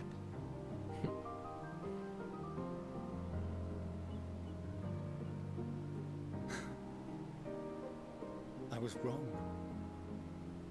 You two have grown so much stronger and so much wiser than I dared dream. You have earned the right to walk your own path, and already begun to do so. Good. Because there are things we care about, and people we love, and none of them is replaceable. Not a one. It cannot have been an easy journey for you to have come so far. We shall be glad to acquaint you with the finer details someday, once this danger has passed. All that we have seen and heard, that we have felt and learned in our travels. Ours is not a kind world, but it is beautiful. Always. Oh no. Are you quite sure that's wise? After all, someone turns pale and flees the room when he sees so much as an envelope containing word of your adventures. Whatever will happen if he learns what you were really up to? Millions.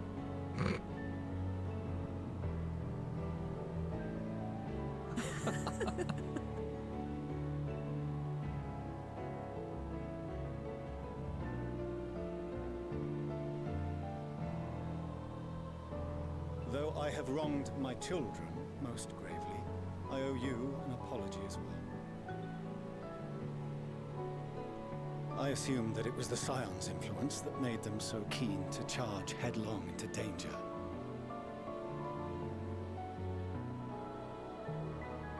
Yours, in particular. I'm innocent.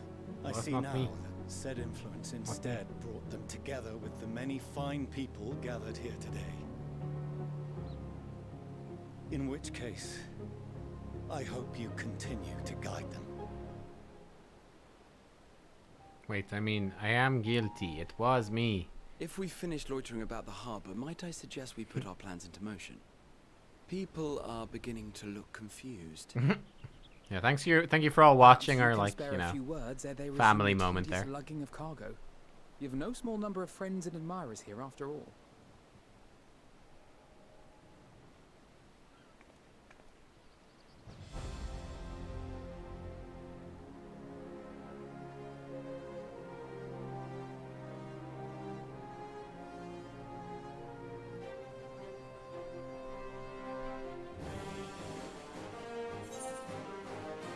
Oh.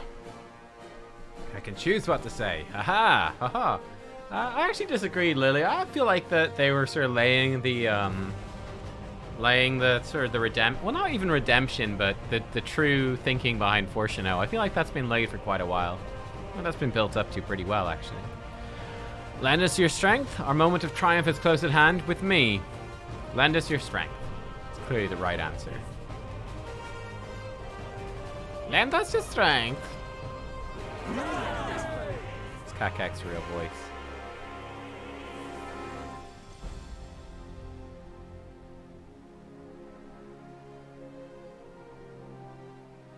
Your assistance is appreciated. Now, in an orderly fashion, if you please. Oh, it was a one-line speech? Oh, boo. I was hoping I get to say a whole bunch of trolly stuff. Man, I've been waiting to just troll, and I have so little opportunities to troll anymore. Darn it. That was a really nice cutscene. I had no idea how massive a weight it was until he lifted it off my shoulders. More importantly, his words were an affirmation that the path we walk is the right one. A part of me might have been satisfied so long as my family and friends survived the final days. But to save this star is what we all want most. And if those same people believe that I can help see it done, who am I to say otherwise? Come what may, I'll fight for this world of ours until the very end.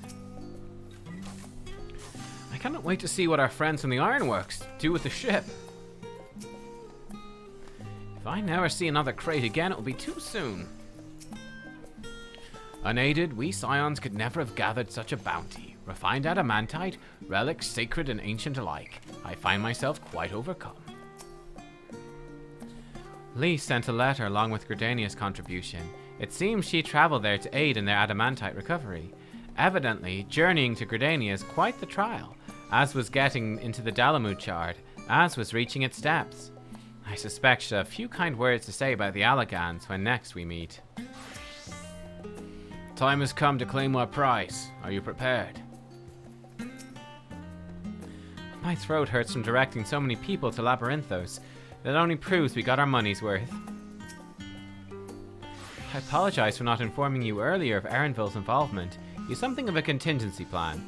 Thank goodness we had him and his fellow gleaners to hand, though. Would have been monstrously difficult to locate Cid and transport the Hannish delegation here otherwise. I finally managed to clear the harbour, which means the rest is in the engineer's capable hands. Meanwhile, Father has issued to us an invitation. As was agreed, he'll reveal the means by which Heidelin may be contacted. We're to meet him at Aporia when we're ready. Given the vital knowledge she holds, I suggest we leave without delay. It transpires, however, that the Forum's method for speaking with her is not without risks. I'm curious to hear what those might entail, but regardless, be warned. Most of those who arrive at the Adamantite have offered to stay and see to any remaining tasks that need doing. The Forum's already asked for my assistance in overseeing the process, so you needn't worry about a thing. Thank you, Tataru. We're off to Aporia then.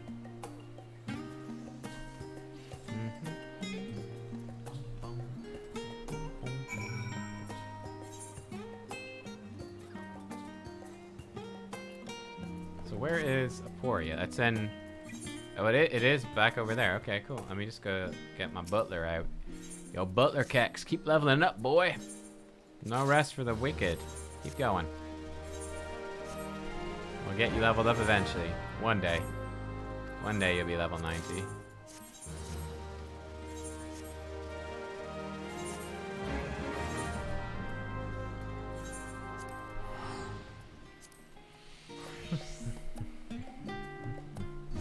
All the crafters.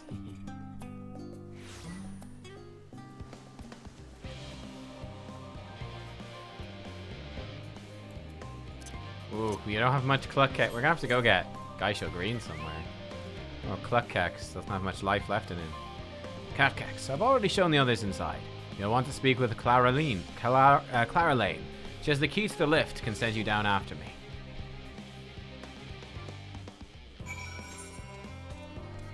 Which side quest is good, Dan? There's one by the Levelure estate. Okay. I want to see what this is first up. I'm on MSQ roll right now. Got to see our reward today. Master Fortuneau? Yes. At the bar. Okay, a good side quest at the bar. Okay. I will bear that in mind. Ooh, we're at the bottom. Ooh. From here, we proceed to the heart of Labyrinthos and its most closely guarded secret, Thaumasane. It marks the beginning and end of our efforts, whence we delve to seek an audience with the star, and whence we will embark on our journey to the heavens. This way, if you please.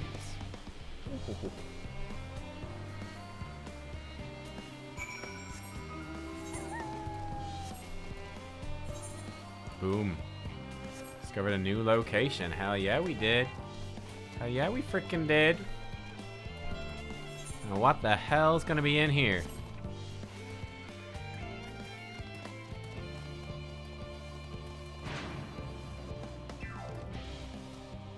Yeah, oh, don't black screen me. Oh my god. What the hell is this?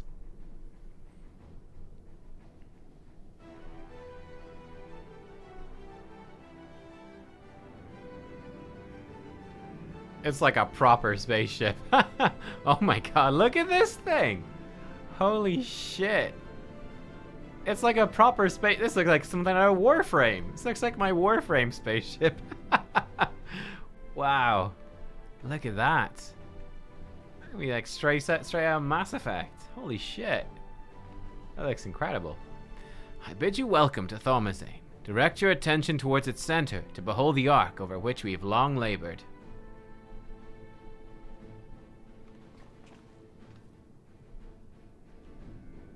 I didn't think it'd be this fancy. As you can see, it was designed as a medium-sized craft, the better to reduce fuel consumption. Miniaturizing magics have been applied to its interior to ensure that the thrust-to-weight ratio does not place too great a limitation on its freight capacity. Yeah, it's slick. It is slick. The ether burner, as you know, has been removed for further modification. We shall reattach it soon enough. Tiny, tiny toy boat spaceship, yes. I received word that Cockle and several of your allies are working on it with an intense fervor. They're sure to see it done. 'Twas by their expertise that many a prior disaster was avoided. If anything, I fear they'll not afford us much time for speaking with Heidelin ere they finish.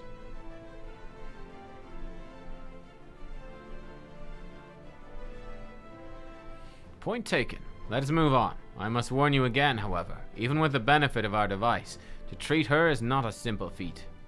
Treat with her.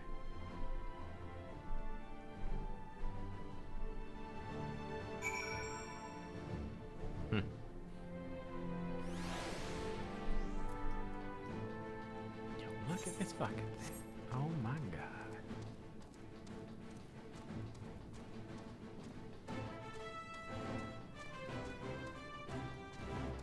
We're going to space!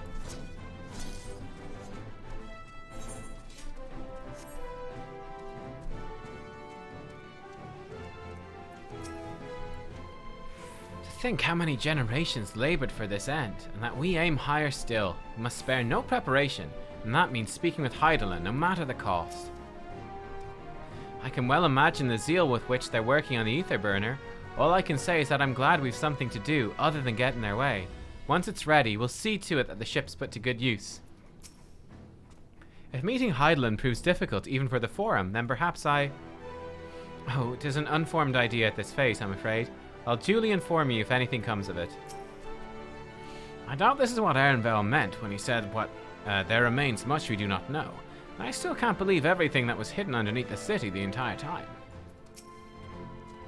It was the Allegans who first combined the mechanical and ethereal sciences into a revolutionary discipline.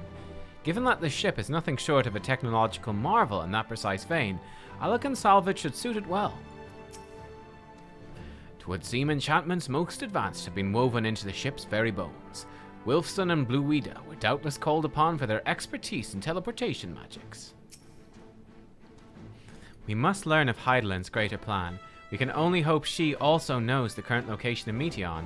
We can do neither if we do not focus on whatever trial awaits us with a trial? Don't think so. You feel it too, don't you? The ship's impressive. It pales in comparison to the vast primordial power beneath our feet. I have done what I can to impress upon you the gravity of what lies ahead. Are you prepared? Yes. Yes. Don't do game. Are you seriously doing me dirty like this, game? Are you doing me dirty like this? Oh my god. We don't have enough XP. We don't have enough. Her children, one and all. He's ready to lead you to Heidelin at last. No, accept. No. You son of a bitch, Fortuno. You son of a bitch. Yo, nice goggles, though. Oh my god, no, let's turn that off. That monstrosity. Right, well, they did me dirty. They sure did. I guess we're gonna do Katisis again.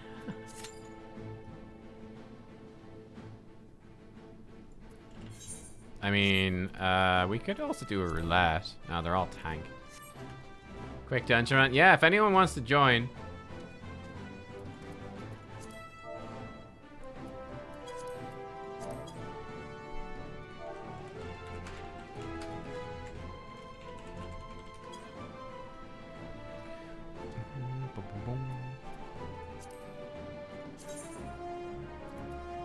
No, that's the wrong one. This way.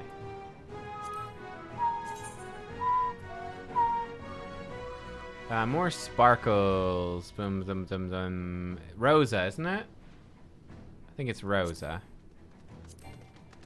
Oh, Emilia's in. Oh. I need to scroll. There we go. Boom, boom, boom, boom, bottom. Okay, we've got a Weaver and a Red Mage. Sorted. Sorted.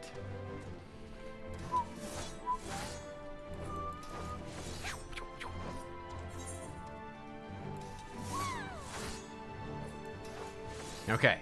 Ooh, Astro. Nice. Right. Let's go Katisis. Insta-coup. Insta-coup. Yeah, that's true. I haven't done any side quests. I've just done main quests. That's true. That's true. I've done like bare minimum, really.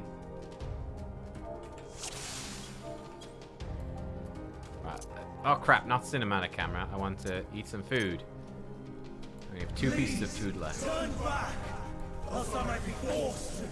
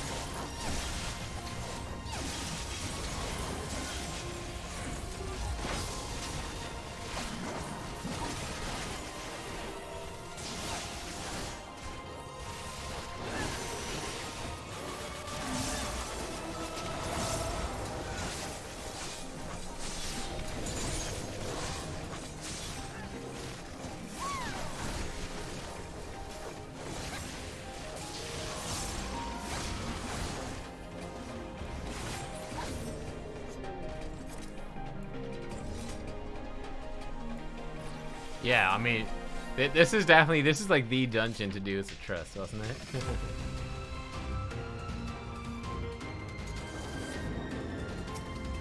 If only I could be so grossly incandescent. Misa! Misaki 51 love. Misaki 51 love. Nice.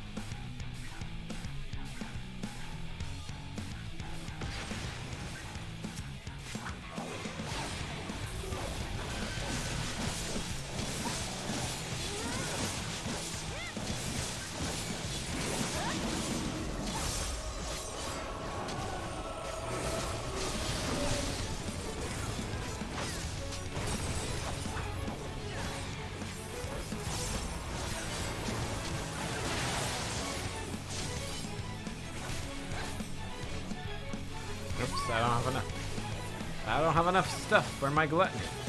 Mistake's been made.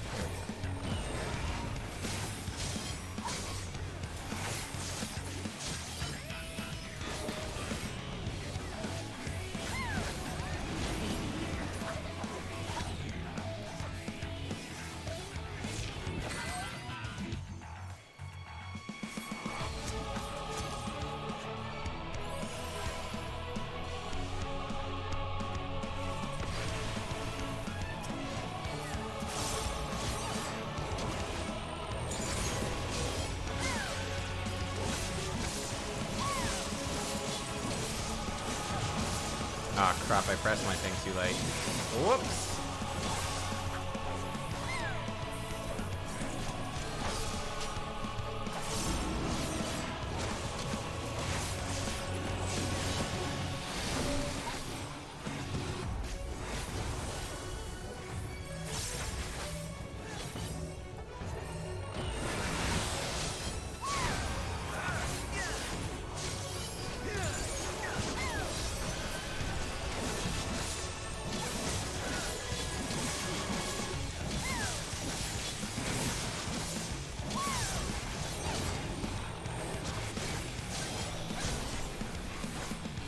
We're fairly ripping through this, though.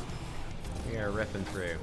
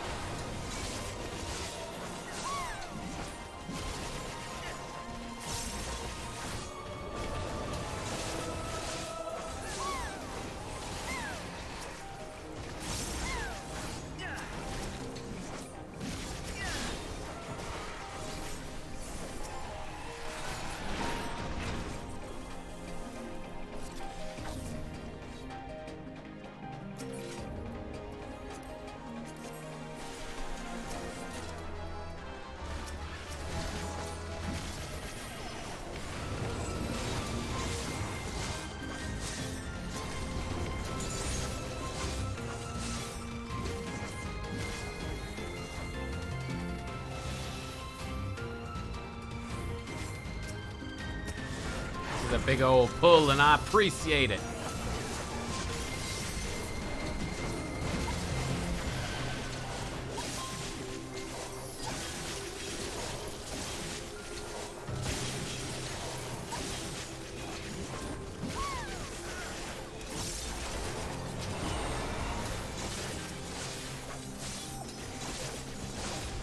Double Reaper mode.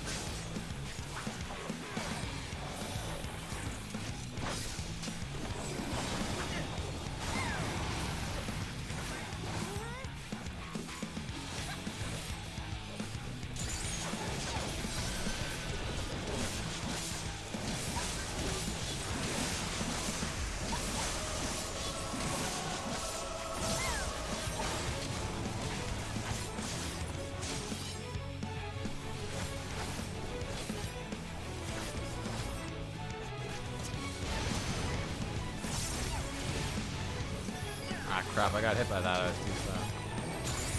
Whoops.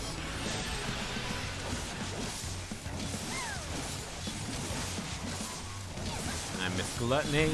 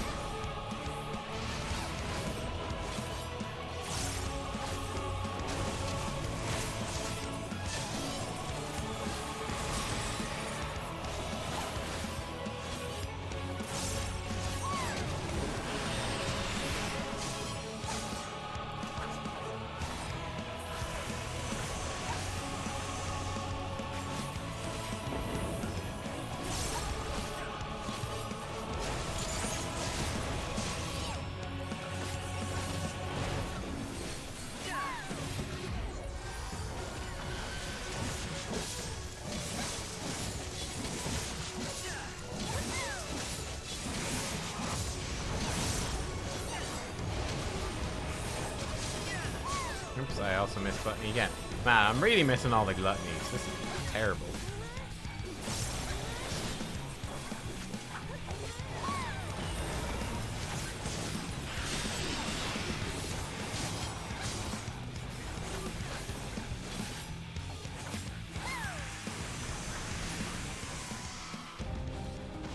Okay, so I've got 20 seconds to do my plentiful harvest. Okay, cool. Got it.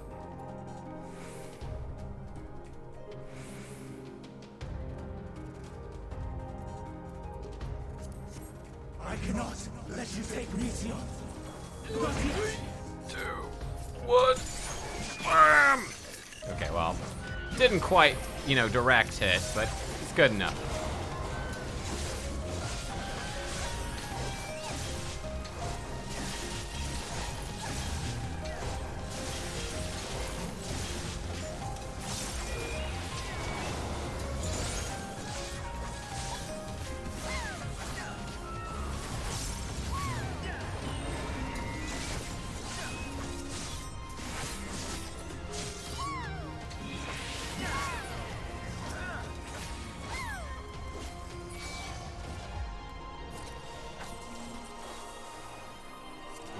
You're leveling warrior, 86. Nice, nice. We're just trying to get to 89 so we can do more MSQ. And my sage is 87, so yeah, we're getting there here for sure. We're getting there.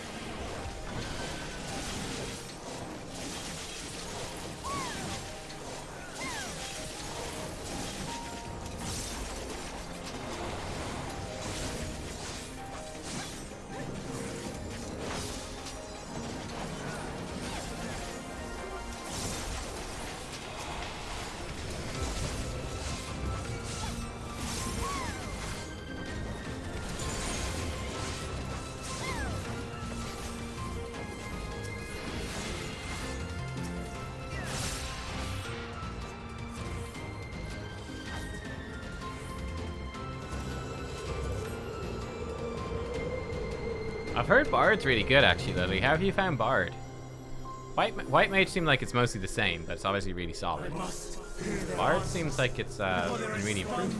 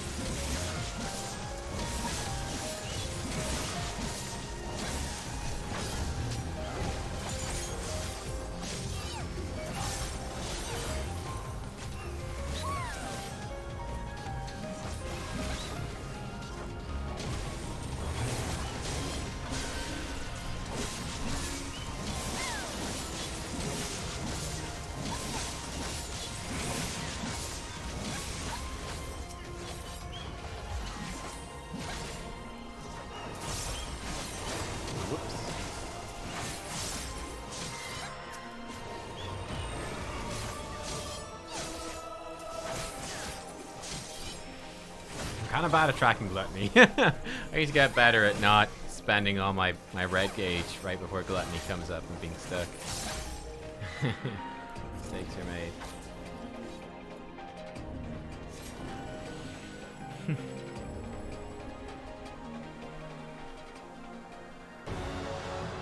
Yeah, I've heard Warrior's really good, yeah. I will have the time and tranquility I require. Gus and Gale, get to me!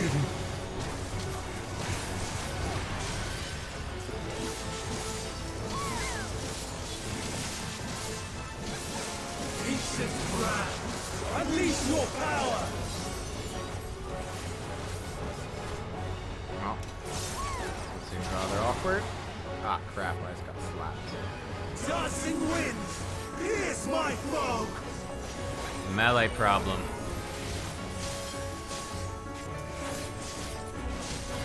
Stars on high, fall and rain!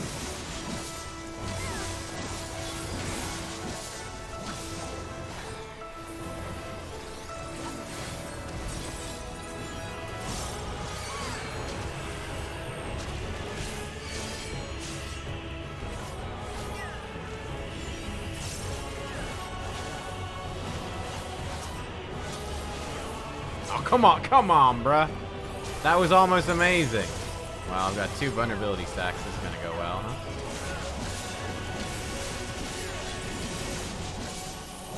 This guy's not great at positioning stuff. This is actually gonna hurt a lot. Especially if I stand in the second one. I didn't. But I did spend all my stuff right before Gluttony, so I did succeed at that, so that's good.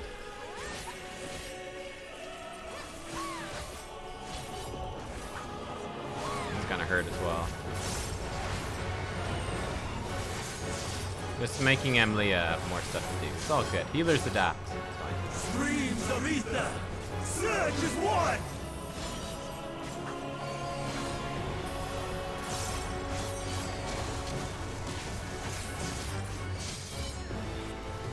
it's actually already in the right place.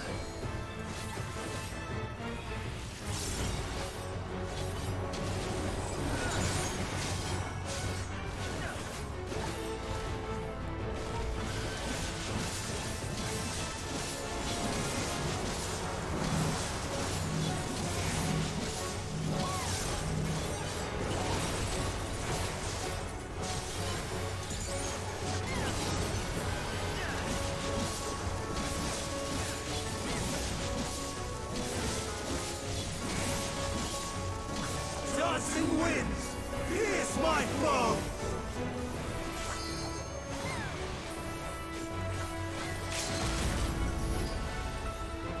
Might as well limit break.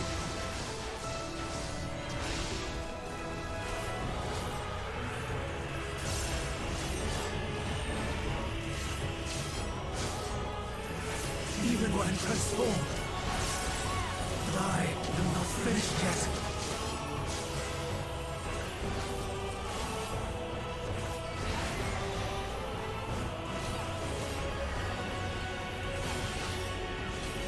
Stars on high, all is ready.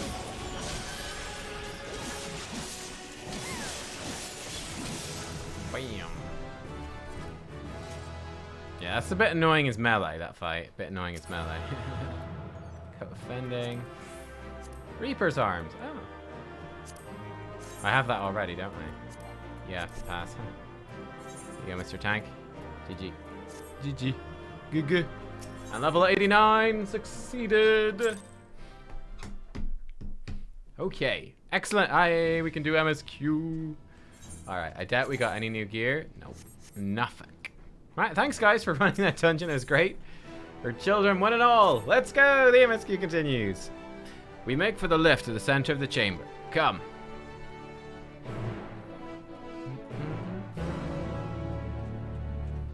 We're so close. That was quick. Yeah, it was a nice quick dungeon run. Yeah. Tank did nice big pulls. We were able to just blast some deeps. Yeah, I'll leave the party here. TY.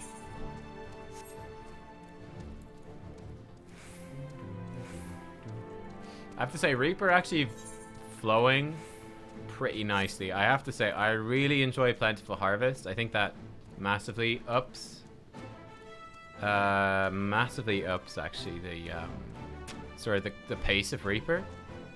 Like just getting a straight up free Reaper form every 2 minutes. It's pretty great. It actually comes up a lot. And that really ups the pace. It's gonna be even more satisfying with Communio.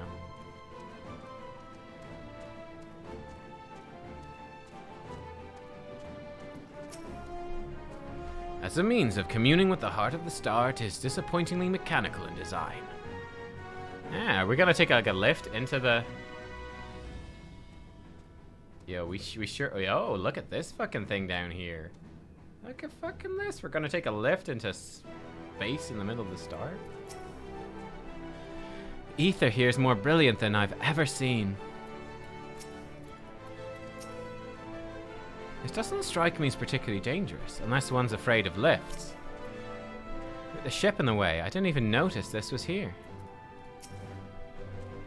I should hope that Master Fortuno has more to share, ere sending anyone stumbling into the ethereal sea. This could be the level 89 dungeon, actually. This could be a dungeon. They must employ a full cohort of engineers just to maintain the lifts.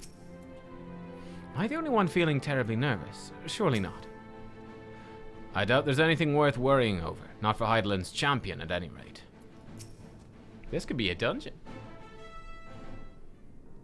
We're due a level 89 dungeon. As you all know, alongside our physical world exists an ethereal plane, what we refer to as the ethereal sea. At the heart of the star, the physical and ethereal are one and the same. Thus, the deeper we go, the easier it becomes to pass between said planes. We utilize this principle in constructing the anti-tower, and once more here in Thomazane. No sooner did the Forum decide to withdraw from Eorzea than we began to work on this facility.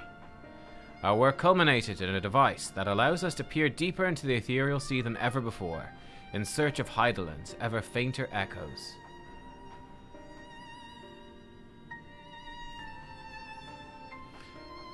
The Itiascope. And you communicate with her through this device.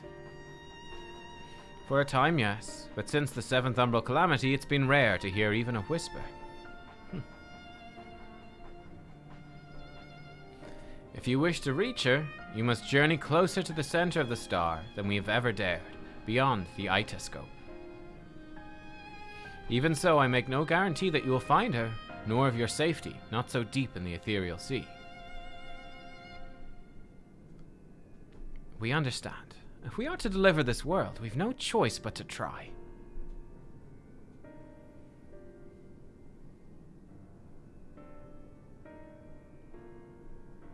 I know. I only wish we could do more than observe your progress from afar. The Itioscope's ocular lens by which we may peer into the ethereal sea without placing ourselves at hazard lies above us. Through it, we can watch and guide you. In those swirling depths, there are pockets of ether so dense and turbulent that they can unravel one's soul. If we determine you're at risk of coming into contact with such a pocket, we will recall you with teleportation magics. This has got to be a dungeon, right? Like the whole trust is assembled here. To that end, it'd be best if one familiar with the composition of your souls remained here to assist in assessing said risk. Otherwise, there's an increased probability that we'll extract you too early or too late. Cryo would be perfect.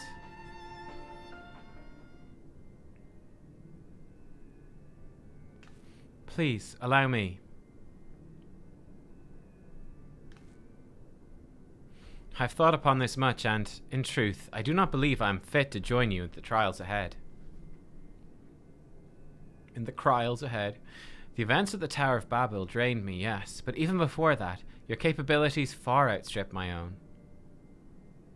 This is no time to have a weak link in our vanguard, no matter how much you may wish it were otherwise. Aw, poor Kryl. If I assist in the manner that Master Fortuno has laid out, however, I may still be of use. Will you trust in me to do so? I can think of none I trust more. Compared to all that effort you put into keeping us alive while our souls were in the first, preventing us from dissolving into ether on a single expedition ought to pose no challenge at all. Yeah, pretty much.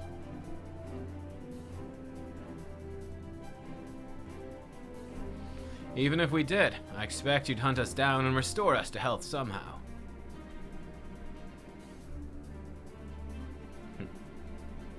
You flatter me, but rest assured I'll be keeping a close eye on all of you.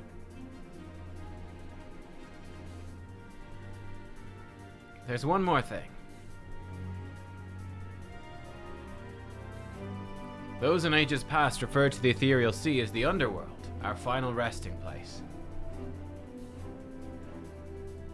In its embrace is memory washed away, leaving only the purity of one's soul, or so we believe. Yet what of these memories? Few think to ask what becomes of them, cast adrift on ethereal tides. Some theorize that they linger for some time, those associated with strong sentiment in particular.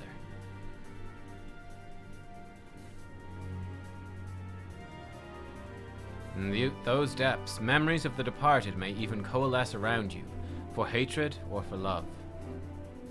Thus do I caution you to be wary, but also to have faith. Remember those who did gladly extend a hand to you, that they may lift you up once more.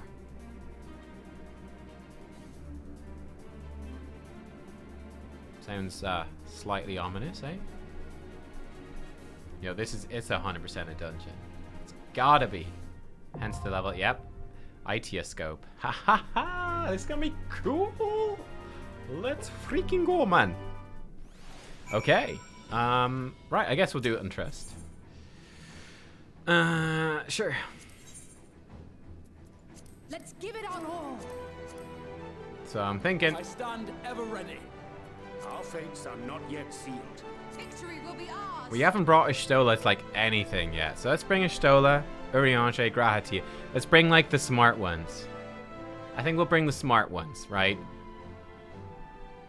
She's got like her ether vision. He's smart, that like all the super smart, the big brains. I mean, Alphino's pretty big brain as well, but Perfect. Let's do this. This is an interesting dungeon.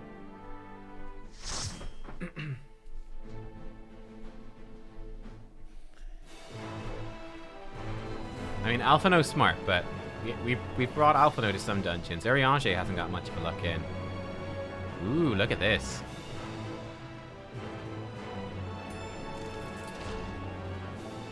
I don't know if I've brought Urianger or Ishtola to any dungeon yet. Yo, this is really pretty. This is super pretty.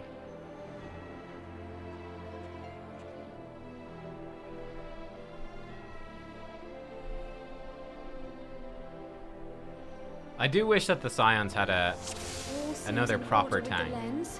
And I trust you can hear me.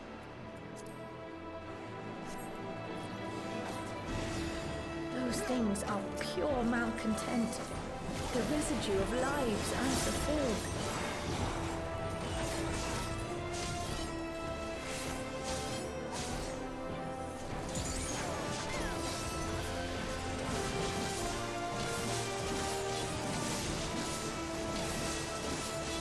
I don't know if I can force them to pull more, or like get themselves killed. I don't know if they can heal through that much.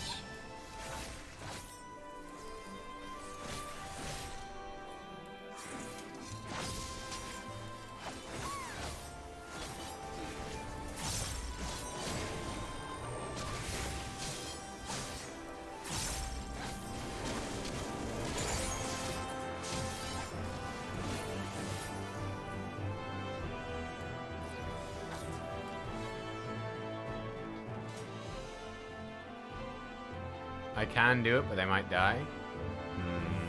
Okay.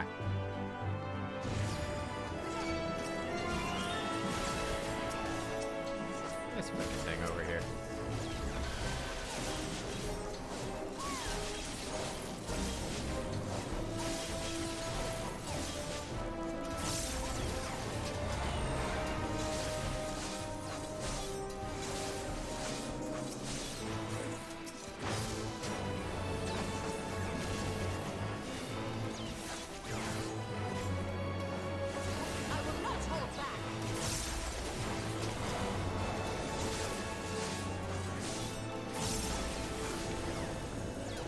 Sinking cynicism, sinking arrogance. Fun names.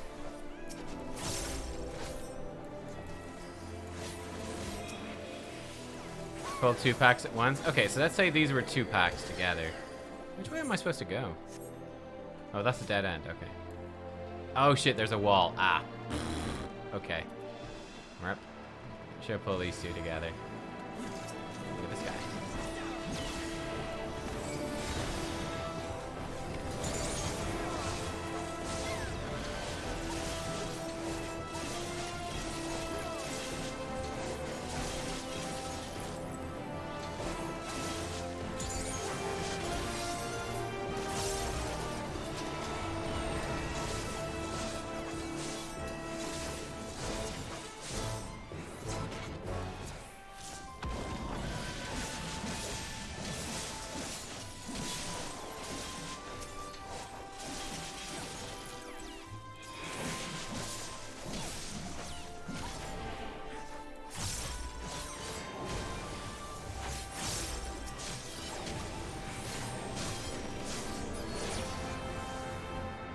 Okay, let's try pull big. Nah, crap, there's another wall. I think we can pull bigger. Game is cock blocking. Does the cock the block? Oh, Ilberd? What? Hey there, hey Ilberd, what are you doing here, bro? Sloppy. Please say sloppy. It's freaking tanky. It's super tanky, man.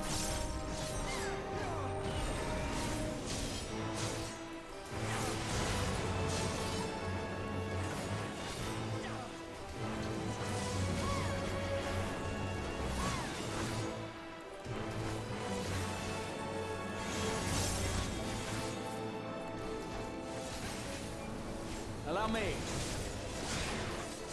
Scion's memory. Oh, it's Papalimo! Oh, would you look at that?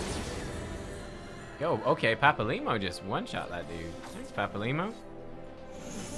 This ether, Papalimo. Ne'er doth word suffice.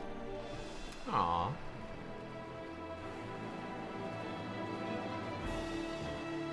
Hey, first boss. Hi.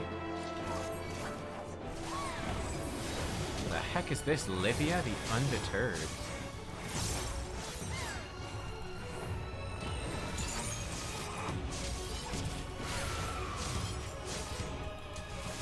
Hold still. Did I just overcap? I think I just overcapped. Whoops. Oh, Castor Meridianum. Oh, you think it's her? It could be. The Guardian one. It might be. I don't know what she's doing here. That's bad. Ah. She slashes with her limbs. And then she's gonna do the other pair. Cool. That's fun.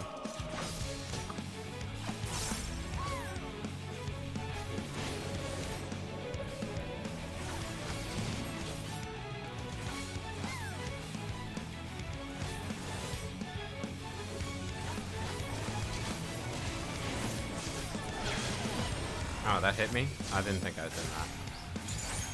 6 from 8.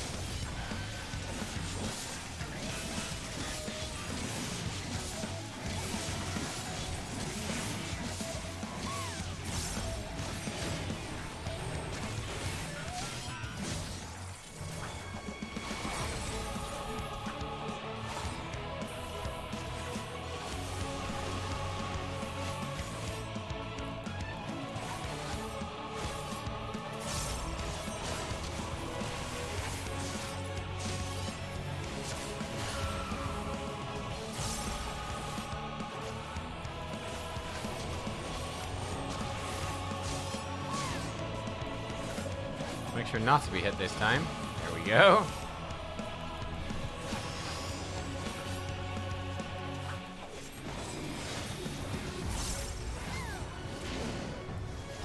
Yo, that was very fast. Ow. Very fast. Together we shall overcome this.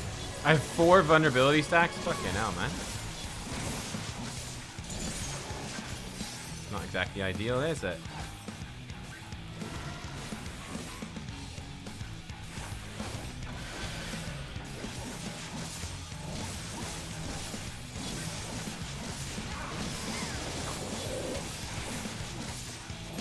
Let me tell you, stuff hits hard. You need 4 vulnerability stacks. Stuff hits really hard.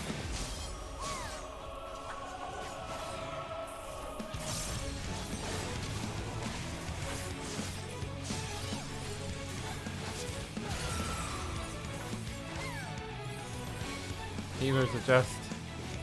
Kill her quick. Alright, she's doing it. Easy. Not even close. My lord Gaius. Yeah, it is her. Follow the flow of ether. It will guide you. Spicy stacks make things more interesting. Yep. The ether is too dense. Oh, I'm losing you. Ooh, look, we're going to like a crystal-y place. Ooh. Cool. Right, let's pull 2 packs.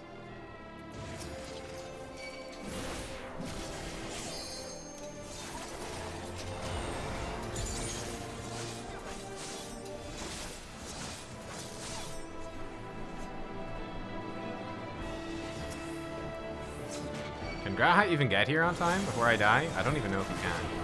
Let's find out together.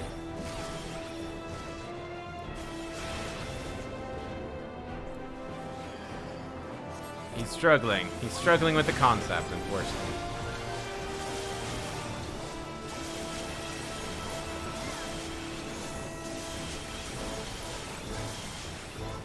That got a little spicy, to be honest with you. Got a little spicy. Wait, what did I miss?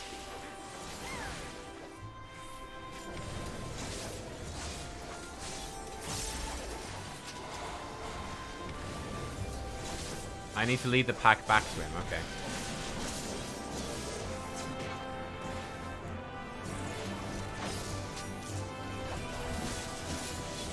Oh, Moonbreeder's axe was back there, was it?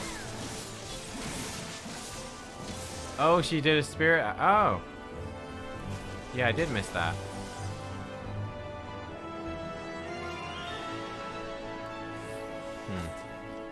Rip.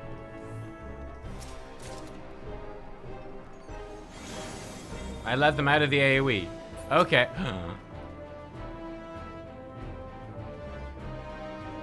Together forever. Nice.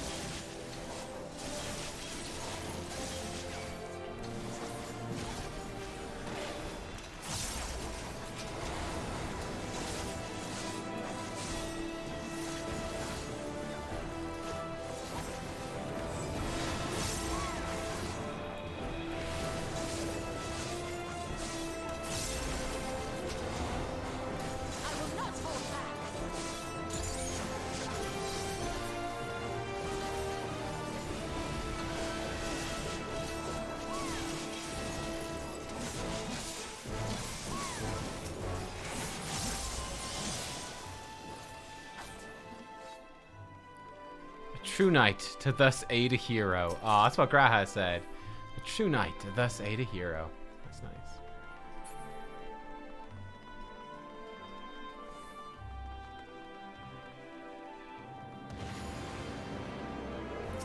Oh, look, Rotating. It's the other dude. Oh, yeah, I remember this guy.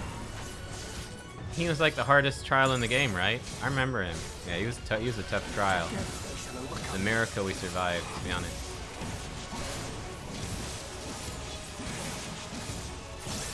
Hold still.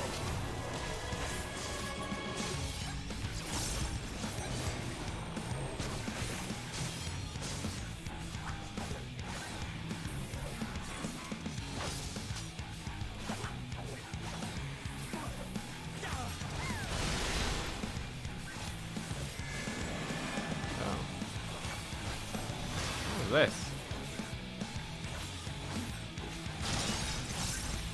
That's interesting. That's a pretty cool mechanic. Cool.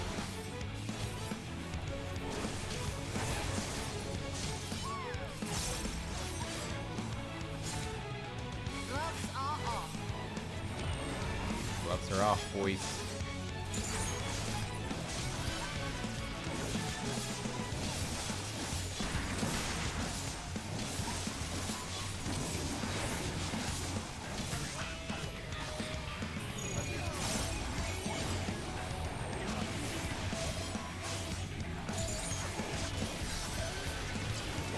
Hold still.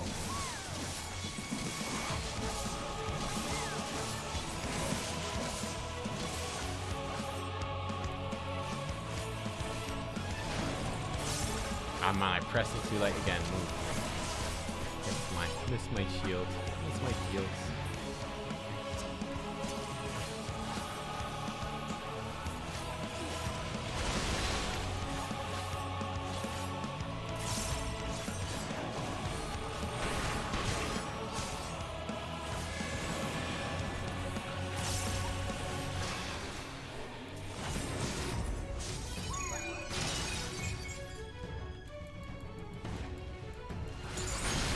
Hit him as he goes by. Drive by.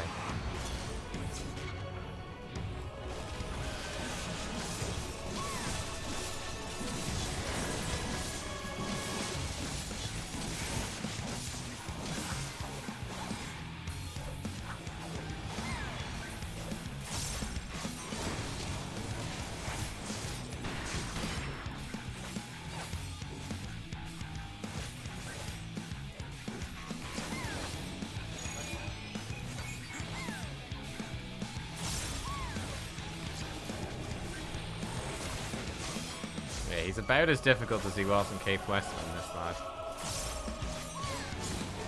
He's not up to much. Apart from looking cool.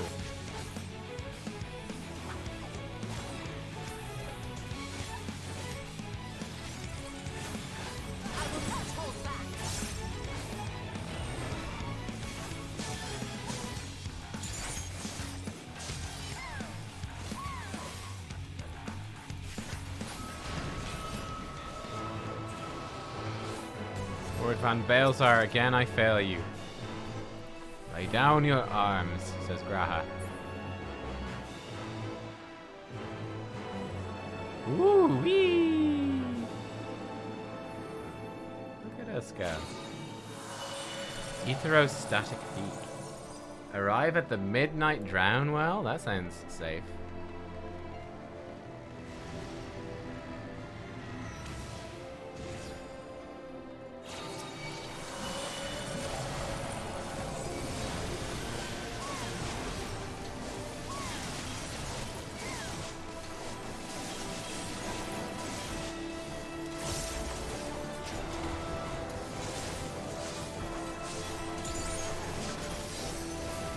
Hold still.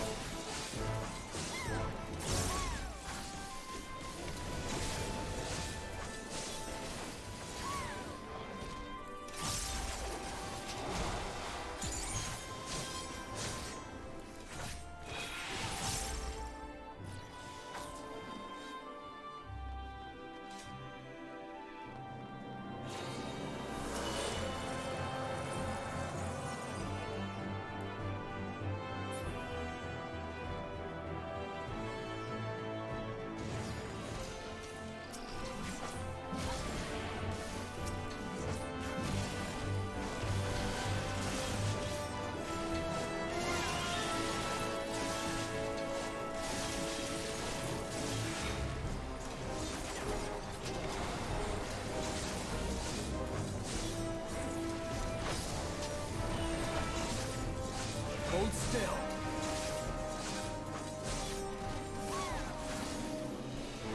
I will not hold back.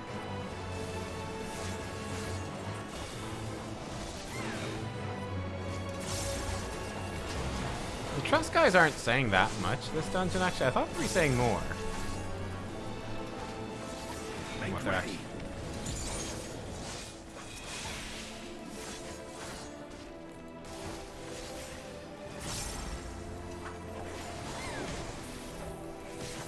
Depends who's in your party, yeah.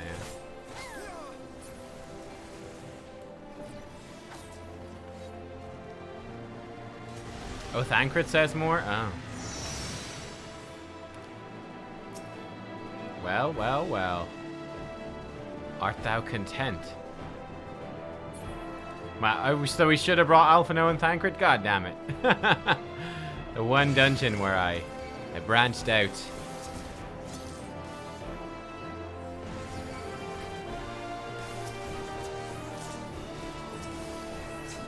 Wait, did I spawn him but not pull it? I've apparently made this very difficult for Graha. He doesn't know what to do. Graha is completely overwhelmed. Yeah, Graha does not like these multi-pulls. He doesn't know what's up. Nothing special for you.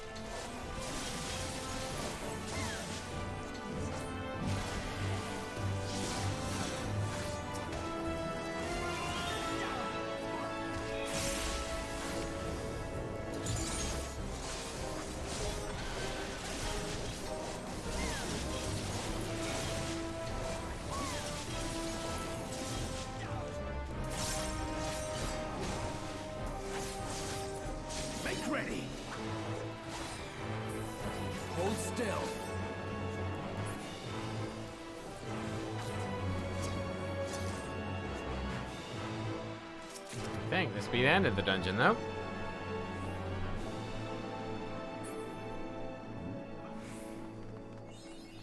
Yep. Boom, boom, boom.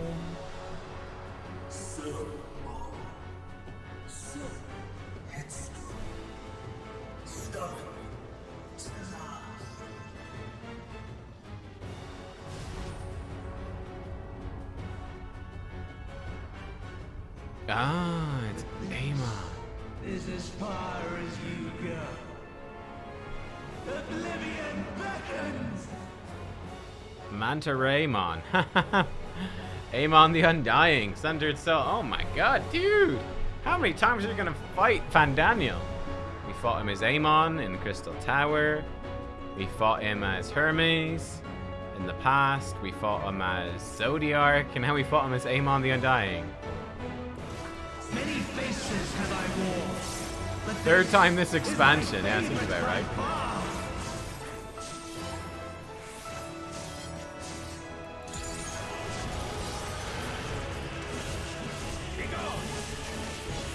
You will persist in this folly no longer.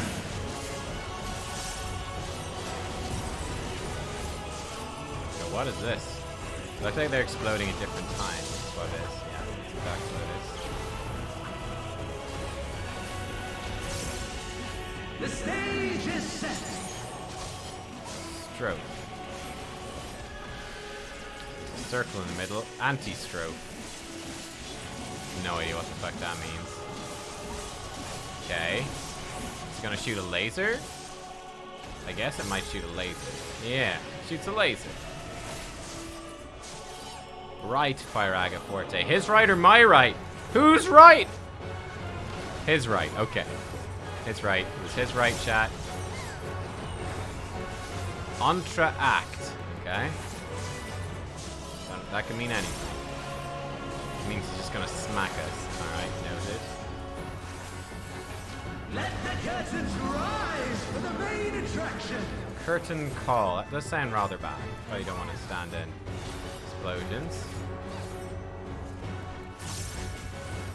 I will not hold back.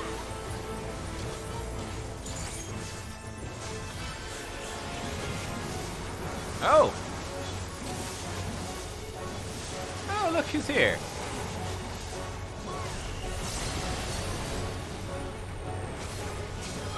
Hi. Teamwork. What a boorish audience you are. Teamwork makes the dream work.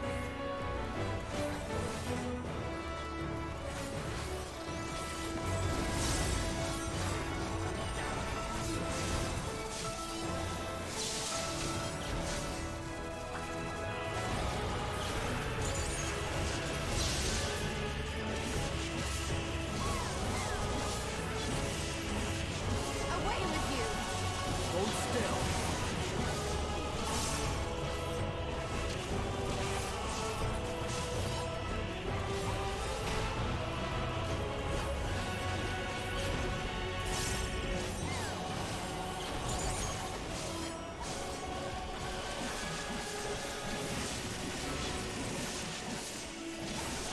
Allow me.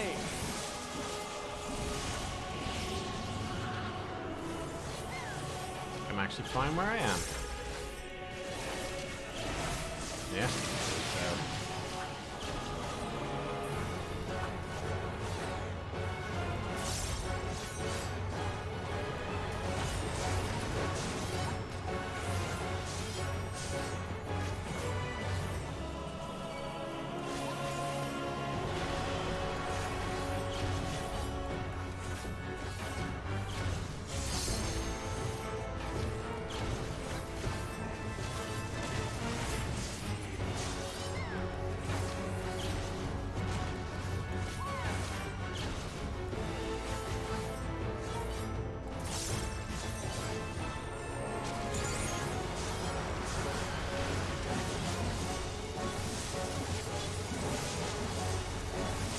Doing his left again.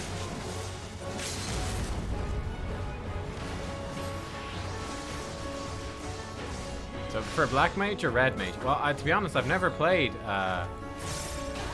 Black Mage, so I can't say anything about that. But I do enjoy Red Mage a lot. Red Mage is very fun.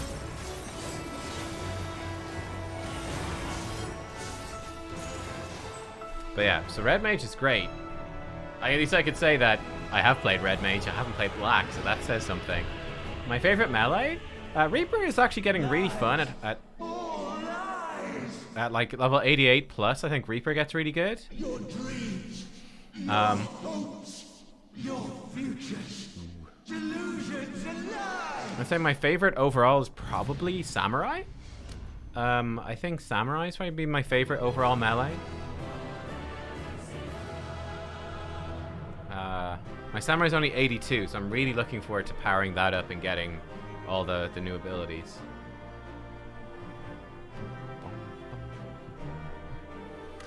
What did I get? Some earrings. Alright, wait, is there no gear from this dungeon? Is this only earrings and stuff like that? I think it might be. I think someone warned me about that. So I don't think we got a single piece of gear. So that seems likely. It's only accessories. That's a bummer. But I guess we're gonna get our job armor hopefully soon, so I guess that makes up for it. But yeah, no, Samurai's really fun. I like Samurai a lot. I feel like it's got a lot going on, lots of OGCDs, lots of variety. It's great. It's great fun.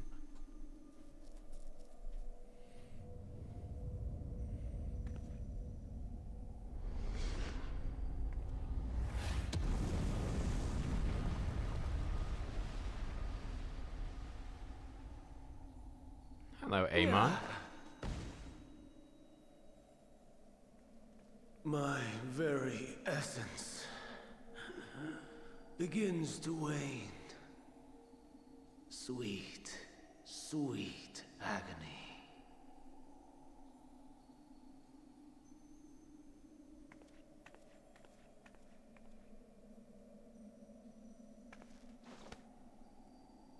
Leave this to her.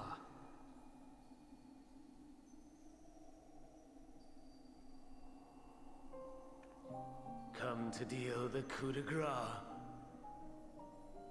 Good. Watching you struggle against the inevitable is bad comedy. Erase me from existence, soul and all.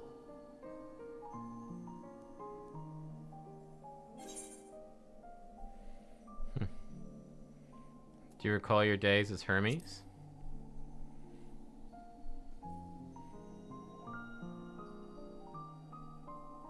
How would you know that name?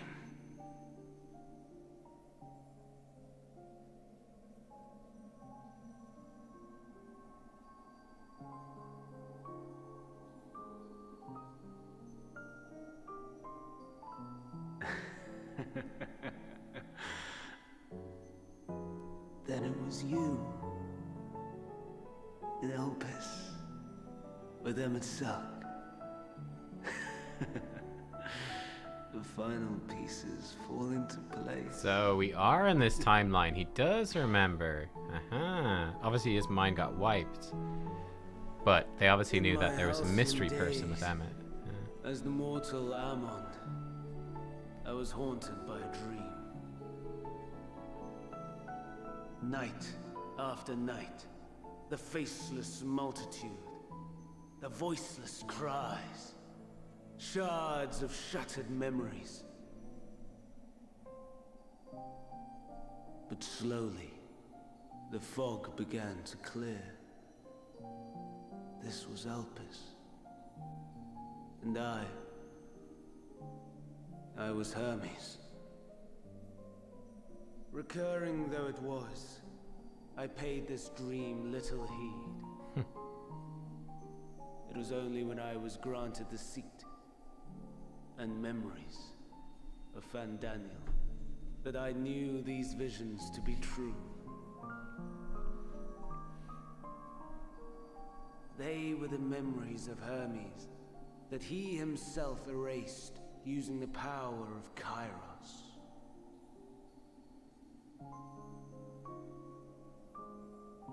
Or so he thought. In his attempt to burn away the events of that fateful day, he succeeded only in searing them more deeply into his soul. My soul. Death failed to expunge them, no matter how many times it came. Rebirth after rebirth, from one Fandaniel to the next. Is that what drove him crazy? I wonder, is Emmett Selk adrift somewhere in this ethereal sea? In defeat, finally remembering your time together in Elpis? How it must gall him to be entrusted with knowledge of the final days, only to be rendered powerless to act upon it. So many lifetimes dedicated to restoring his beloved Amaral in blissful ignorance. Oh, folly.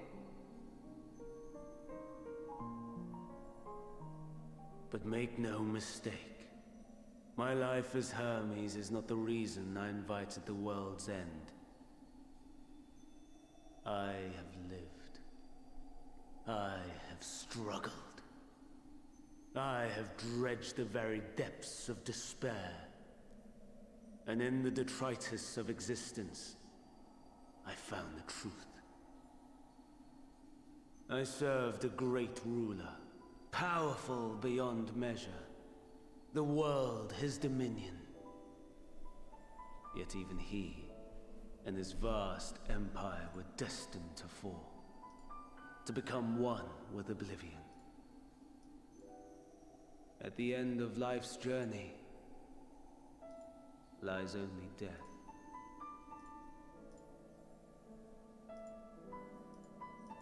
So I ask you, why live at all?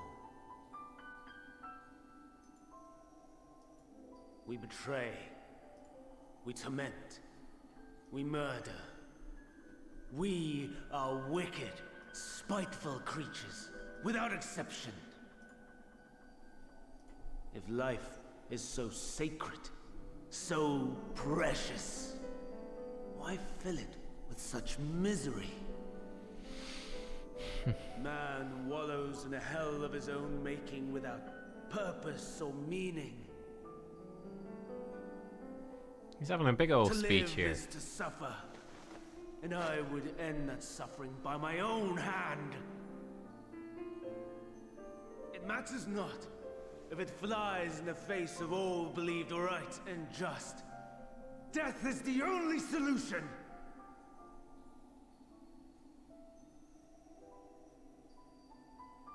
That is my truth, my answer to the question. And yet, even as the words pass my lips, I am filled with doubt. Has my search reached its end?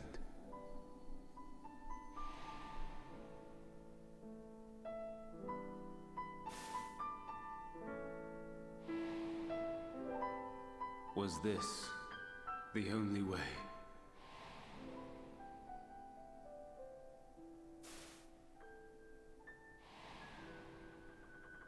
After all these years,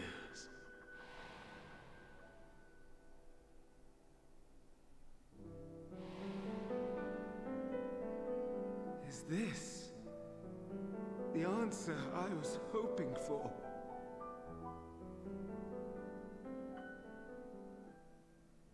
The lamentations of the damned. How it vexes me to see your conviction falter at the last. Nani? Fandaniel. Still clinging to existence, I see. You, who champion death so fervently, unwilling to accept your own, refusing to be purified and swept into the sea of souls. As do I. So that's Asshat's voice, I'm pretty sure. We prisoners to men, watching as the world turns.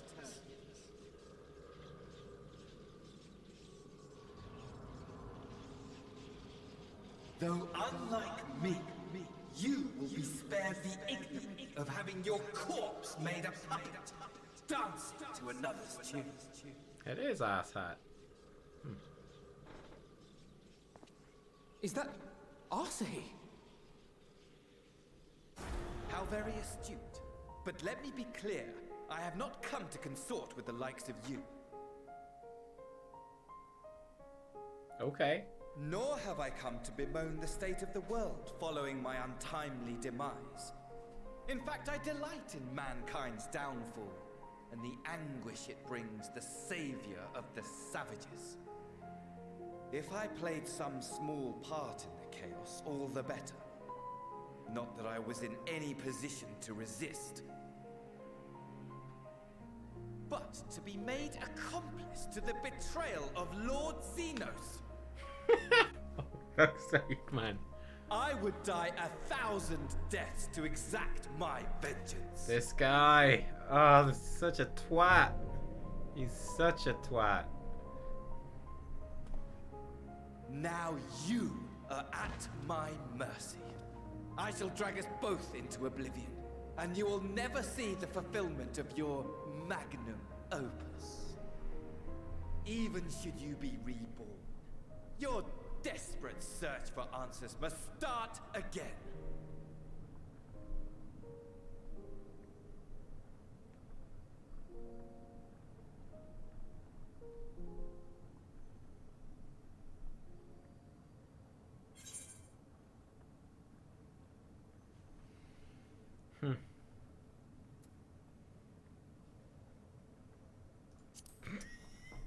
Just gonna leave him hanging. I was gonna leave him hanging. You got nothing. Giving you nothing, pal.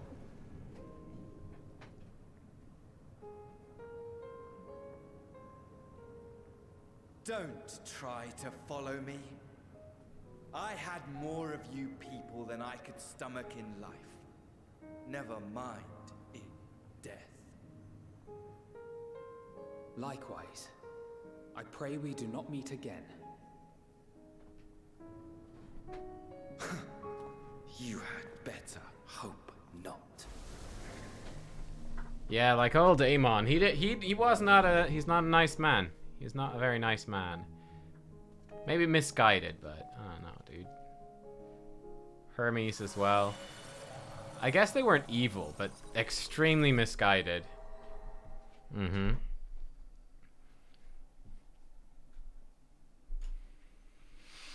Come.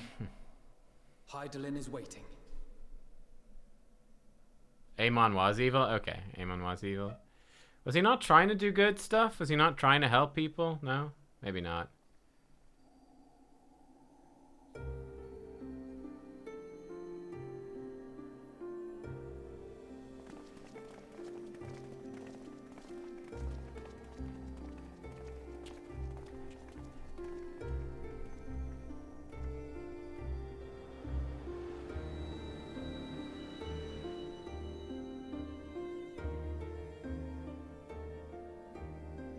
Brave travelers, I welcome you. Okay, so Amon was pretty evil. Oh, wow, look! Hot diggity dogs. That's what you look like now. Wow. You look different. My. You've, I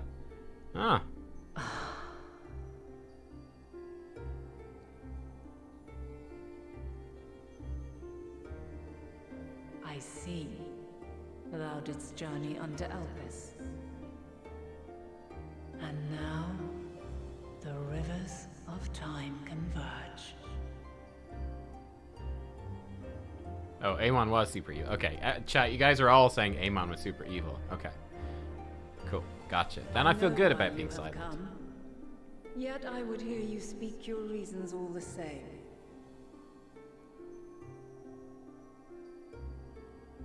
You created the moon to deliver mankind from the final days. But is that really how it has to end? We do not wish to abandon this world. We want to protect the source and all of its shards. To flee is but one of two paths. Look at her feet. Her crazy feet. The other leadeth to Meteon, far beyond the stars, where she doth chant creation's requiem.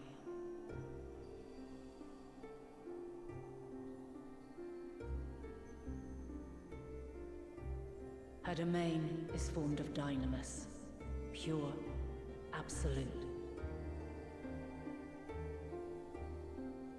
Where emotion and memory govern all, ether will avail you naught. Meteon hath gathered the pain and despair of countless stars, and to go unprepared is to go unto your doom. We'll beat her. We'll win. I swear it. Is what I might have said once. What? Oh! After everything I've seen, all the times I've succumbed to my own anger and fear. I can no longer pretend that courage and faith will be enough. But are we truly so powerless? That our only choice is to flee? Far from it, my child.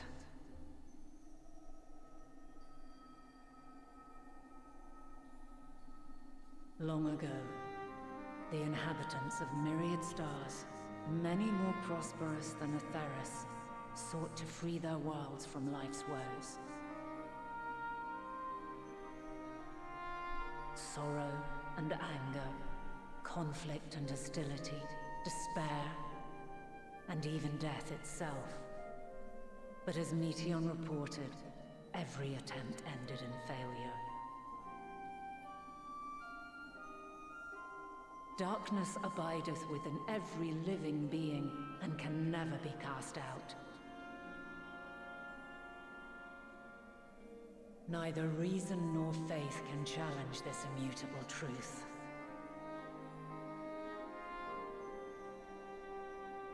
To live is to suffer. And in suffering, find strength and purpose and hope.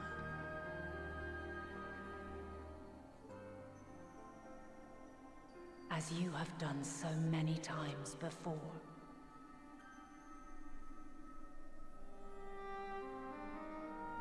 Thou dost pursue an impossible dream, yet knowing this, you pursue it nevertheless. And thou hast learned to depend on others as they do thee.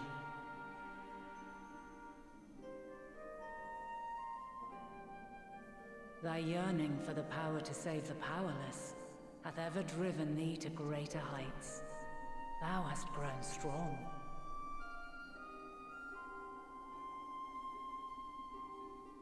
Though those closest to thee no longer walketh by thy side, their love remaineth thy guiding light. For duty's sake, thou hast been bound by truths unutterable time and time again. Yet thy heart hath never wavered, as thy companions will attest. Thou are very good at speaking with Loporits. In thy pursuit of mysteries great, all thou believest is brought into question. Undaunted, thy thirst for knowledge remaineth unquenched.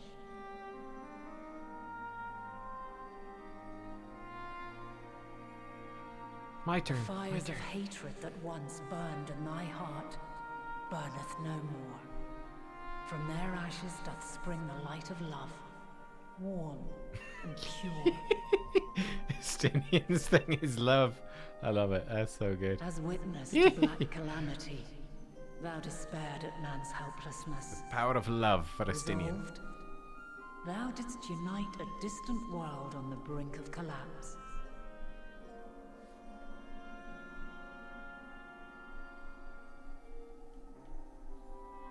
And thou, my champion, when all did seem lost, thou never abandoned hope. For every trial and every foe that did bar thy way, thou hast proven equal to the challenge, drawing courage from the many bonds forged on thy journey. Don't tell her I doubted her since A Realm You Reborn. have all known despair. Complete faith.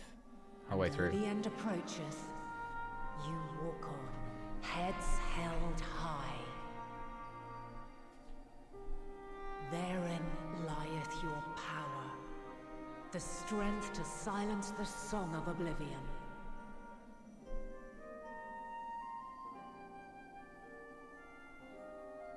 Then there is a means to confront her. Yes, if you should prove yourselves worthy.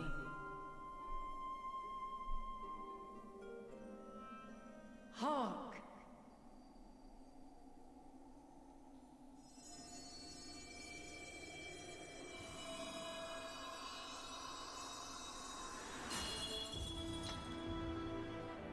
Nigh impossible is it to send mortals to the edge of the universe. Should you fail, there will be no second Wait, chance. we gonna have to fight her? As the will of the star, I ask of you this. What? Do you possess the fortitude to stand firm when all around you doth crumble? Do you possess the faith to vanquish despair itself? Should you lack the strength to best a supreme deity, I cannot allow you to make the journey. You go. What? What? Oh my god. You must leave this star and never return. We fought Zodiark. Prepare yourself. Oh my god. What? Girl, we fought Zodiark. We've been freaking. Prove ourselves worthy, then. Sounds straightforward enough. Oh, he's up for it. Aye. No room for confusion there. Alright. They're up for it. Like, sure. Case. We've come too far to back down now. I am of the same mind. What power I have, I shall bring to bear. They're so up for fighting Heidelin. They're not like, wait, why are we fighting You Heidelin? seem to be forgetting who we're up against. It's not every day we battle a divine being of untold power. Well, not quite every day. Do try not to get underfoot. Needless to say, there'll be no margin for error. Let us hold nothing back. For the people of this world and those beyond the rift. I mean, she could help us fight Matea. Guess not. I guess we'll just fight Heidelin. Alas, the question I posed to thee in Elpis hath remained unanswered these long years. I would hear thy response, warrior of light. Shouldst thou emerge victorious? I don't remember what she asked me.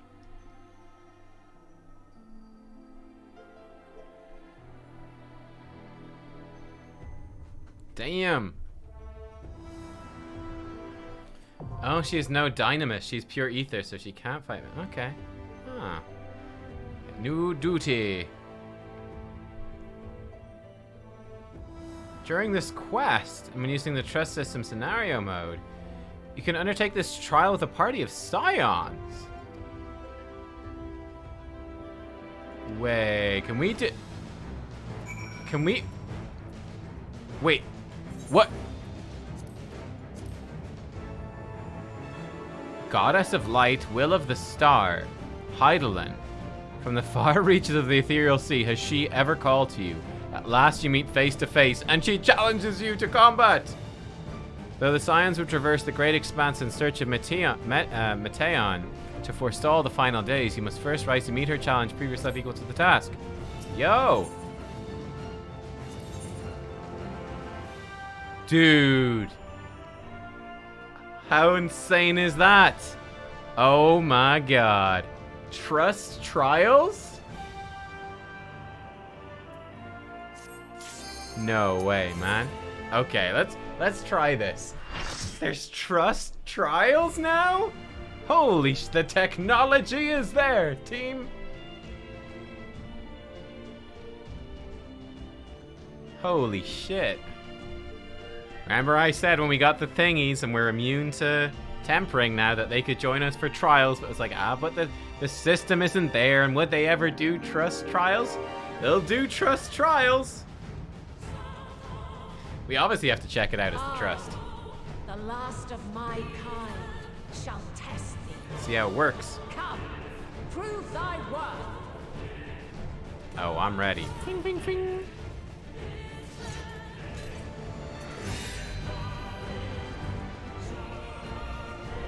It still bothers me. We need a new tank. Man, that's the one thing this team is missing. We need another tank so Graha can get full mage duties. That's what we need. All right. Come over here, guys. Okay, come over here. Okay, no. Up. Come on. Okay. Come on, trust. Up. Trust. Form a circle, please. There we go. Okay, but over here, though. Okay, now over here, move a little. Okay, there we go. Okay, good. A little bit to the...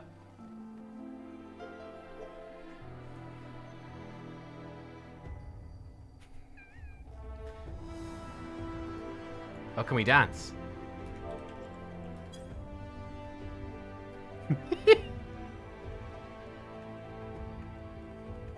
They do not want to join in. All right, team, let's go. Enough faffing about.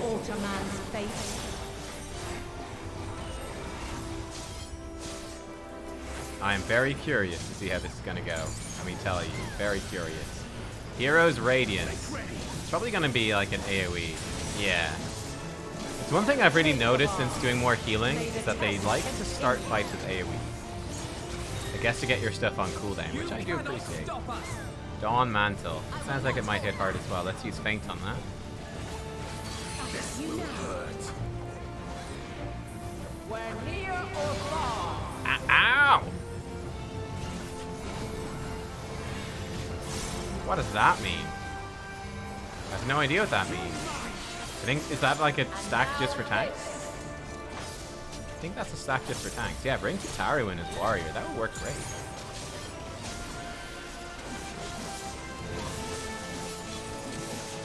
That is a tank buster stack. Cool. Never actually seen that before. Sick. Ow. Oh, I've got two badges of honor already, huh? I wasn't looking. I was looking at chat. Okay, let me pay attention. Going away. What's she up to? Dawn's Mantle. This is the one that hits hard.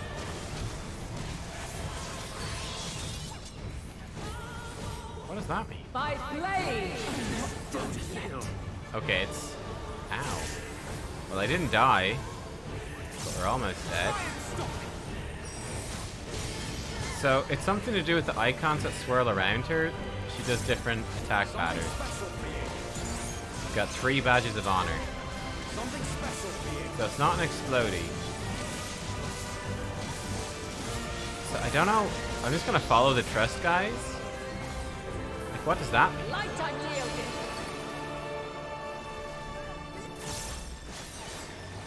have no idea how you're supposed to know unless you know what those actually do. I don't know. Okay, Dawn's Mantle again.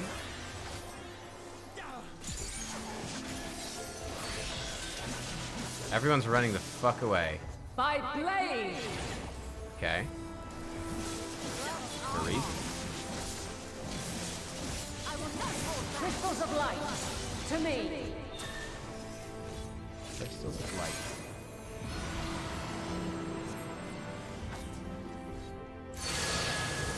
Oh! Oh, look at this. Here. Oh. Do you perchance want us to think? And feel? Feel. Feel, The The sorrow at hope's demise. Idiot, where are you going, bro? Oh my god. Think.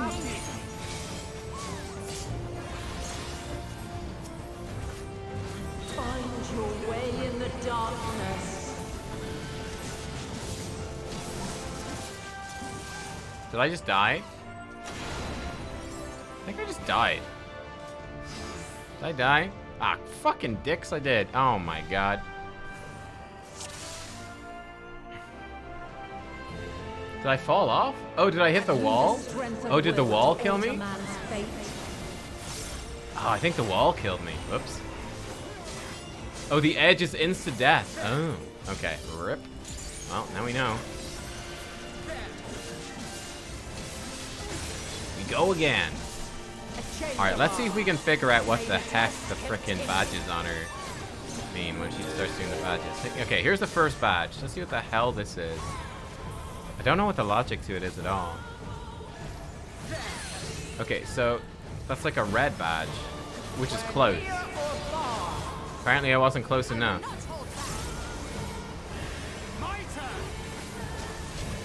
Okay, and that's a tank buster.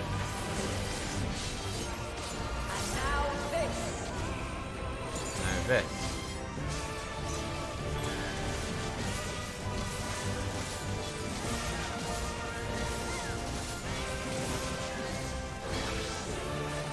Okay, so this one is maintaineth distance. Maintaineth distance. Okay, that's what that's about.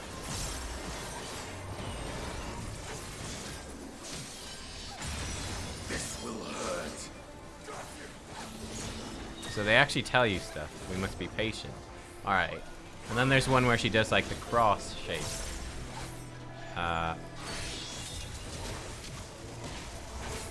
By blade. I like that some of them do get hit. That's kind of funny. Some of the trusts get hit. They're not that good. They make mistakes.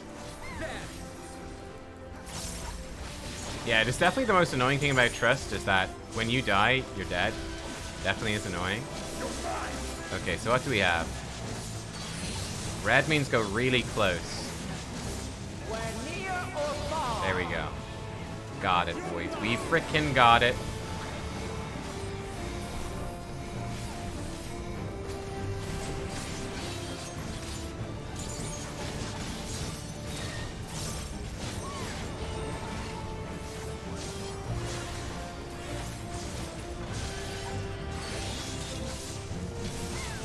Oh, this is the cross. Oh, I almost walked into it. But I didn't. Crystals of light. Okay, she's actually phased way faster this time. That's good.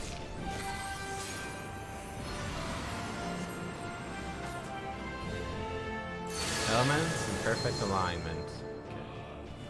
Let's go on this one first. Here. Okay, so the walls are instant death, so we just want to be super safe. Let's just be super safe. Take our time. We're not in any rush.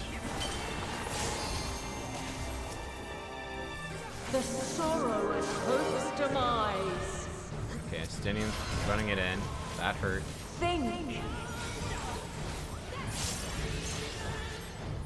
where are we going next? We're going to this one. Find your way in the darkness. Okay, we're playing it safe, team. Super safe. No risks. Bang.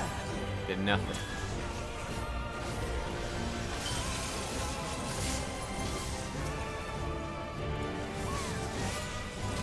Whoa, whoa, whoa, whoa, whoa!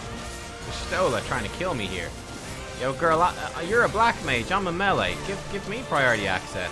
Please, I beg of you. Everyone's running to the other side. I've been abandoned, but I think I'm fine here. Yeah, totally fine. No stress.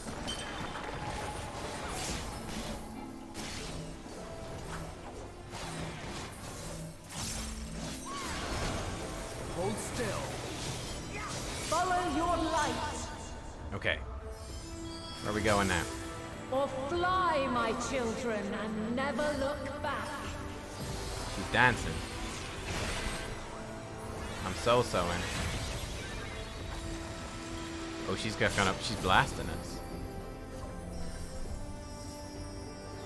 Then you are resolved. Try and stop me! Away with you! I want a limit break. Fuck it, right? Why not? By crystal's light. What's she up to? Do I have to redo this whole thing if I fail? Hopefully not, but probably will. Okay, this is a get close. It's the same thing.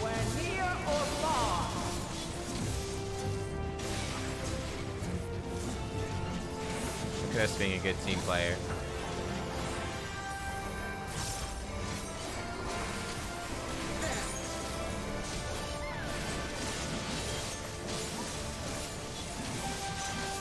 We're high or low.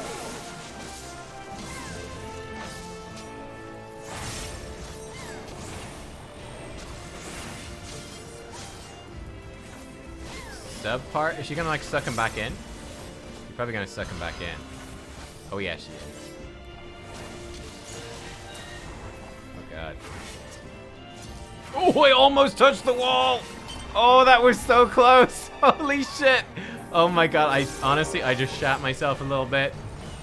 I was like a centimeter from the wall. Oh god, that was bad. This is a go far. Light unyielding. Ow! Oh, that really hurt. Ooh! Oh, that was close. I survived somehow. Will to live. What the fuck is this?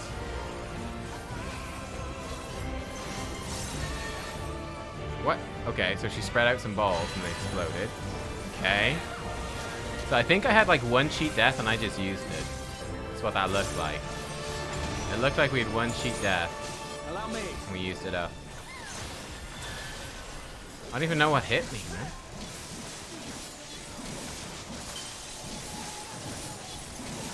She's empowered by the light of the crystals. Dawn's mantle.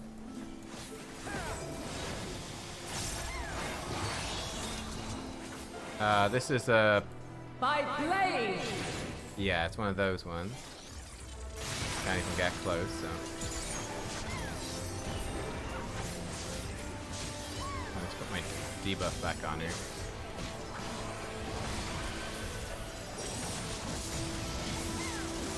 Yeah, I probably should have skipped the stacking there. I was so low on life. Radiant Halo. I'm gonna do something. Okay, that just hit. That just hit. Fine. Light Wave. Who knows what that does? Okay, so there's actual weight. What the fuck is this, lads? Hold still. Oh, it's like repeated hits. Okay. That was like multi-hit. Okay, then the waves are going in. Okay. Okay, okay.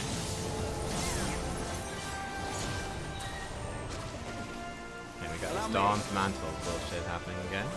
We need to generate more points as well for Mage. Let's go far away. Please don't run into me.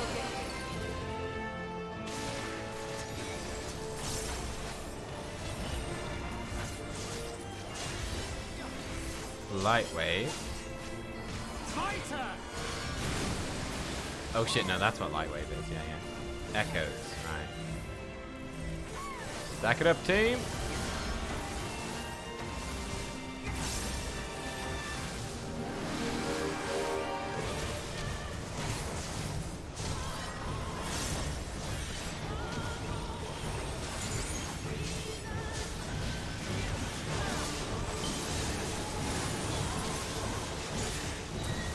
Pretty good fight, actually, isn't it? Pretty good fight. I'm excited for this one on Extreme. I think on Extreme this is gonna be super cool. This is a get in super close. I was gonna say she's probably gonna. Can I stay in the middle? Yeah, I can. Spot right here for me in the middle. Oh yeah. Designated spot. So Light Wave isn't actually anything scary. This is scary though. There!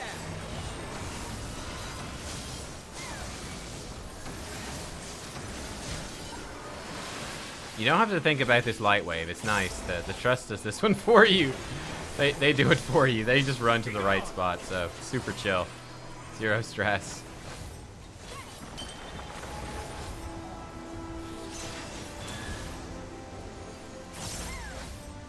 Okay, we've got another Dawn's Mantle coming. What's this one? This one's the lines. Okay. And we've got a stack coming in with that. That's pretty tough. She's almost down. We got Reaper form. Don't have a good limit break, in my opinion. This last one. I guess we just don't move. We just do this in the middle, right? I guess I can limit break here. Didn't really do much. He's gonna die to just a random hit. Okay. Anticlimactic hit. Finish. Whew. Okay.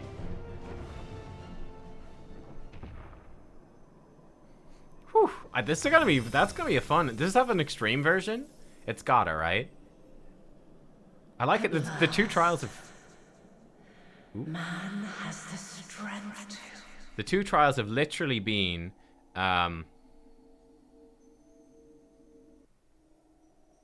Zodiark and Hydaelyn. It's been the two trials. It does have an extreme mode. Cool. Never thought I'd end up fighting Hydaelyn herself. I trust you're still in one piece. Nice. Good job, team. I hope that'll suffice. Hell yeah. Good job, Trust. We did it.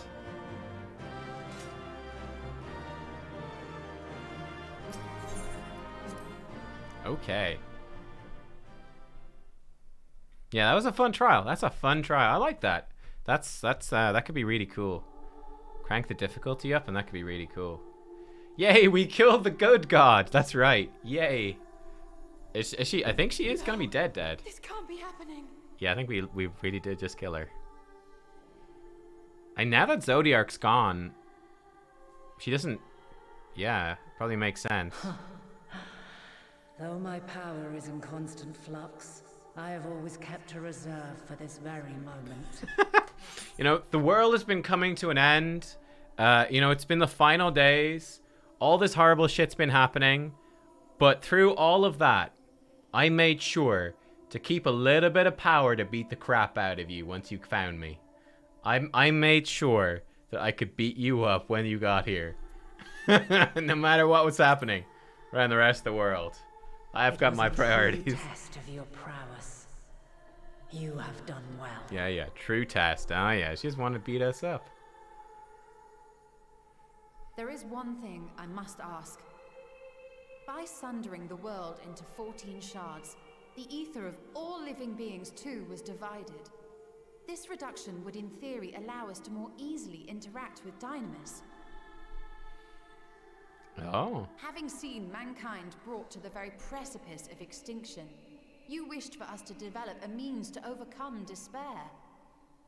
You believed we had the potential, and sundered all creation to see it fulfilled, to deliver us to that swirling maelstrom of Dynamis in which our foe hides, and grant us the power to defeat her once and for all. Is this not true? It is as thou sayest. 'Twas the trial to which I subjected mankind, and it hath led to untold bloodshed and suffering. There was no kindness, nor justice in the tragedy I wrought. So, but how did she make us be able to, like, interact with Dynamis? Was it just that because we were sundered and had less ether, that we'd be able to interact with Dynamis? Seems kind of like guesswork to me. Like, I don't know if she could really know that was how it would work. Less ether? Okay. It's a bit thin. My only recourse was rend him and the world asunder, that his power be diminished for a time.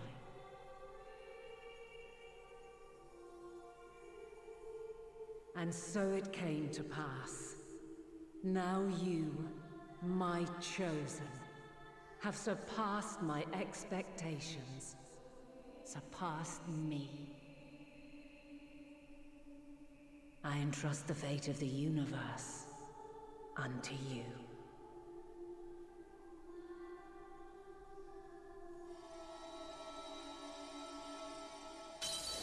This crystal contains the memory of Meteion's passage through the stars.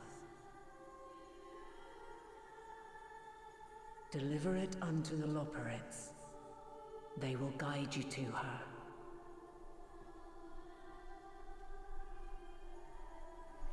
Yeah, okay. I guess like Meteion is the same sort of thing. Because her ether is thin, she can interact with Dynamis. Though they may be capable of crossing great distances, there is a vast difference between traveling to the moon and the furthermost reaches of the great expanse. And unlike Meteion, we cannot simply soar on waves of Dynamis to our destination. Indeed. To make such a journey would require an astronomical amount of ether. But a solution lieth close at hand.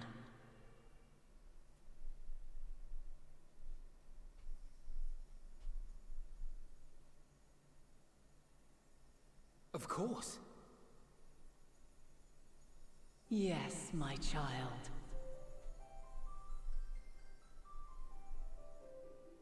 Ever since I became the will of the star, the ether drawn here had slowly crystallized.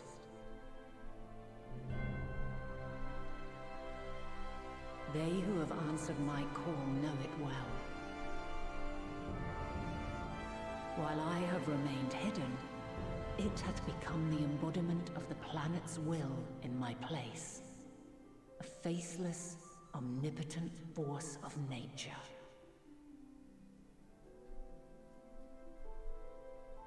The Mother Crystal. Our final hope. Oh shit, she's not the Mother Crystal. It's a separate thing. I thought it was like her. Okay. It's a different thing. They're different. Alas. Dun dun dun. I can do no more. The fulfillment of this task doth fall to you, my chosen.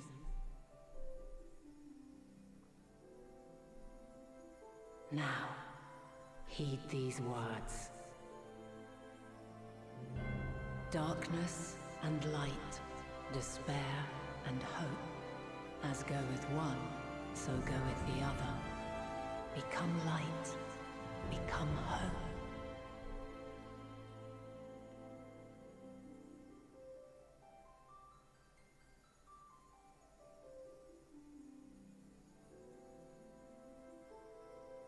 I have a gift for thee. Come closer. Yo, is it my job armor? That's what I'm waiting for. I don't think it's gonna be job armor. Like, where's she gonna whip out some armor from? I don't know. Long have I searched for a means to safeguard the future of this star. Though I knew failure after failure, by recalling thy tales and my promise to thee, I found the strength to carry on. Though the world is ever changing, thy thirst for adventure hath never waned. Thine unshakable resolve never ceases to amaze, to inspire.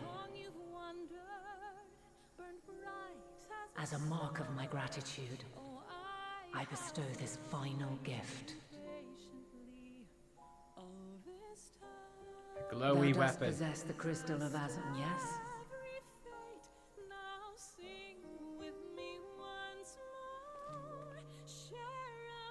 As Hydaelyn, I reside over the forces of stasis, tranquility, peace. The laws which impart stability to existence itself. I will weave this self-same power into the crystal, granting thee mastery over matter, to give form to the formless. Use it wisely, or it will not last indefinitely. As thou hast seen on thy journey through the ethereal sea, souls are drawn to thee. Mayhap this trait will prove to be a boon rather than a hindrance.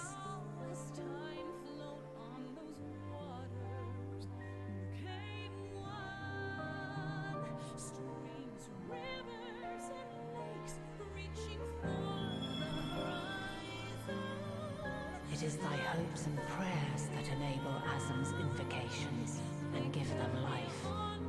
So keep them close. But pray, remember this. When the way forward is hidden, even from the mind's eye, look not to the invocation, but within yourself. These were the words of the crystal's original bearer.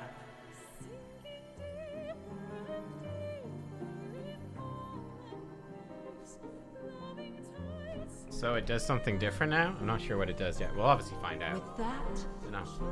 my work is finished. Like, I guess we can, like, duty finder people across space or something? Right the wrongs committed when the world was yet whole. Silence the song of oblivion. Teach her a brighter melody. Show her our journey is far from over.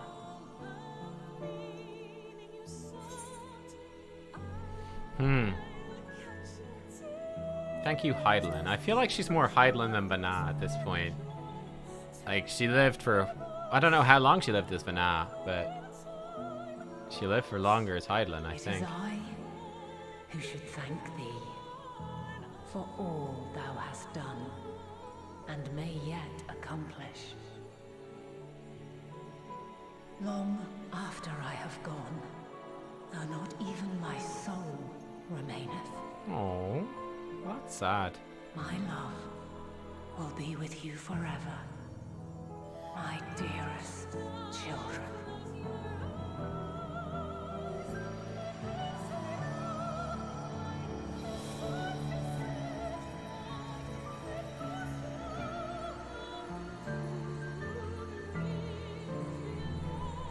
Bye.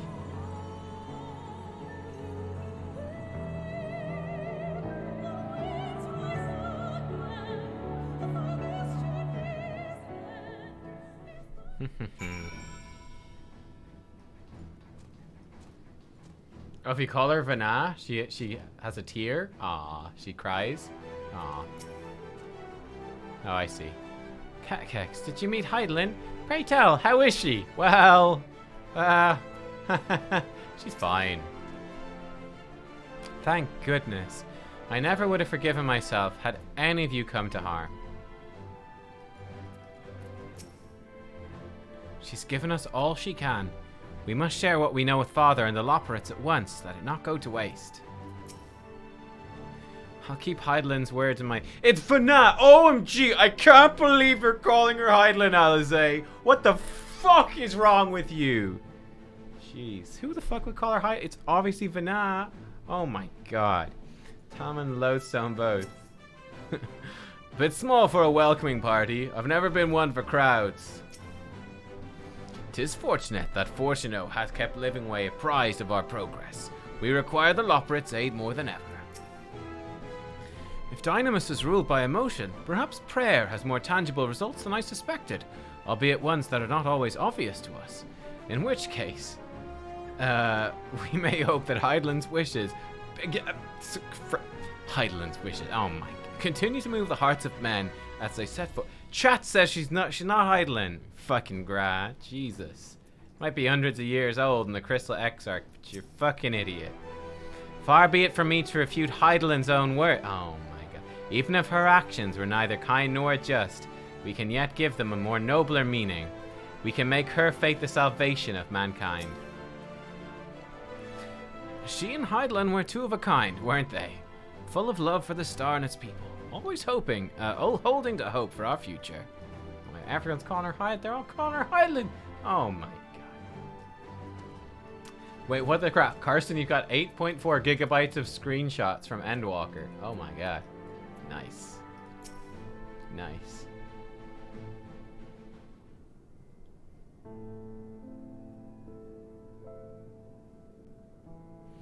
I'm glad to see you well. Though we could only roughly place your souls, deep as you went, we could neither see nor hear you. Fluctuations in your ether near the end gave me quite a fright. What in the world happened?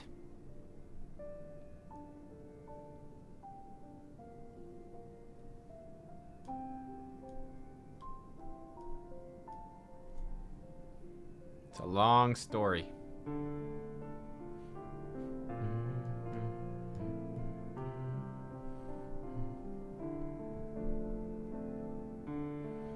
Do you mean to say Heidelin is...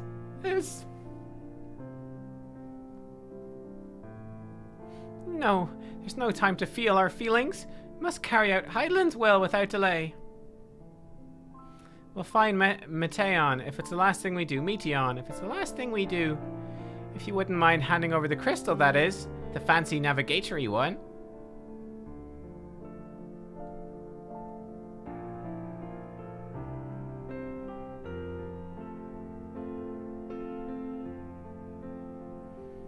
To the edge of the universe, where congregates the despair of countless stars. You're determined to see this through?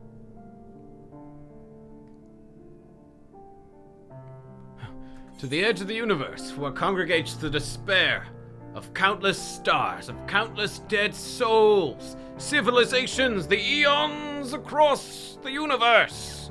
All their despair is there, along with the ether currents to fly in the zone. Yes, along with the ether currents. Yes. We are. We'll fight to the bitter end. I know it pains you to accept this. Would that I need ask nothing more of you. Yet we've only two means to travel the great expanse, the moon and Charlian's Ark. I'm all too aware that without both of them, there will be no exodus, but I nevertheless beg you to honor the agreement we made.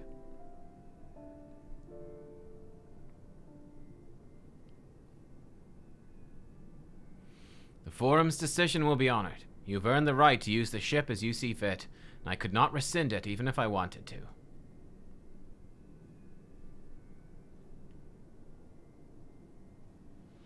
As it happens, I do not, and would do all within my power to aid your cause. Aww.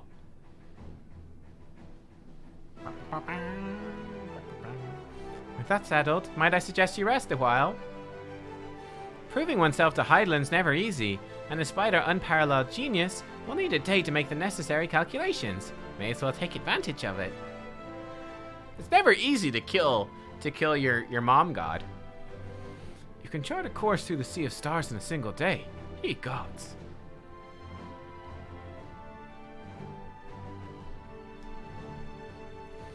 Shall we head above ground for some fresh air then? And perhaps a nap? Oh, I need my job armor soon, just saying. Like, I mean, maybe my job armor is gonna be out there in frickin' space at the edge of the universe, but I feel like it's more likely gonna be here. Or maybe in the spaceship. I don't know. Mount unavailable in this location. What'd you talk? Oh, we're in. Oh, of course, we're here.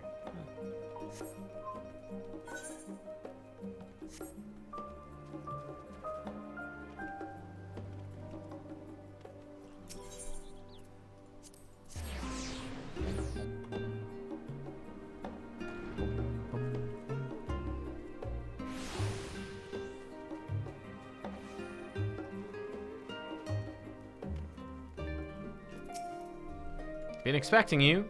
Heard about your foray into the ethereal sea. The students have ventured far and wide, but never quite so deep as that, she said. Are you experiencing any after effects from your prolonged exposure? Nausea, dizziness, hauntings? Well, have a pleasant sleep. If you do experience any unusual phenomena, please let me know. I shall add it to our records. We're so close to 90 weeks.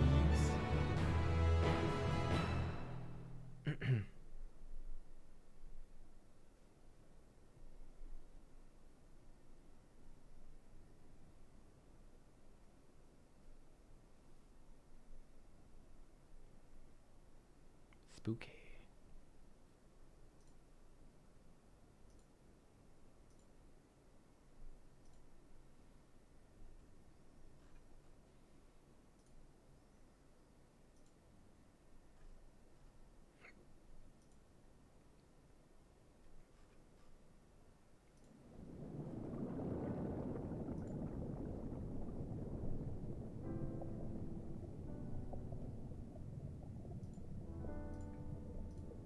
There you are.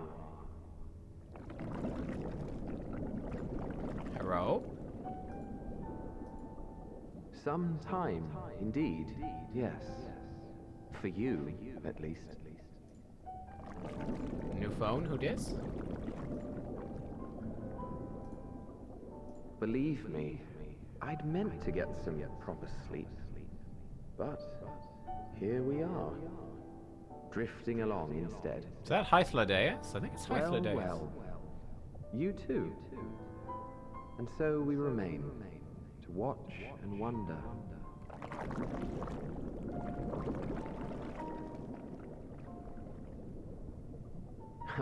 Yes, indeed.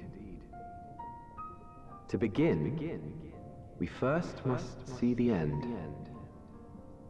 It's very loud.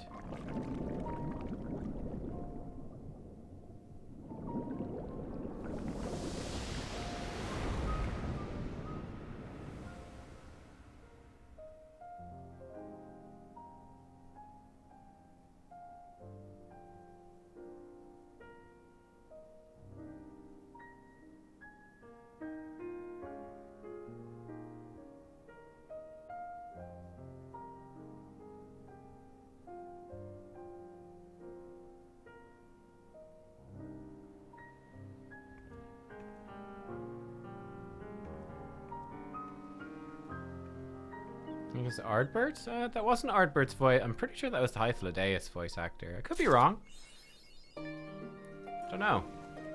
Don't know how Hythlodaeus would be speaking to us, but... Oh, maybe Tataru gives us our armor. A great many of the helping hands to deliver the adamantite are still here in Charlian. I, for one, couldn't be happier. Between the ether burner to be refurbished, supplies to be transported, and meals to be prepared, we need all the assistance we can get. Even Lord Eminem's been doing his part, albeit at a snail's pace. Still, it's a thought that counts. A bit more effort wouldn't go amiss. Poor Eminem. Cat Kex, I trust you've had a good rest. An envoy of Master Fortuno arrived not long ago with a message. The Loperates have determined Meteon's location. We've been asked to gather at the Rostra. I'll meet you there, along with the others.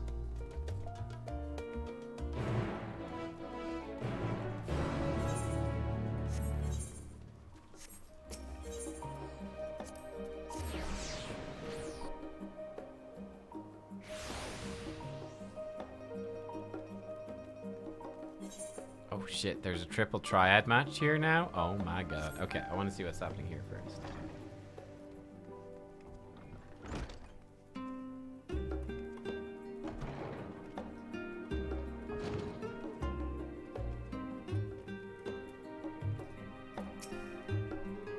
Gods, I can hardly believe the Loperates managed to find Meteon out there, hidden among the stars. The sheer distances involved are mind-boggling. Before coming, I thought to inquire after our comrades abroad.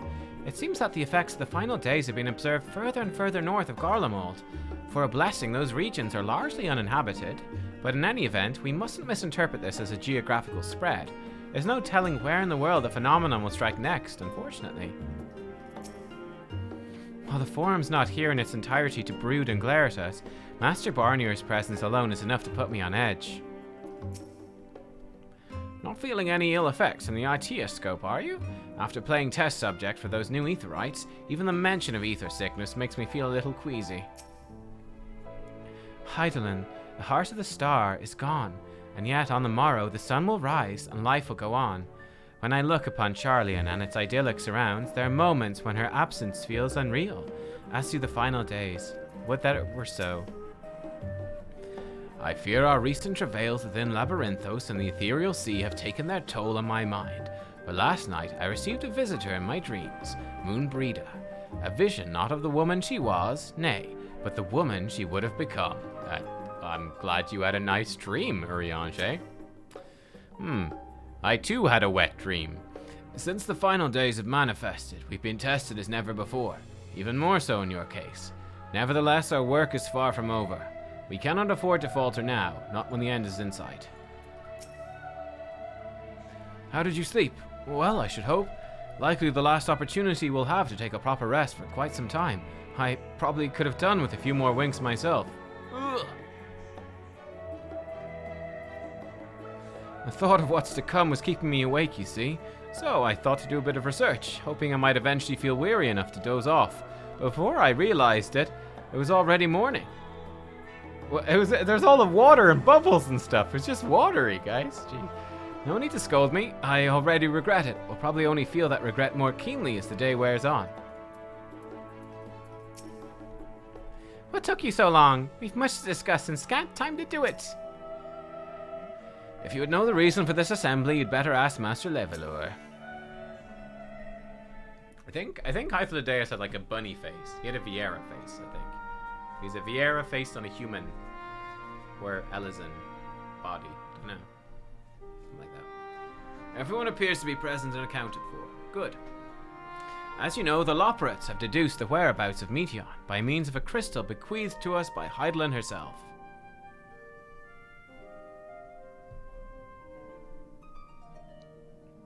Your quarry's location is a place far beyond the moon, in the furthest reaches of the Sea of Stars, at the edge of creation, of course. She's down the road at McDonald's. So shocking, but cool. A veritable Ultima Thule. What? Indeed. How then are we to reach it? An excellent question. Luckily for you, I have an equally excellent answer. In theory, with its advanced propulsion systems, the moon is capable of delivering you to Ultima Thule, but the myriad other facilities housed within would greatly impede travel through the Sea of Stars.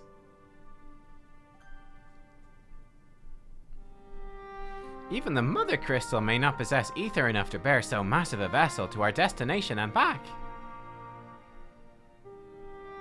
However, if we integrate our Hyper Hopper into your ether burner, we should be able to fire things up and jump our way to the end of the universe in no time. The Hyper Hopper. Okay. Father, does this mean...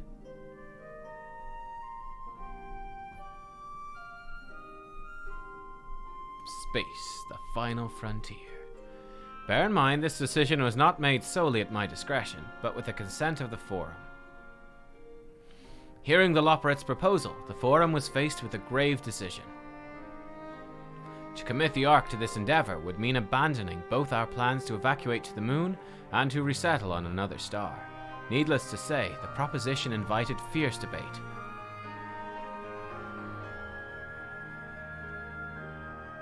In the end, however, the Forum was swayed by the simple fact that Hydaelyn believed you possessed the strength needed to overcome this crisis. The Great Exodus was, after all, a plan of Hydaelyn's own making. Therefore, if in the 11th hour she would proffer another means by which we may seek salvation, we would be fools to dismiss it out of hand. Indeed, she sacrificed everything, her very existence, to avert the destruction of this star. That is why we've chosen to place our faith in Hydaelyn, in you.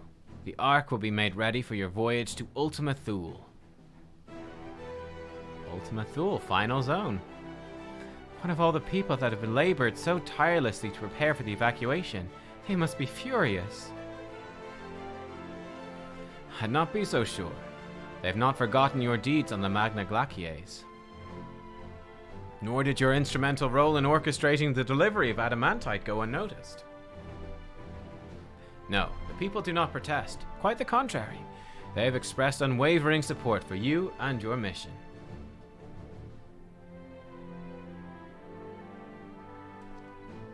Are the Loporrits, too, willing to abandon the Exodus? Were you not listening when we said we were born of Hydaelyn's love for Aetheris and its people? If it means your survival, we'd do anything to help. Aw, Loporits. And you'll most certainly have need of our expertise where you're going. There's no guarantee Ultima Thule is a place that supports life, an otherwise vexing problem our know-how can remedy.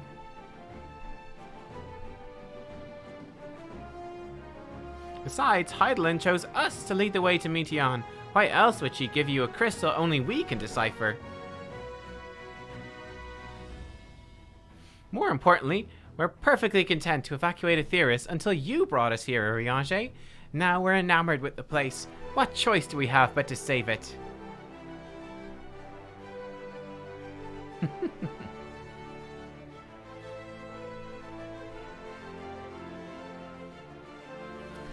Of course, none of this is possible without you and the Scions, so I must ask, are you certain you wish to do this?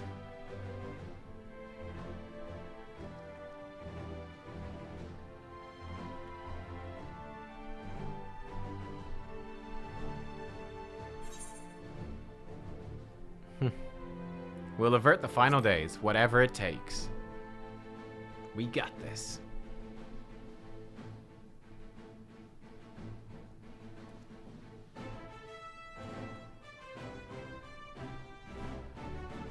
Very well. We shall inform the Forum of your decision. Begin preparations to bolster the Ark with the, Hyper Hopper.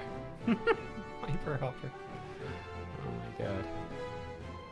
The Loporits will coordinate with the Ilsebard contingent to have the necessary components transported via the Tower of Babel.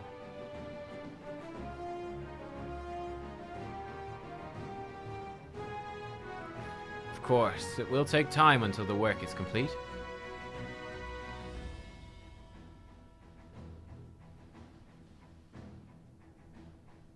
For now, pray take your ease.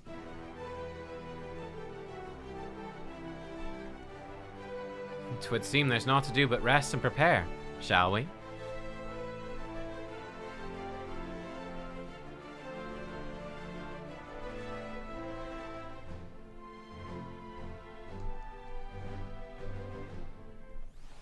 Cool. Okay, where are we going here? I'll speak with Alphino just outside. Okay.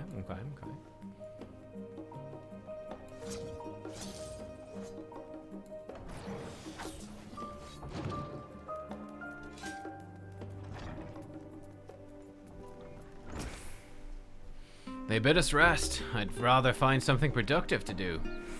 I suppose now is as good a time as any to hone my lance.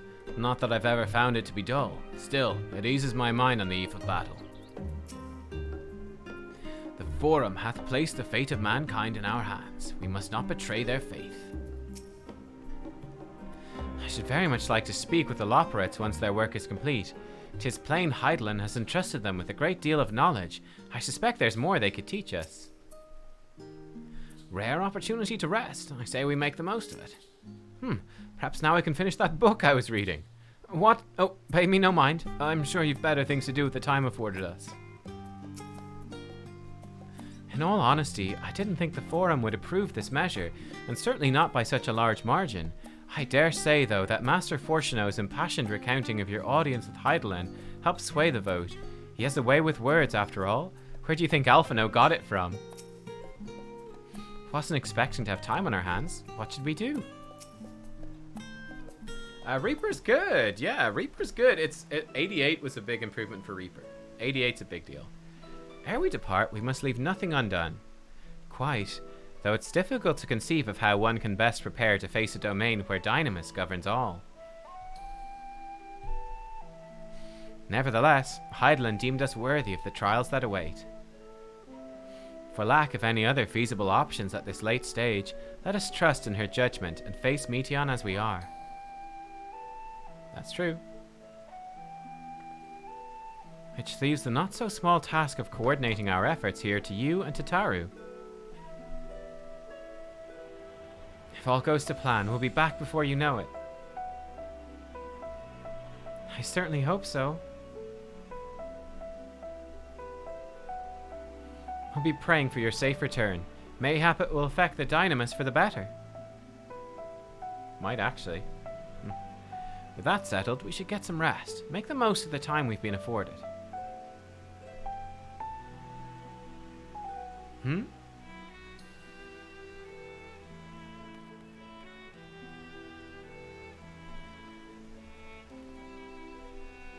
Meeting's over, is it?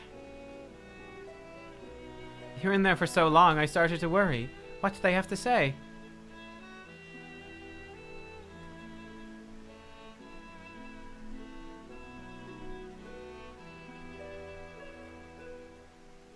The edge of creation.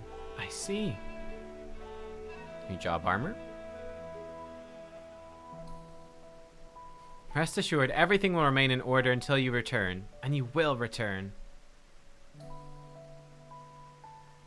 Actually, Cat Kex, could I borrow you for a moment? Oh, shit. This is it. Looks like your plans for the interim are decided. When the two of you finish, meet us back at the Baldesian Annex, alright?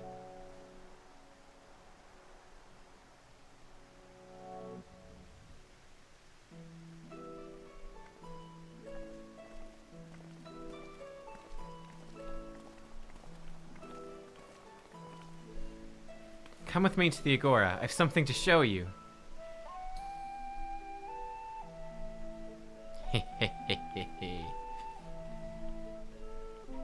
Yeah, I mean, like, for Vanna, for Heidelin, like, her passing on, like, again, it really ties in with, yeah, like you guys said, with what the actual, that was the way that the ancients looked at it, was you fulfilled your duty, and then you could, you know, rest in peace, basically. And which is what she did. She did what she had to. She prepared everything. She prepared humanity over thousands of years.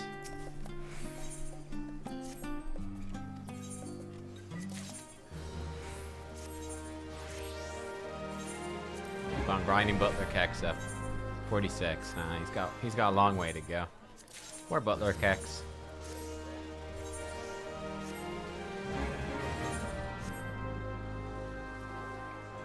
Nice scythe.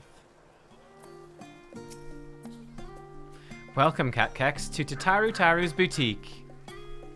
I've always done my best to provide the Scions with fashionable attire, but in your case specifically, I make an extra effort to strive for the most functional yet stylish clothing one could ask for. Not that I'm playing favorites, but you are the Warrior of Light. Faced with this unprecedented crisis, I knew you'd need an ensemble unlike anything I've created before, that I wouldn't be able to do it alone. And so, after enlisting the aid of the world's finest artisans, I finally completed my career-defining masterpiece. But then, inspiration struck. I saw a golden opportunity just begging to be seized. With the help of some Thavnarian refugees, I decided to set up shop here in Charlian. Of course, I'd never charge you for any of our works, perish the thought. Varsaru, how are things coming along? Everything is in order, Mistress Tataru. We'll be ready to open shortly. Which is why I brought you here, to our very first patron. Would you mind waiting here a moment longer? To be our very first, okay? Following events cannot be skipped. Wait for Tataru's boutique to open. Hell yeah. Cool.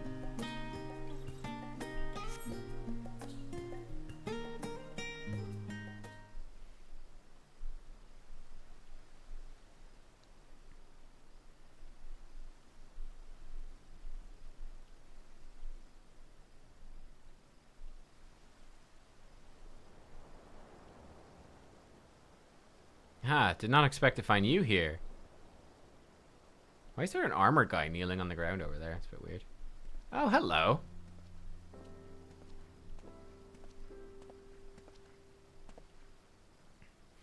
I imagine Nidana would also wish to offer her regards. Alas, after delivering our dragon scales to the engineers, she remained to assist with their work on the ether burner. This simulacrum too will stay in Charlian, while I oversee matters in Radzatan. It is a rather convenient means to keep abreast of developments pertaining to the final days or anything else. It also allows me, after a fashion, to watch over my people in this distant land. Varshan, I was hoping you'd stop by. I can't thank you enough for allowing your artisans to work with me here at the boutique. Please, it is I who should be thanking you. This establishment has restored a sense of normalcy to their lives. You've blessed them with newfound purpose, and a means by which to support themselves in these troubled times.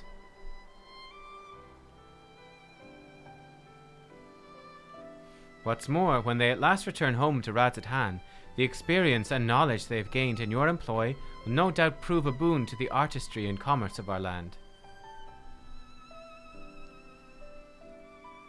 In fact, I came here to see how your new employees are settling in, and to express my gratitude for giving them this opportunity. Oh, actually, question, when should I do the role quest? I still have role quest to do. It's an opportunity for me as well, believe you me. Your artisans have taught me so much about Thavnarian craftsmanship. Their resourcefulness and ingenuity are nothing short of inspiring. I can't wait to see what kind of wonders we come up with. I pray you every success in your endeavors, Mr. Sitaru. Before coming here, I heard word of the Forum's decision, of what will soon be attempted. It was only then that I finally understood why my father called this star the last bastion of hope. Indeed, it was the last bastion, for the flame of every other star he encountered had likely been extinguished. In the boundless dark, the light of brimming life must have been blinding in its splendor. You journey unto the heavens to protect that light. May the scales of my kin serve you well. I have faith you will prevail and restore peace and tranquility to this star.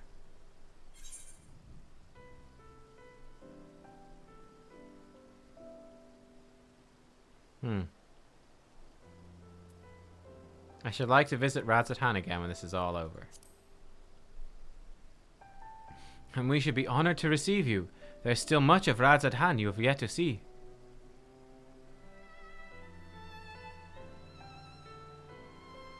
Forgive me, but I must take my leave. Fare you well, and remember, the people of this star have not yet given up hope, and neither must you.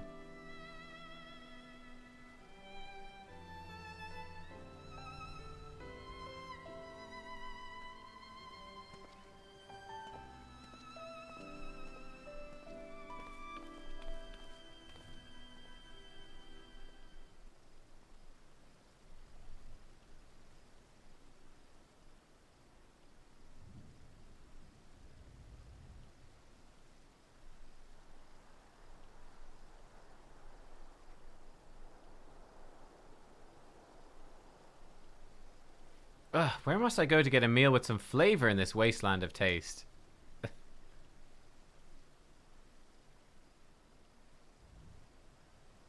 Oh no, it's this Joker. Oh my god. Oh, he sees us from across. Oh no. Oh, it's like, hide, we're not here. Ah. Catgex, old girl. My, whatever are you doing here? New boutique, you say? Been meaning to expand my wardrobe. Yes, something with a little more flair, perhaps, befitting a man of my station. Though I've nowhere to flaunt, said Raymond, so long as my confinement continues indefinitely. I, the young Lord Fort Tom, insist that, so long as there's work to be done, no matter how trivial, I must abide here in Charlian.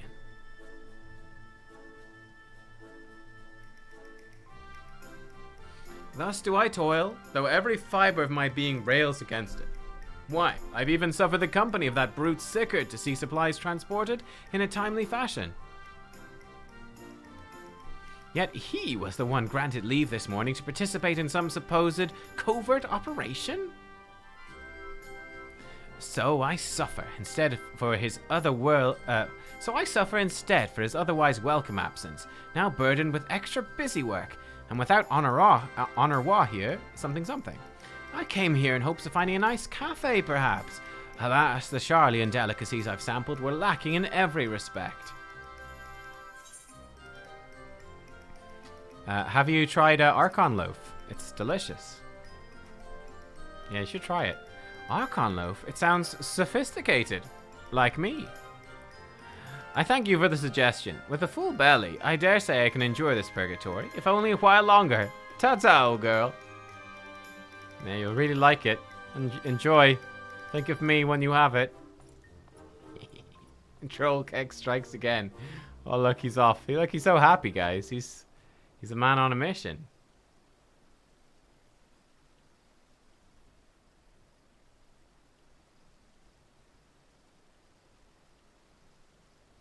Well, well. Is that Catkex and Tataru I spy? Ha! Hancock.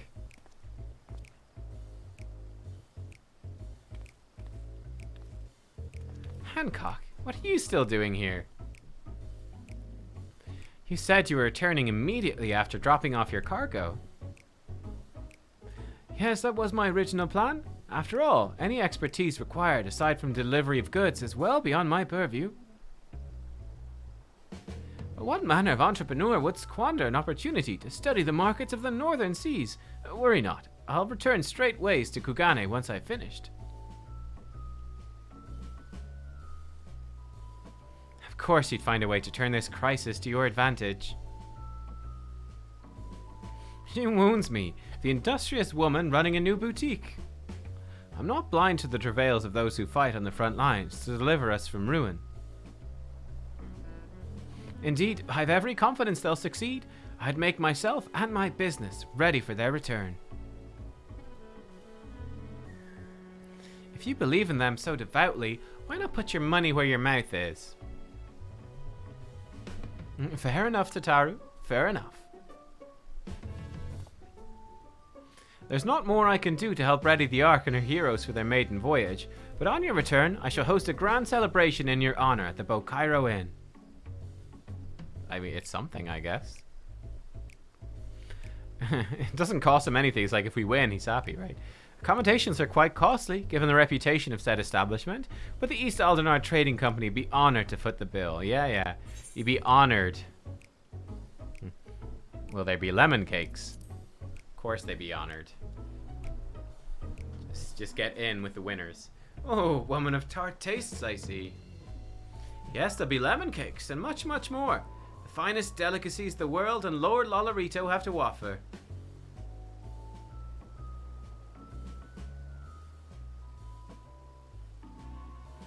Let's speak more of this upon your return, lest I draw even more of Tataru's ire. Until next we meet.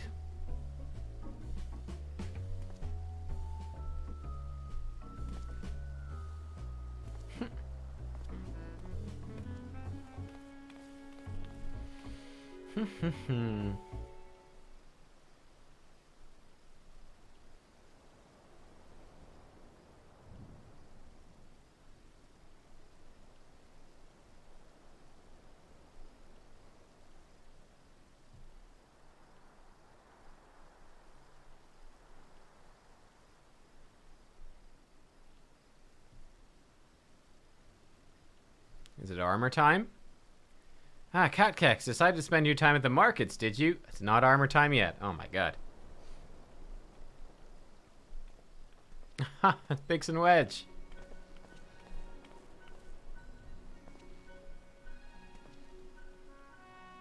Tataru!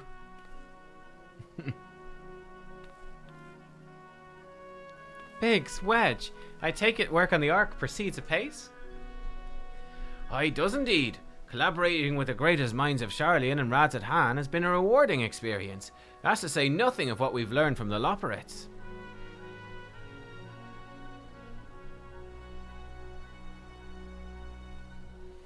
The Ark's unlike anything we've ever had the pleasure to work on. Even Nero was rendered speechless on more than one occasion. I can't wait for you to see it.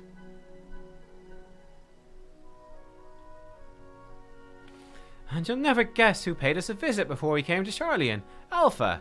I think he sensed the coming danger and returned to check on us. He was always one to turn up in time of need. I suppose that's why he decided to join us here in Sharlayan. Good thing, too. I don't know how he does it. He has a knack of brightening your day just by being there.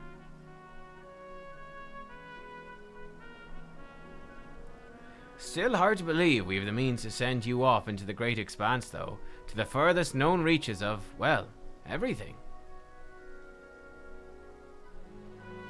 I never thought I'd live to see such marvels, yet here I am. More often than not, you and the Scions are the catalyst that sparks the need for these great innovations. To think how much I've missed out on had I been a member of the Ironworks. Had I not been a member of the Ironworks. An awful lot of work, to be fair, and the privilege of being worked like a cart chocobo.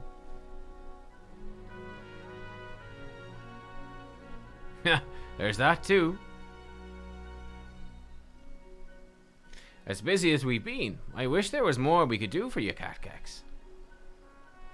No matter what happens, we have to keep believing for a brighter future.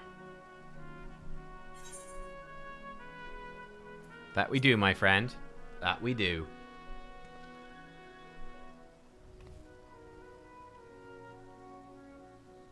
When you head back, would you tell the engineers I'll be along shortly with the refreshments? It's very kind of you, Tataru. They'll be glad to hear it. On that note, Wedge and I should get going. Still, a few more supplies to gather before we return.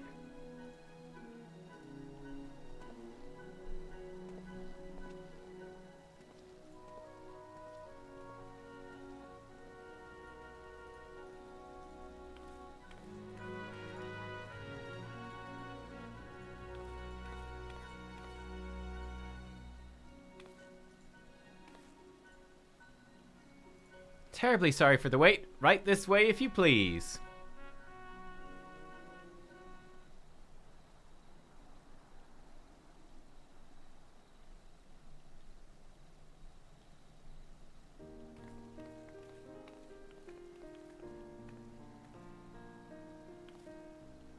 Right. I don't believe the two of you have been formally introduced. This is Varsaru from Palaka Stand.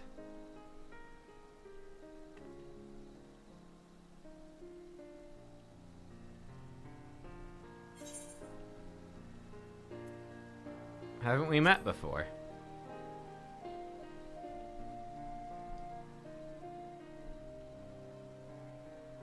Ah, yes. It was you who helped us at Perusa, and again when crossing the ice fields, was it not? I doubt we exchanged little more than glances then, but it is kind of you to remember me. Thanks to Mr. Sataru, I and my many friends have found gainful employment in this foreign land. It's only natural to feel fear in the face of calamity. In such times we must look to one another for strength and succor. I know not whether we'll come to call this place home or return to Thavnair, but we are here today, are glad to have contributed to the cause.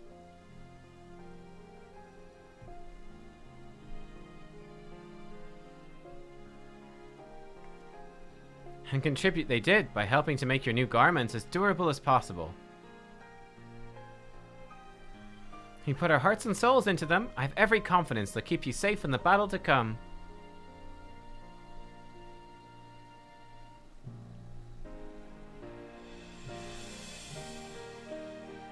Gods, to think how far we've come since our humble beginnings at the Waking Sands. From the rising stones to the falling snows, even a certain insufferable someone's Ruby Bazaar, we are always fortunate to find friends along the way.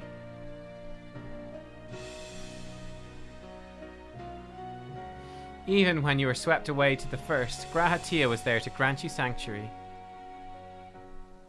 I'll never forget the relief I felt when you all returned to us. I thought my heart would burst.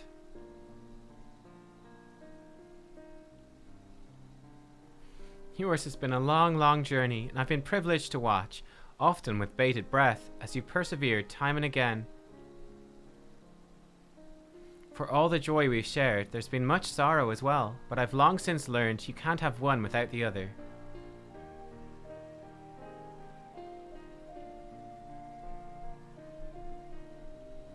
Which is why I promised to send you off to the Sea of Stars with a smile. And you can be certain I'll be the first one to welcome you back on your return.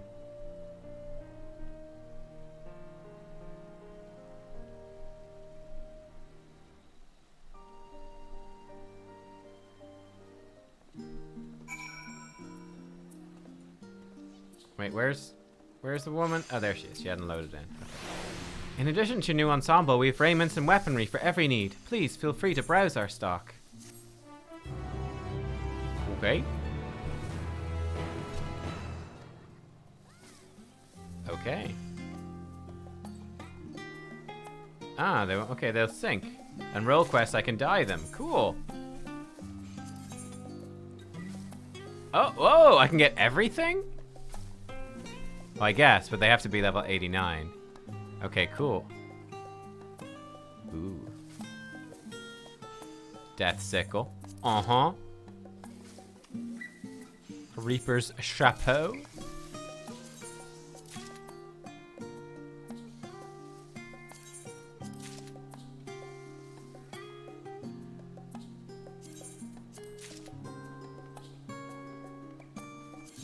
Reaper's Booties. Cool. Fun. That's cool. So you can preview all the gear here. That's actually kind of nice. So we could look at like we could check out our samurai stuff, for example, and see how our samurai stuff would look. That's the wrong one. Oh, nice. The samurai jacket is a jacket. Oh, that's super cool. That's really cool. So it is actually a jacket. Oh, I like that a lot. That's really good. So you can choose to separate it if you want. Yeah, that's nice. Damn, that's gonna be super badass. Ah, that samurai set is good. Let's Reaper it up though. It's Reaper time. Yeah, there we go. It's kind of dark, but I guess that suits Reaper.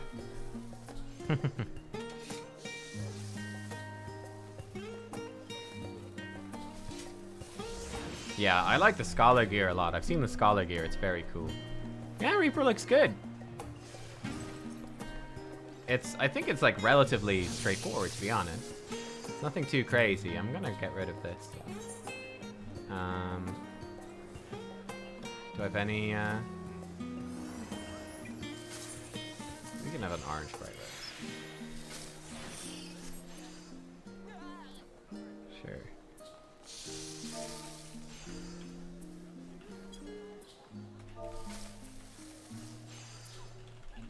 Slash battle stance.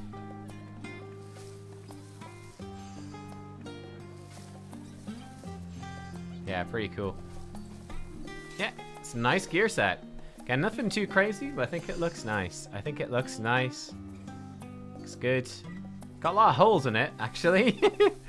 Hey, Cullum, how are you doing? It's cool. It's not bad. Definitely not my favorite, but it's not too bad. Not too bad. Yeah, I think some of the healer sets look super cool. Yeah, I really like the Scholar set, actually. Look at the Scholar set. Like the Scholar set, I think is beautiful.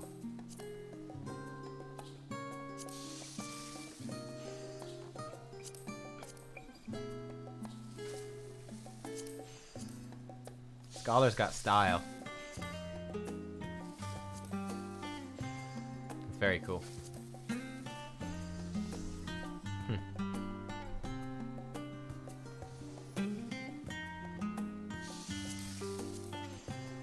I like the white mage one with all the pleats and stuff. That's pretty badass. I'm gonna get my sage stuff pretty soon as well.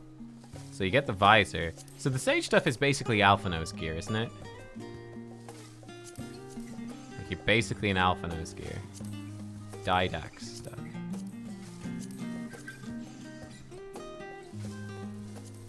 Yeah, it's very similar, not identical to Alphanos gear. Just different color. It's very nice though. Cool. Yeah, there's lots of cool sets. Lots of cool sets.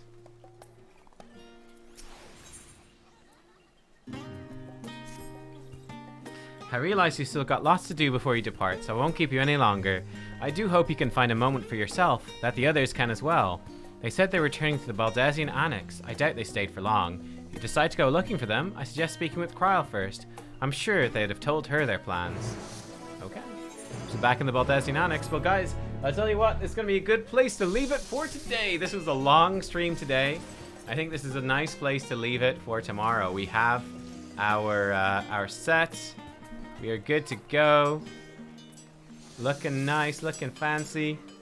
And yeah, we are ready for the final zone tomorrow. So yeah, I'm gonna start again sort of same time tomorrow, about midday Irish time.